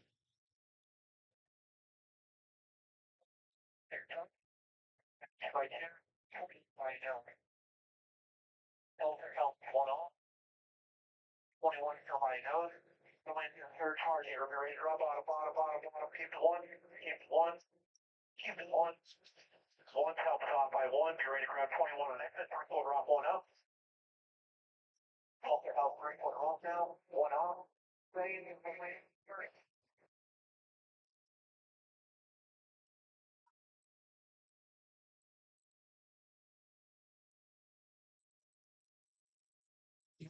Derek Nealon, ground traffic control for Kyle Busch, trying to keep him in the front of this field. That's exactly what I was talking about. It is crucial to have somebody up there that is on the same page and is precise. And that's exactly what you heard out of Derek right there. That was great intel, and he's doing a masterful job keeping those faster cars behind you. It can't happen. How about Chastain? Yeah, They got pushed out. He had a big run when pushed from Hocevar, but nowhere to go with it. But it was a bold move putting him in that position on the bottom last lap, getting into 1. He went 3 wide. Yeah, and they've done a good job of keeping these Penske cars separated, and Joey Logano got shuffled to the back, and now they've got 3 Chevrolets in that bottom lane that are all lined up together and even those numbers up.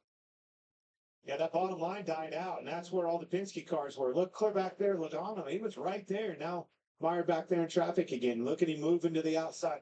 Start this transition over again. 27 cars on the lead lap and within 1.8 seconds of the leader, all the way back to BJ McLeod.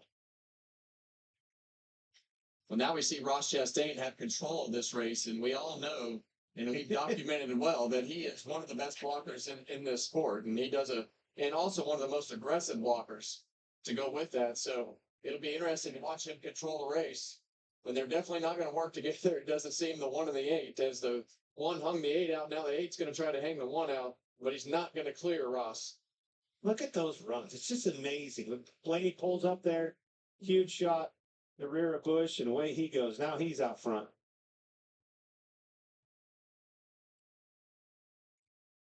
This reminds me a lot of the 550 package, Clint, that we had while we were racing at SHR.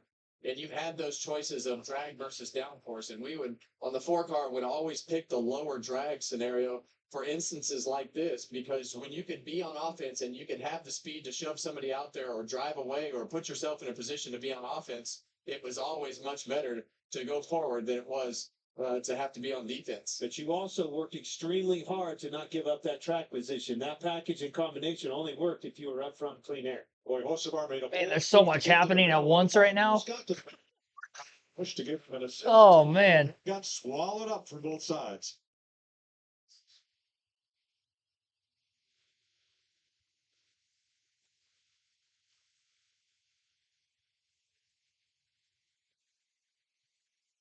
"58 races.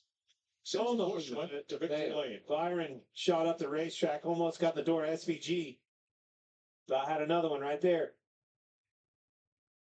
Yesterday, we watched Kyle Busch just be a master of controlling the lanes in the truck race. He did a great job, put himself in position at the end of that race to get the right run off of turn 4. And right now, he's put himself in that same position so far to be able to dictate this race. Blaney to the bottom. And very right with him. Happened like that. But will it get him the lead? Clear. I'll tell you what happened. Blaney got tight. As soon as he got down there, he had to lift. He couldn't stay with it. Couldn't stay on the throttle. And Christopher Bell is up there, a lone Toyota in a sea of Chevys and Fords. This is awesome. Great racing.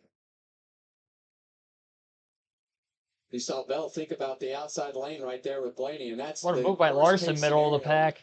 If Blaney would have let him to the outside, you do not want to let somebody onto that right rear quarter panel because it will immediately pull you backwards. Can't give up the position. That's where Hocevar is going right now. It's a huge shot.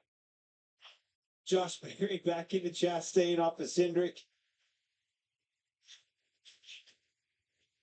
And that's the crazy part, is you just really don't understand where the lanes are coming from and when the runs are going to catch back up, as you see Blaney try that same move again, and he's going to clear Kyle Busch all the way on the entrance to turn 3 right Had there. a little bit more room to do it. It's a little bit more affirmative, had a bigger run. Wow. Made the pass, slid right up in front of him. Well, I misspoke earlier. It was Cindric who led the opening laps, but now Blaney has led in all 7 drafting races on the reconfigured Atlanta Motor Speedway. Now Chastain slid up, did the same exact thing. This is what we saw, Kevin. When you and I were up here watching that truck race with Kyle Busch, it's exactly what we saw. As soon as they got to him, they took it. Slid right back up in front of him, got the position. And as these packs get tighter and tighter, those runs allow you to get that bigger run when you back up. They use the energy at the end of the straightaway to dive down there in those corners when that lane is open and have enough speed to actually clear the leader. Help coming for Busch in the form of Kyle Larson. As they're stacked behind Blaney, Larson abandons him, goes to the middle. Sure did. Got it, too.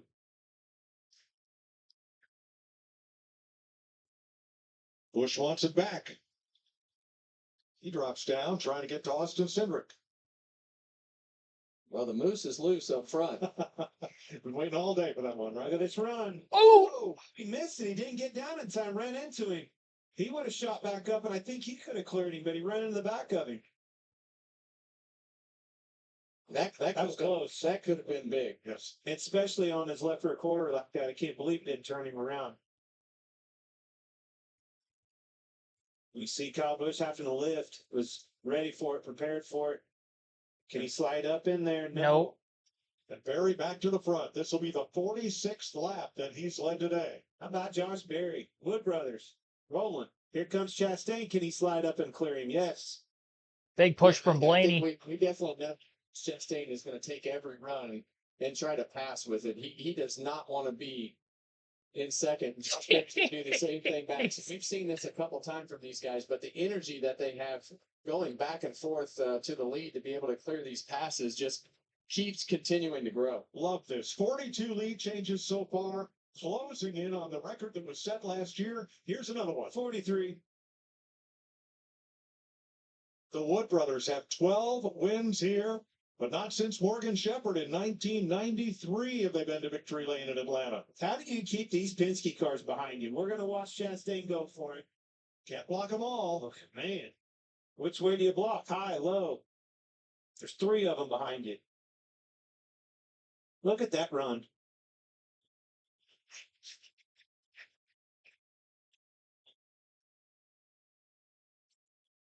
Larson. Side. 31 laps to go, folks. Give us 15 minutes. I think we're going to give you a great finish. Yeah, and that's exactly what we talked about earlier. You do not want to let that car to your and right there.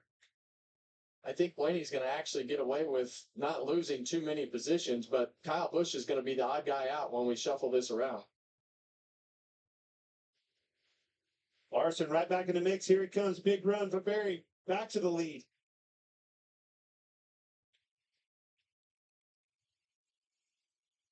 One Penske car that just can't get there is Joey Logano. He just tried to run low to pick up Kyle Busch and help along, but Logano's stuck back at 13, 14. Every time he gets up to 8th or 9th place, he gets stuck on the bottom and winds up having to lift. Now he's going to get stuck on the bottom again because that car had to lift, and he's the only one down there, and he's going to lose 3 or 4 more rows of spots right here. Yeah, Busch got tight, slid up in front of Stenhouse. You saw Stenhouse check up for him. About stacked him up, racked him. And Logano got some help from Todd Gilliland, dropped down behind him. Yeah, he had to get up right there because if you get stuck on that bottom lane with no help and the tighter radius of the corner, you just wind up losing all the track position until they clear out beside you. Heard you talk about Gilliland again. I thought he was down and out. Well, gone. Out of the picture, right back in it. Look at this group up front. Wasn't it just 7 days ago they were all piled up together at Daytona? Oh, let's not say that. They might be there again. Nah, that was last week. Somebody's going to be happy, though. We're going to crown the winner of this race, and they're going to earn their keep. Wild 3-wide finish at the end. Can't help but think it's going to happen again, Cap. Well, the racetrack's wide. The cars seem to be, very drivable for the most part, and they're able to really manage these cars to push and shove, and especially as the sun. Oh, Blaney! It's around. What a save! Sit on the bottom. He's still. Oh. Goes. Oh. Good save. Did a great job saving that car. I think it was off the bumper of Hocevar. Yeah, the biggest thing Ryan Blaney did right there is he stayed in the gas to keep that car going back up the racetrack. And didn't let it overcorrect and shoot up. Yes, he kept the throttle down enough to keep the car. He had the wheels to the right, but you got to keep the throttle down enough to keep the car from hooking to the right or going back up the racetrack. He almost had it saved on the flat. It's probably better that he spun out so that they threw a caution. So it ends up being a single car spin for Ryan Blaney. Yeah, it was. I thought it was off of Hocevar's bumper. They were right there together. Get a replay here and see it. So Blaney to pit road, and here's what happened. Here we go. You can see Hocevar Blaney on the bottom. Big run coming from Hocevar. Right as they approach, Blaney's kind of stalled out, right, getting into the corner on the right rear corner. Oh, he hit him around. Yeah, he hit him in the right rear and got him loose. He hit him off center, got him more on the right side, and when he did that, it kind of turned the car to the right, and he had to save it, spun out. But he did. He drove that car all the way through the corner. Actually, thought he was going to save it. You'll see the Boom. yeah, you see the 77 car just offset right there. Pretty aggressive.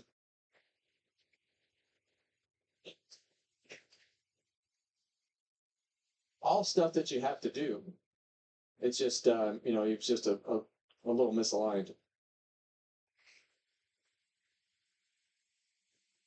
Think he was going to think about trying to go around him. Stayed in line, hit him in the right rear. It's going to turn him around. Well, let's hear what Carson Hocevar had to say.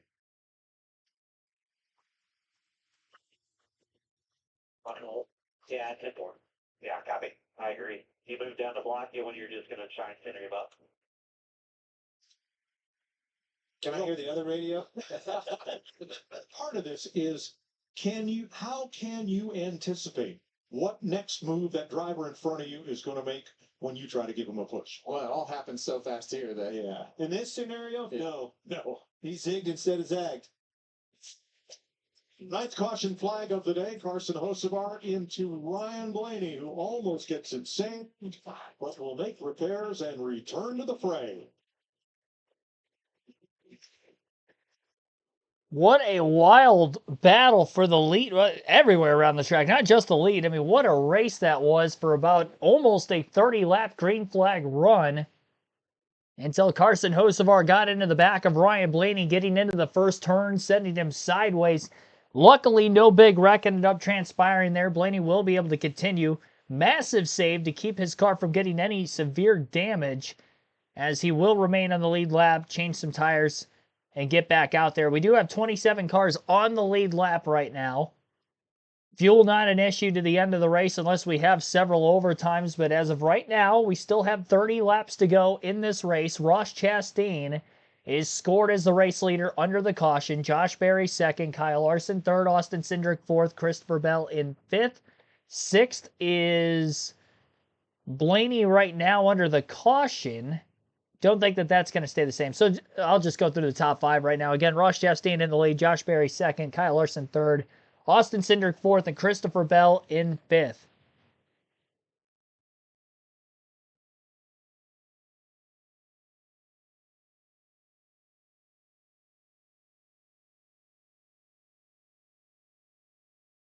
Don't think it was Hocevar's fault. Blaney slowed up. He did a little bit, but I mean, I think Carson just had a big run and just hit him off center. Some of these cars have been getting some massive runs, especially if they get a push from behind off the exit of the corner before that.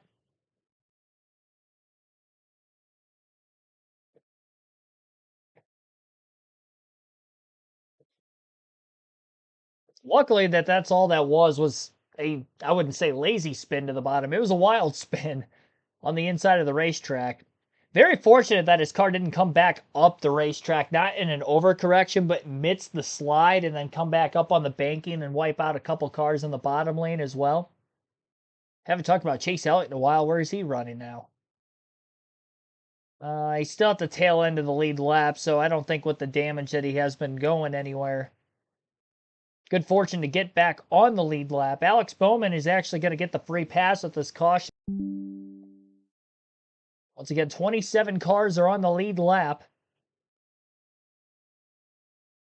5 cars out of the race. Several are off the lead lap with damage. 4 of them, to be exact.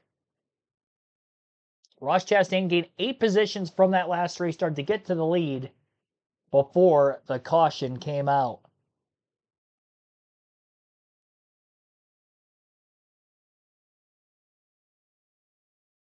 Got to refresh the page. We not at 30 to go? Yeah, we are probably less than 30 laps left. I'll refresh it.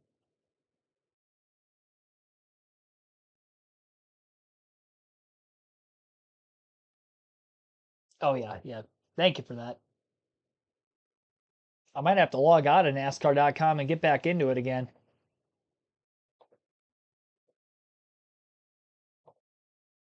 They are getting ready for the restart. We're going to have 22 laps to go in this race.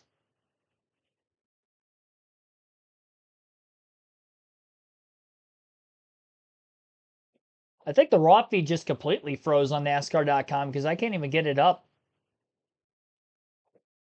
anymore. Apologize that the leaderboard is not going to be showing for the time being. Green flag, though, is back in the air with 22 laps to go. The raw feed, unfortunately, has timed out or something on NASCAR.com. Josh Berry and Ross Chastain on the front row for the restart, and Josh Berry on the bottom lane of the racetrack has a Penske Ford pushing him with Austin Cindric.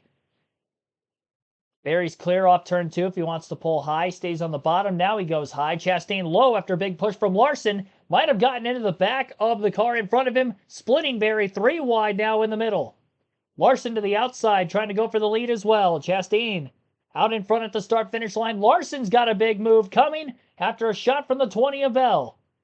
Kyle Larson, for the first time since winning Stage 2, is out in front. Can he win on a drafting track for the first time in his NASCAR Cup Series career? Larson making some blocks on Chastain for the back straightaway. Top to bottom, back to bottom. Into turns 3 and 4. Hocevar to the inside of the 1. Cindric jumps off the top to the bottom to follow the second-year driver Hocevar, and now Carson Hocevar is going for the lead into turn 1 on Larson. Nobody is able to hold on in front for consecutive laps. Chastain splits Larson 3 wide. Larson now in the middle. Chastain up high, going to look for a push from Bell.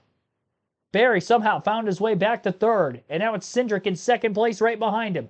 Cindric trying to get to the outside of the 77 of Hocevar in the middle of 3 and 4.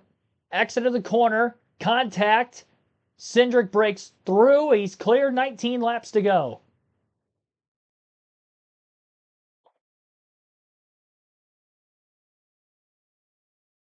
Falling quickly. Top 5 are single file at the front of the pack. 2 Fords leading 2 Chevys and a Toyota in the top 5.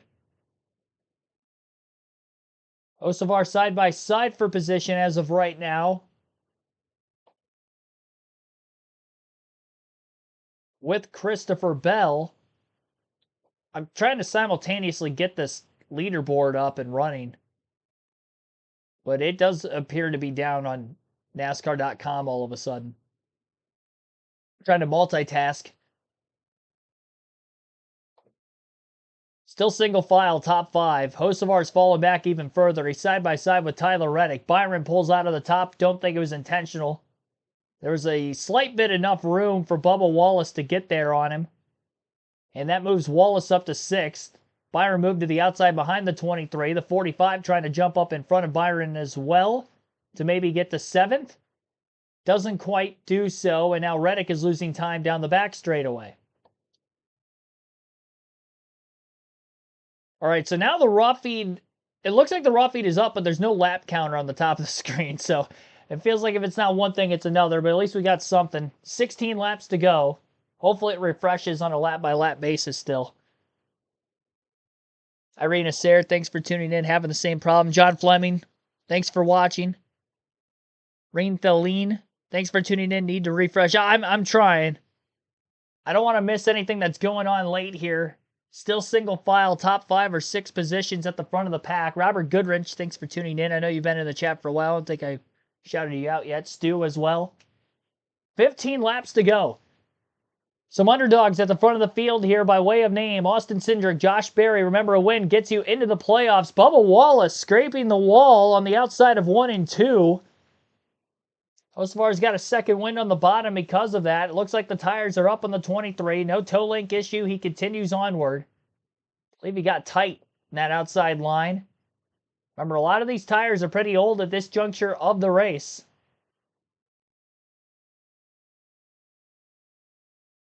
Who is going to pull out a line and trying to make a move to break the single file racing that we see going on right now? Still 14 laps to go, so there is time to do it. And there are a lot of aggressive drivers up there at the front of the field. Larson, Chastain, Wallace, pretty aggressive drivers, all in the top 6. Kyle Busch making a move for 6th on the 23. We've got one other car against the wall further back. Couldn't tell who that was in the middle of 3 and 4. We stay green for now, 13 to go. Busch tried to pull out to make the move for 6th, and he's going backwards. Nobody went with him, and he wasn't able to get back up into the outside in front of the 23 car. And it's going to be tough for him to fall back in line as there's no spacing. He tries to move up in front of Hocevar. Hocevar fills the gap quickly. Busch is already out of the top 10. 12 to go this time by at the line. The handling is just so bad for a lot of these guys, even at the front of the field in this tight line. They're trying to stay 100% throttle. They just can't do it. Reddick almost got to the outside of his teammate Bubba Wallace for position there. Lifted, pulled back in line for the moment. 11 laps to go. 11 laps here, definitely going to go by way quicker under green than what we would see at Daytona or Talladega. Yeah, our leaderboard's still not accurate right now. It was accurate when I first got it back up again, but we're just going to have to deal with the issues, unfortunately, on NASCAR.com for the visual aid. Try to guide you to the finish the best I can on the commentary side of things. Riley Herbst's going to pull out of line with Ryan Blaney in the 12. What a comeback for Ryan Blaney. He's up to 12th after just spinning moments ago. Now, remember, he would have taken tires, so he does have fresher tires than a lot of the cars in front of him leading the pack. Is that the difference for Ryan Blaney right now with 10 laps to go, and does he have enough time to get back up to the front, even with a fellow Penske Ford leading the way on the top? Will somebody see Blaney making the moves and try to move down in front of him and get their way pushed forward? Blaney did find a hole back in the top as he gets by Zane Smith for 11th. And he's got the sophomore driver, Carson Hocevar, in front of him. A lot more moves being made on the bottom lane of the racetrack outside the top 10 as well. But inside the top 5 or 6, still single file. Blaney pushing, I believe that's Christopher Bell in the 20 on the bottom lane. Bell to the inside of Wallace. Inside of Byron for 5th off of turn 4. And now we've got cars trying to make it double wide towards the front of the field. Cindric and Barry going to have to watch that the best they can. A little contact on the front stretch. Bell squeezes the 24 of Byron. That was more than a side draft. Kept him off the wall, though. He's doing everything he can to slow that car down. Chastain getting a push from Larson. Chastain going for 2nd. And Cindric blocks him for the lead. On the bottom of the track in 3 and 4, Chastain slides clear of the 21. Crossover by Barry. Up the middle, 3 wide contact. Here comes Larson into the back of the 21. He pushes him forward. How was that not a crash? Ryan Blaney snuck through on the inside as well as Christopher Bell. And they are both up in the top 5 now. Bell to the inside of Barry. Pushes wide. They almost make contact off the exit of the corner. Ryan Blaney on 4 fresh tires might be the one to beat late. Don't call it a comeback. We've got 6 laps to go, this time by at the line. Hocevar slides up. 3 wide middle. He gets split around by Chastain and Wallace. Josh Berry's going to have a big push from Kyle Larson from 2nd. Larson in 3rd. To the back of the 21. The 21 doesn't make the move. Larson tries to go up the middle instead. This might hurt the 12 car who's all by himself down on the bottom if he can't clear. No help for Blaney. He's going backwards on the back straightaway. Contact with Chastain as he's just trying to squeeze his way into the middle groove. Larson slides wide to block the 21 for 3rd. Bell's in 2nd now, behind the 2 of Cindric. 5 laps to go at the line. Austin Cindric trying to lead the way. Half block to the bottom. Bell committed to the inside. Gets to the bottom of the racetrack. Slides high off turn 2. And Bell leads for the first time today at Atlanta. Cindric holding back to get the run from Larson. A block low. Contact high. Bell squeezes the 2. They rub fenders into the corner. And they're still side by side off the exit of turn 4 for the lead.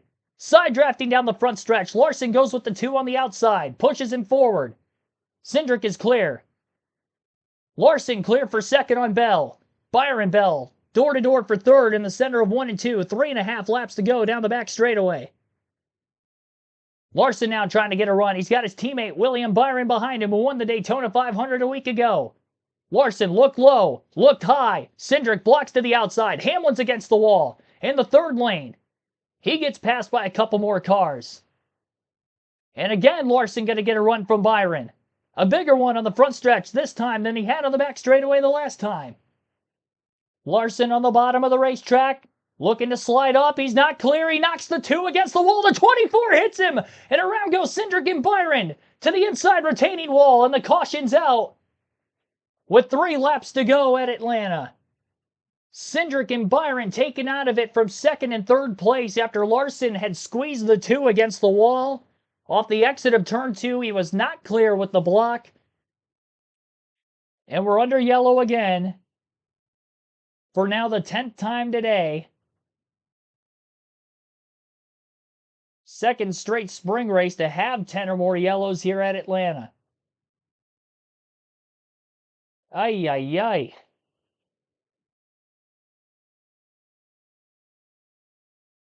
Cindric could have lifted there, but obviously Larson was not clear. And in a situation on a drafting track like this with 3 laps to go, you're not going to lift when you're already to the outside of another car. That was definitely on Larson. He tried the slingshot move, which we've seen from several drivers over and over again. He's not the only driver that tried to squeeze another one wide. Christopher Bell tried to do the same thing on Cindric like a lap and a half before that off turn 4. That nearly caused a wreck, and luckily both cars kept it off the wall, but that time it did not happen. Luckily, nobody else was collected. It's one of those deals where once Cindric came up against the wall, there was nowhere for Byron to go, who was on the bottom of it, coming to the exit of turn 2. They collided before simultaneously spinning to the bottom of the racetrack. So Larson is going to be the leader at the time of the caution. Ross Chastain is second. Christopher Bell third. Carson Hocevar in fourth. And then you got Josh Berry in fifth. Looks like on our leaderboard, Ricky Stenhouse Jr. is sixth. Ryan Blaney seventh. Hamlin scraped the wall, got bailed out this caution. He would have lost a ton of spots down the back straightaway if that stayed green. So he's in eighth. Kyle Busch is ninth. Bubba Wallace 10th. Man, Chastain barely missed both cars to the inside of the track, and they'll hold on to second. Probably a front row restarting position. Shane Van Gisbergen is in 11th. Tyler Reddick is 12th. John Hunter Nemechek 13th. Joey Logano 14th. 15th is Todd Gilliland. 16th for Zane Smith. AJ Allmendinger is 17th. 18th for Riley Herbst. Ryan Preece 19th. And Justin Haley 20th. Austin Dillon 21st. Michael McDowell 22nd. Chase Briscoe 23rd. Chase Elliott 24th. BJ McLeod 25th as the last car in the lead lap. Cindric done for the day. He's on the wrecker heading to the infield. Byron, as of right now, scored 2 laps down, limping his way back to pit road. Multiple flat tires, probably a broken toe link in there somewhere. Cindric is scored in 28th. Bowman moves up to 26th. He'll get another lap back with the free pass. He's still at least 1 lap down. Ty Dillon 25 laps down on track in 29th. Eric Jones on track 27 laps down at 30th. Chris Buescher out 31st. Ty Gibbs 32nd. 33rd for Daniel Suarez. Noah Gragson 34th. Cody Ware 35th. 36th for Cole Custer. JJ Yaley 37th. Corey LaJoie 38th. And Brad Keselowski in 39th. That rounds out our 39-car field as we are headed to overtime here at Atlanta. Wild. William Walton Jr., thanks for tuning in.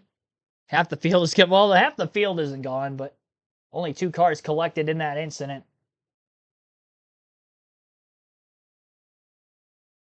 Usual overtime rules, obviously. Leader gets to the white flag, next flag ends the race. We've been racing back to the checker.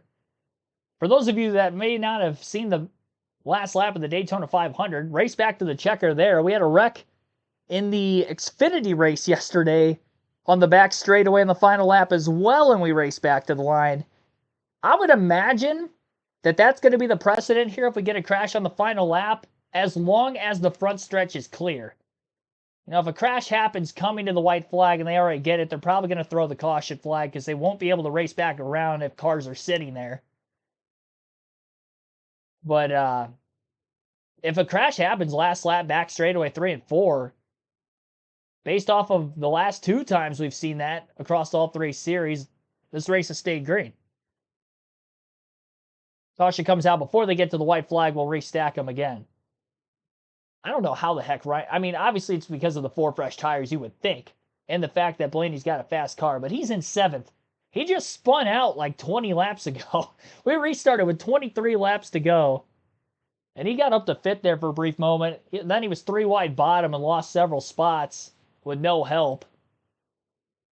Fell to 7th, and it's going to be kind of far back on a restart with 2 to go here at Atlanta to win it, but you still never know. I mean, they could wreck in front of him coming to the line. William Byron was 9th on the last lap when they crossed the start-finish line to get the white flag in the Daytona 500 last week, and he still won, so you just never know.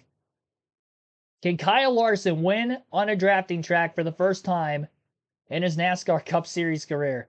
Still under yellow. Full screen commercial break on Fox, so we'll take our final break in the race as well. You're listening live on KRC to the Ambetter Health 400 at Atlanta.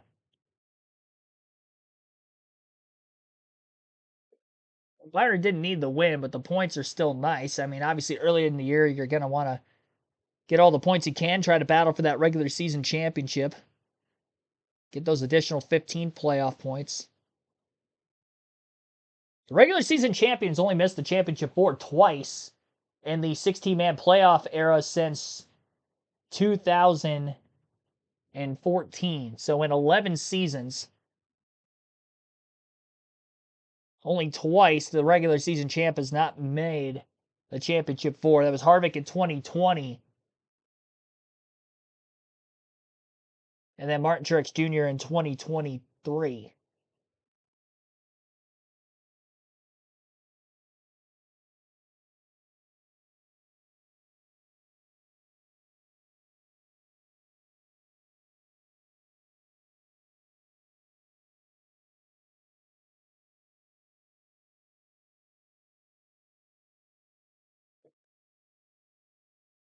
Crazy race.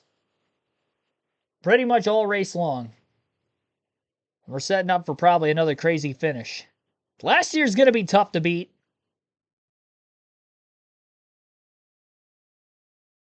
But we shall see.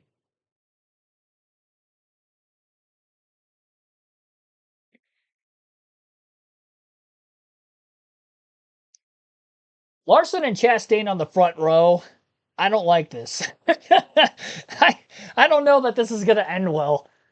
I don't think either one of them are winning it. I'm just throwing it out there right now. I don't think I don't think Larson or Chastain are winning this race. I don't trust those two on the front row together with one another.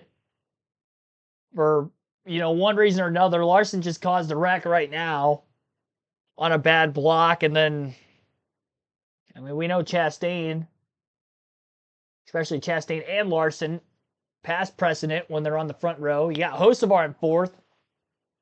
He's definitely going to be aggressive trying to get his first career win. You got Stenhouse in sixth. This has the makings to not end well here on this overtime restart.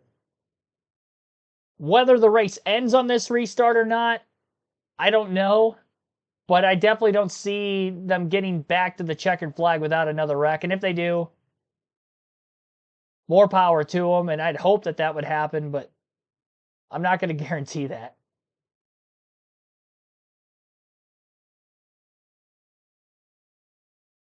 One to go signal. Larson will be on the outside of row one. Chastain on the bottom.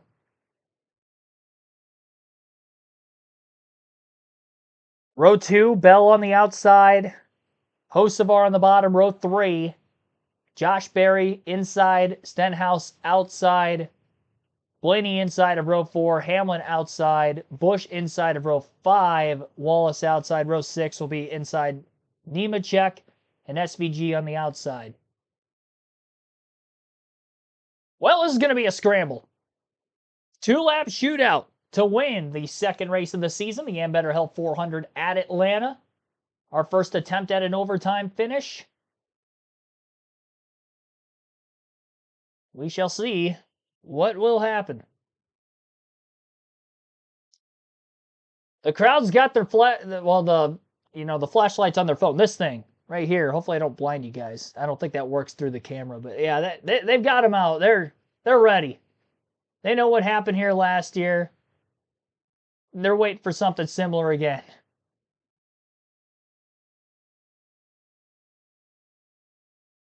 Pace car makes a left-hand turn to pit road.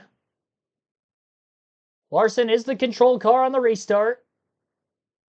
Green flag back in the air.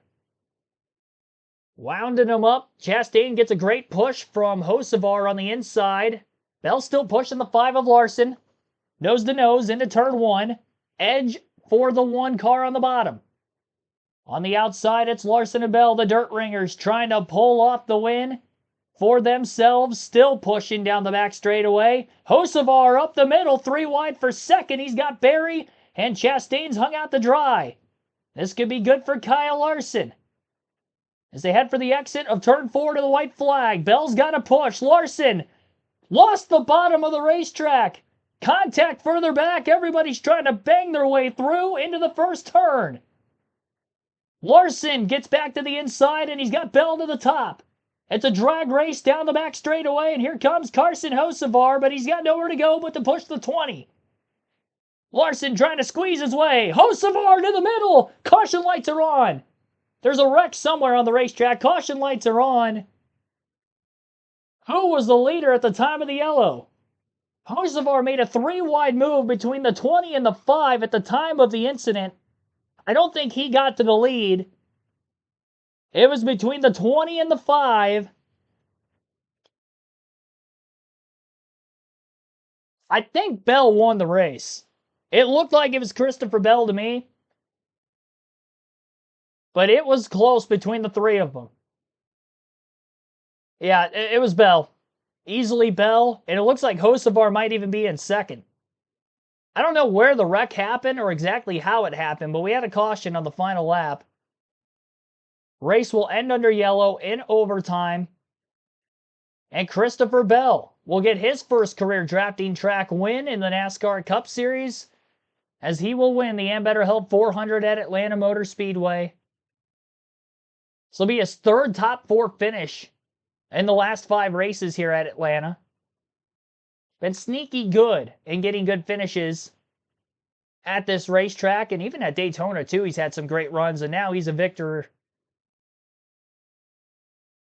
He has had a dual win at Daytona, but never an actual full points paying win on a drafting track until now. Somewhere Eric Estep is excited about the DeWalt colors going to victory lane yet again.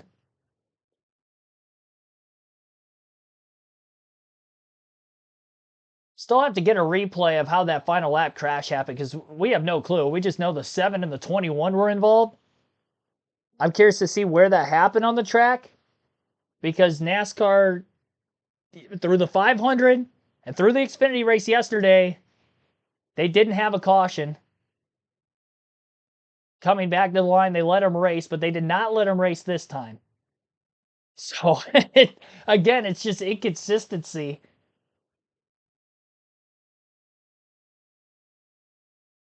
Christopher Bell, though, will hold on and get the win. 15 different leaders. How many laps did Christopher Bell lead? Just the lights. The only one. Hey, that's the only one that matters, Mike. How about that? Roughly half a car length ahead of Carson Hocevar when the crash happened mid-pack. And in this instance, with cars oncoming into that accident scene, NASCAR throws the caution. Yeah, and I think they definitely use their own discretion as to when they throw the caution, and usually it's to keep the drivers from driving through a debris field and put them at risk. So Logan Hocevar talks it over with Ross Chastain, and here's Regan Smith.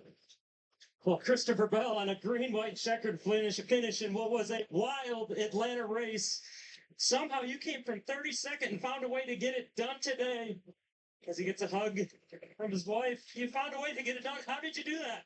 Man, I'll tell you what, that right there is what you dream of, to be able to restart on the first or second row in a green, white checkered at a speedway. And you never know how those things are going to play out. But I'll be the first to tell you, I love super speedways. And I don't know, this style of racing has just always been a little bit of a struggle for me. And throughout the beginning of the day, we obviously were just stuck way in the back. And Adam and these boys back here, they did an amazing job getting this thing fixed up to where I could just hold my foot down. That's what it's all about. You got to be able to stay in the throttle. And that last half of the race, we were at our best. Christopher Bell wins in Atlanta.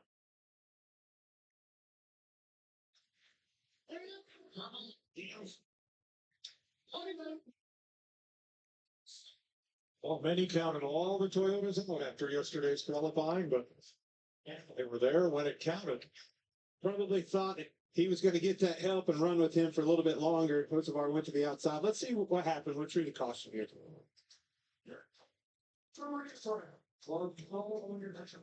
Oh. This is off the restart.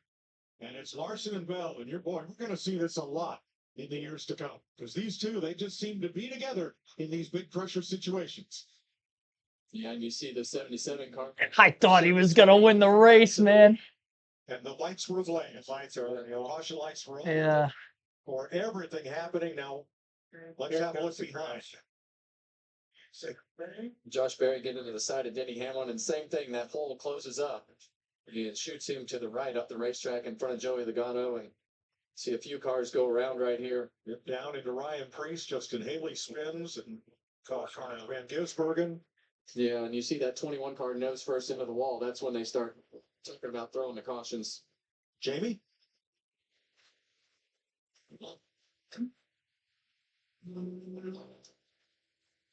I'm joined by Kyle Larson now. Came oh so close, like 12 laps. Kyle, I thought maybe this was going to be your night to get a drafting track win, but third place, you're so close. Take us through kind of those closing laps. What happened with you and Cindric, and then there at the end with Drew White?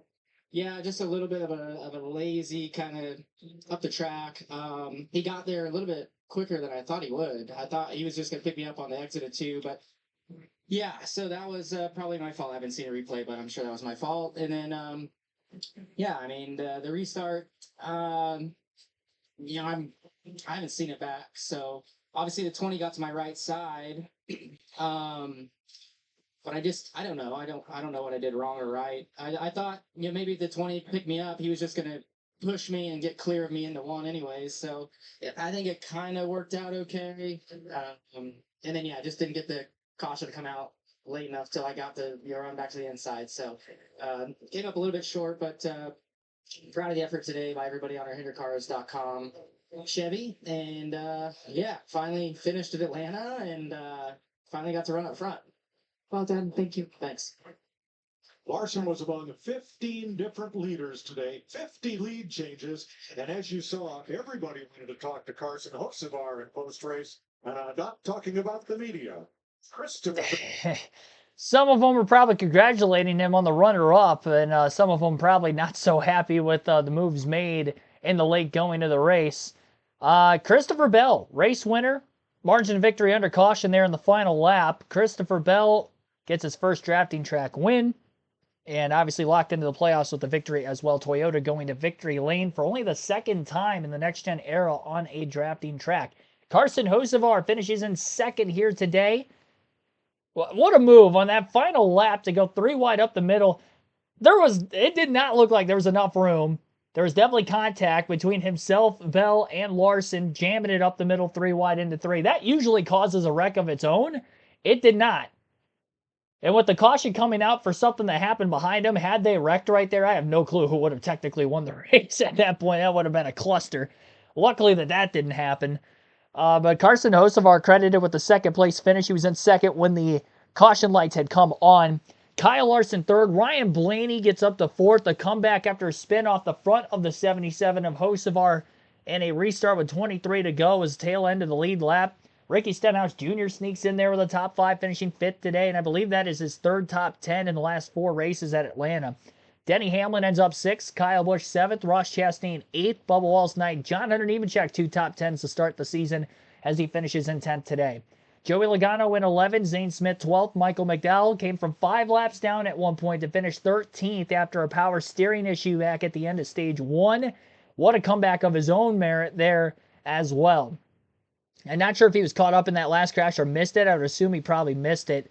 AJ Allmendinger ends up with a 14th place finish. Todd Gillen 15th. Austin Dillon 16th. Riley Herbst 17th. Chase Elliott 18th. Ryan Preece 19th. And Tyler Reddick in 20th. Chase Briscoe 21st. BJ McLeod 22nd. Wow, that's a good finish for him.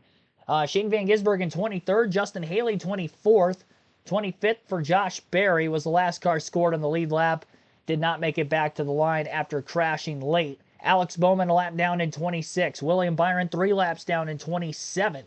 Austin Cindric 9 laps down, scored and out of the race in 28th. Chris Buescher in 30th, who was 26 laps down. Same for Eric Jones in 31st. Ty Gibbs out of the race, finishes 32nd. Same for Daniel Suarez in 33rd. Noah Gragson 34th. Cody Ware 35th. Cole Custer 36th. J.J. Yaley 37th. Corey LaJoie 38th. And Brad Keselowski with the last place finish today in 39th. Fastest lap of the race was from AJ Allmendinger with a lap time of 29.541, so he will get that bonus point. And again, AJ finished in 14th today. Christopher Bell, race winner. 2 different winners now in the first 2 races of the season. As we head to COTA next week. To quickly go through the results. Oh, geez, what happened here? I hit something.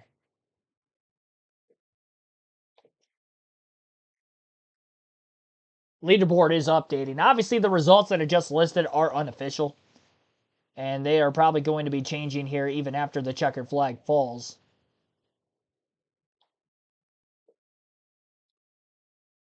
Get the raw feed back up.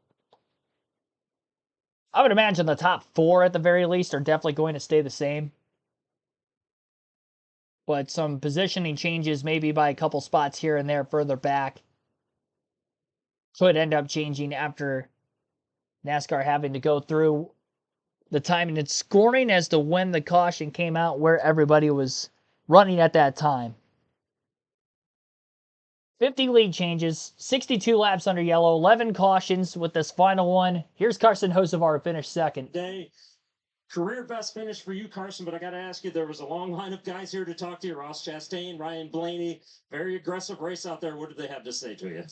I mean, I'll just leave those to myself. But first off, apologies to Larson and HMS, Mr. H, everybody. They helped us out a lot, and I didn't realize we weren't racing back to line. The last 2 nights were kind of that way, and I hit the 20 to get them out of the way and filled middle. And a little bit longer, maybe we win the race. So, but big thanks to Spire Motorsports, Chevrolet, everybody, Delaware Life.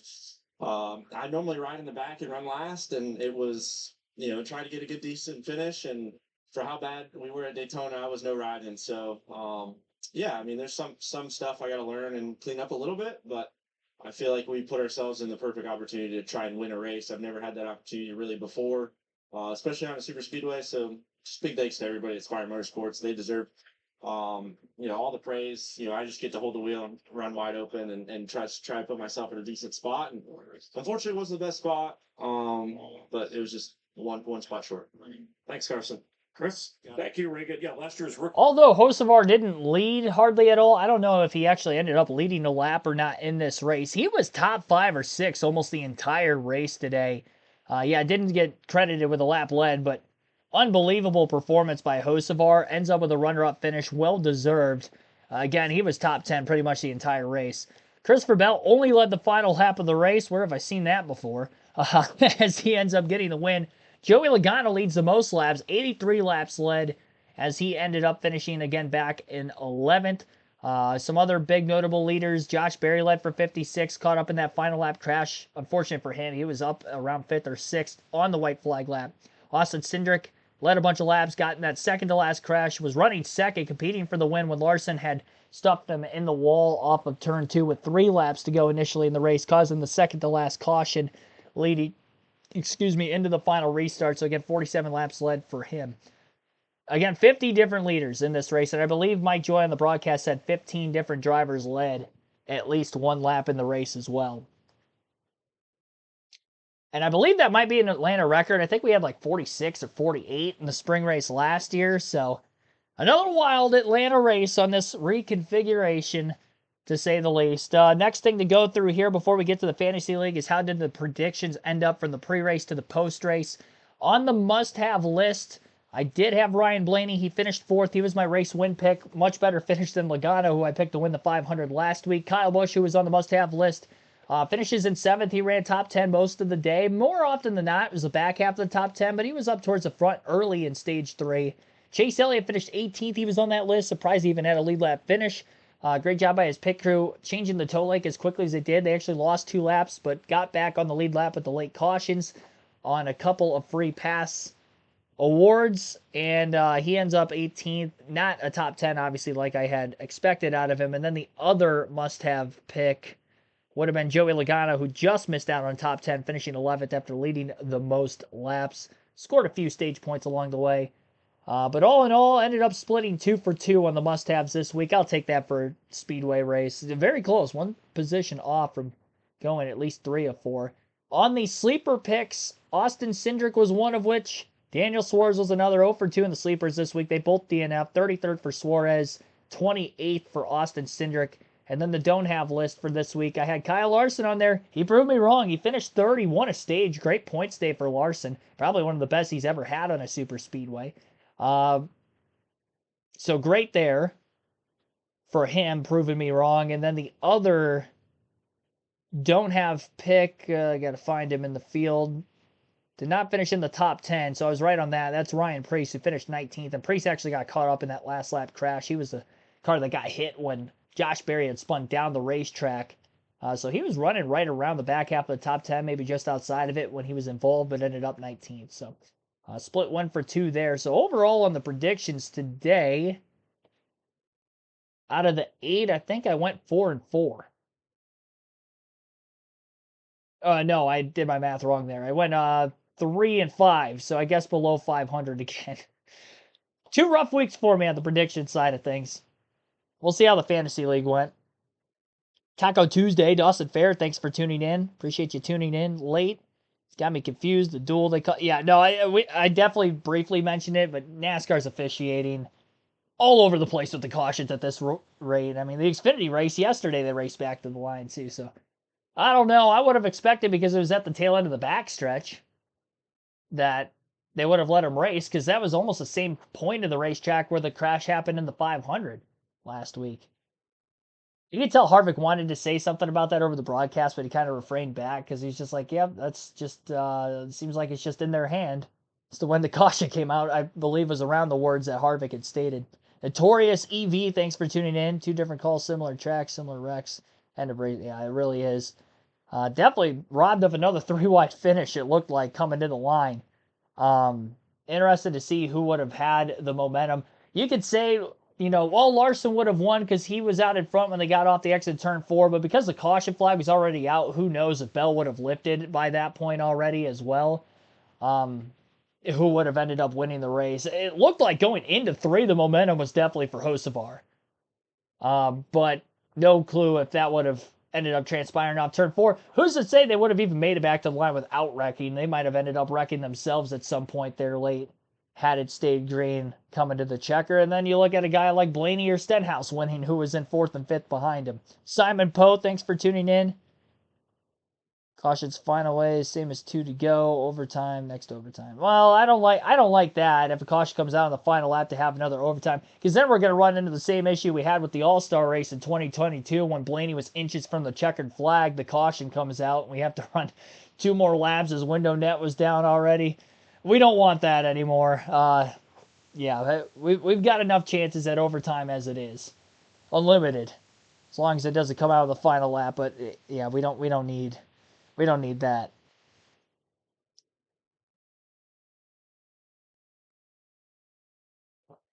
Yeah, I don't know who's in control of race control anymore. Joanne Smith, thanks for tuning in. How did SVG go? He had a good run there. That final stage, he was up. Granted, it was because of the flipping of the field strategy, but he was competing for the lead for a little bit. I don't think he actually led any laps, but was up there. And then even before getting caught up in that final wreck there, coming to the checker, at least down the back straightaway on the final lap, he ended up running, I think it was right around where Preece was when he got caught up, probably just outside the top 10. He was looking to have a pretty respectable finish. But that's just the way the cookie crumbles sometimes. All right, all we have to do now is highlight the Fantasy League. I'm not going to be able to show it on screen, so I'll keep the finishing results up there for right now. At least, well, the top 6 for what you can see on camera. And I'll put the name of the Fantasy League up real quick. Let's see here, KRC League. So that's the name of the league. You can join. We're obviously 2 races into the season already, so you're not going to be able to win the regular season and or playoff championship. All right, well, you can win the playoff championship, excuse me. Let me restart that. You're not going to be able to win the regular season championship because we're already 2 races in. The likelihood of catching up on points slim to none, but you can join the league so that way when the playoffs start, you're already in. You get acclimated with how it works. You pick 5 drivers every week, 6 drivers every week, in fact, and then you have until the end of stage 2 of each race to set your starting 5. You can only use the same driver up to 10 times throughout the course of the regular season, and then when we get to the playoffs, it'll reset. You can only use them 5 times in the playoffs. We'll have 2 separate champions. If you win our regular season and or playoff championship, you get 2 tickets to any NASCAR race of your choosing the following season. If you win them both, get 2 races or you get 4 tickets for 1 race. You can kind of pick and choose how that goes. We actually did have a regular season and playoff winner 2 years ago, our first year of doing this. The same person won twice. Obviously, year over year, as the channel's getting bigger, we're getting more people in the league, so that hasn't happened since. But again, definitely join. It's on the NASCAR.com website or the NASCAR mobile app. It's under the Fantasy Live section. That's where you'll want to tune in. Again, KRC League is the name of the league. So I'll pull up the results on my phone here. I do have to get the fantasy back up because they closed out of it. Oh, it logged me out. Why did it log me out in the middle of the race? I don't know my password off the top of my head. It's so weird that it logged me out right in the middle of the race. Nope, that ain't it.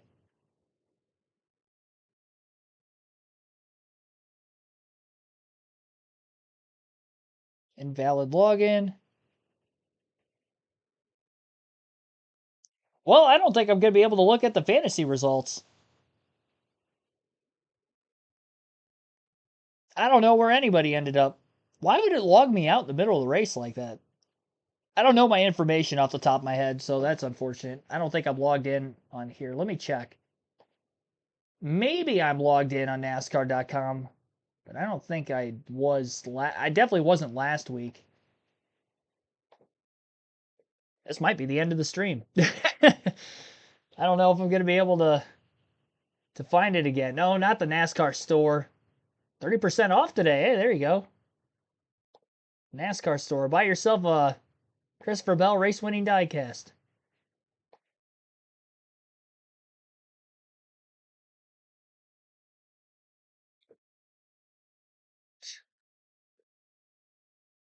Fantasy Live.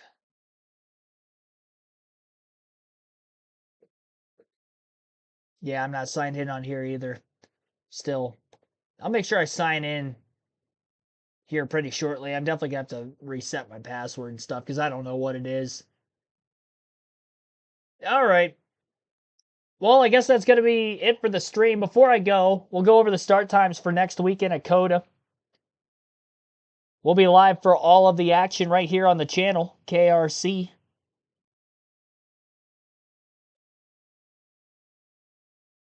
I think I remember the start times. So, doubleheader Saturday with Cup Series practice and qualifying and the Xfinity Series race. Sunday will be the Cup race. And there will be no Truck Series racing next weekend, so just the 3 streams. And our live commentary coverage for the Cup Series practice and qualifying stream will be 11 a.m. Eastern Time. So again, 11 a.m. Eastern, we'll go live for Cup practice and qualifying at COTA. New configuration. I believe we will have a full 50-minute practice session for that before group qualifying goes out on the track. And then following that stream, we will have the Xfinity Series race, which will be taking place later that afternoon. Get the start time up here for that. 2:30 next Saturday. So Cup practice and qualifying at 11 a.m. Eastern, 2:30 p.m. Eastern next Saturday for the Xfinity Series race. And our Cup Series coverage with our pre-race, we will go live at 3 p.m. Eastern on Sunday. I'll obviously put that in the community tab as well this week. Thank you for watching today's coverage of the Ambetter Health 400 at Atlanta. Wild race. Didn't quite get to our goal of 100 likes. We're at 88 right now, so be sure to hit the like button if you haven't done so yet. Subscribe for more daily NASCAR content, live commentary streams every NASCAR race weekend for Truck Xfinity Cup races, as well as Cup practice and qualifying like we have had this weekend, like we had last week during Speed Week. Big start to the channel already. Appreciate everybody that tuned in through all of the Speed Week coverage last week. I had way more of a turnout than what I was expecting compared from last year to this year. And glad to see most of you back again here for this weekend as well. Thank you so much. Congratulations to Christopher Bell for winning the Ambetter Health 400. And I will see you guys next time. Thanks for watching.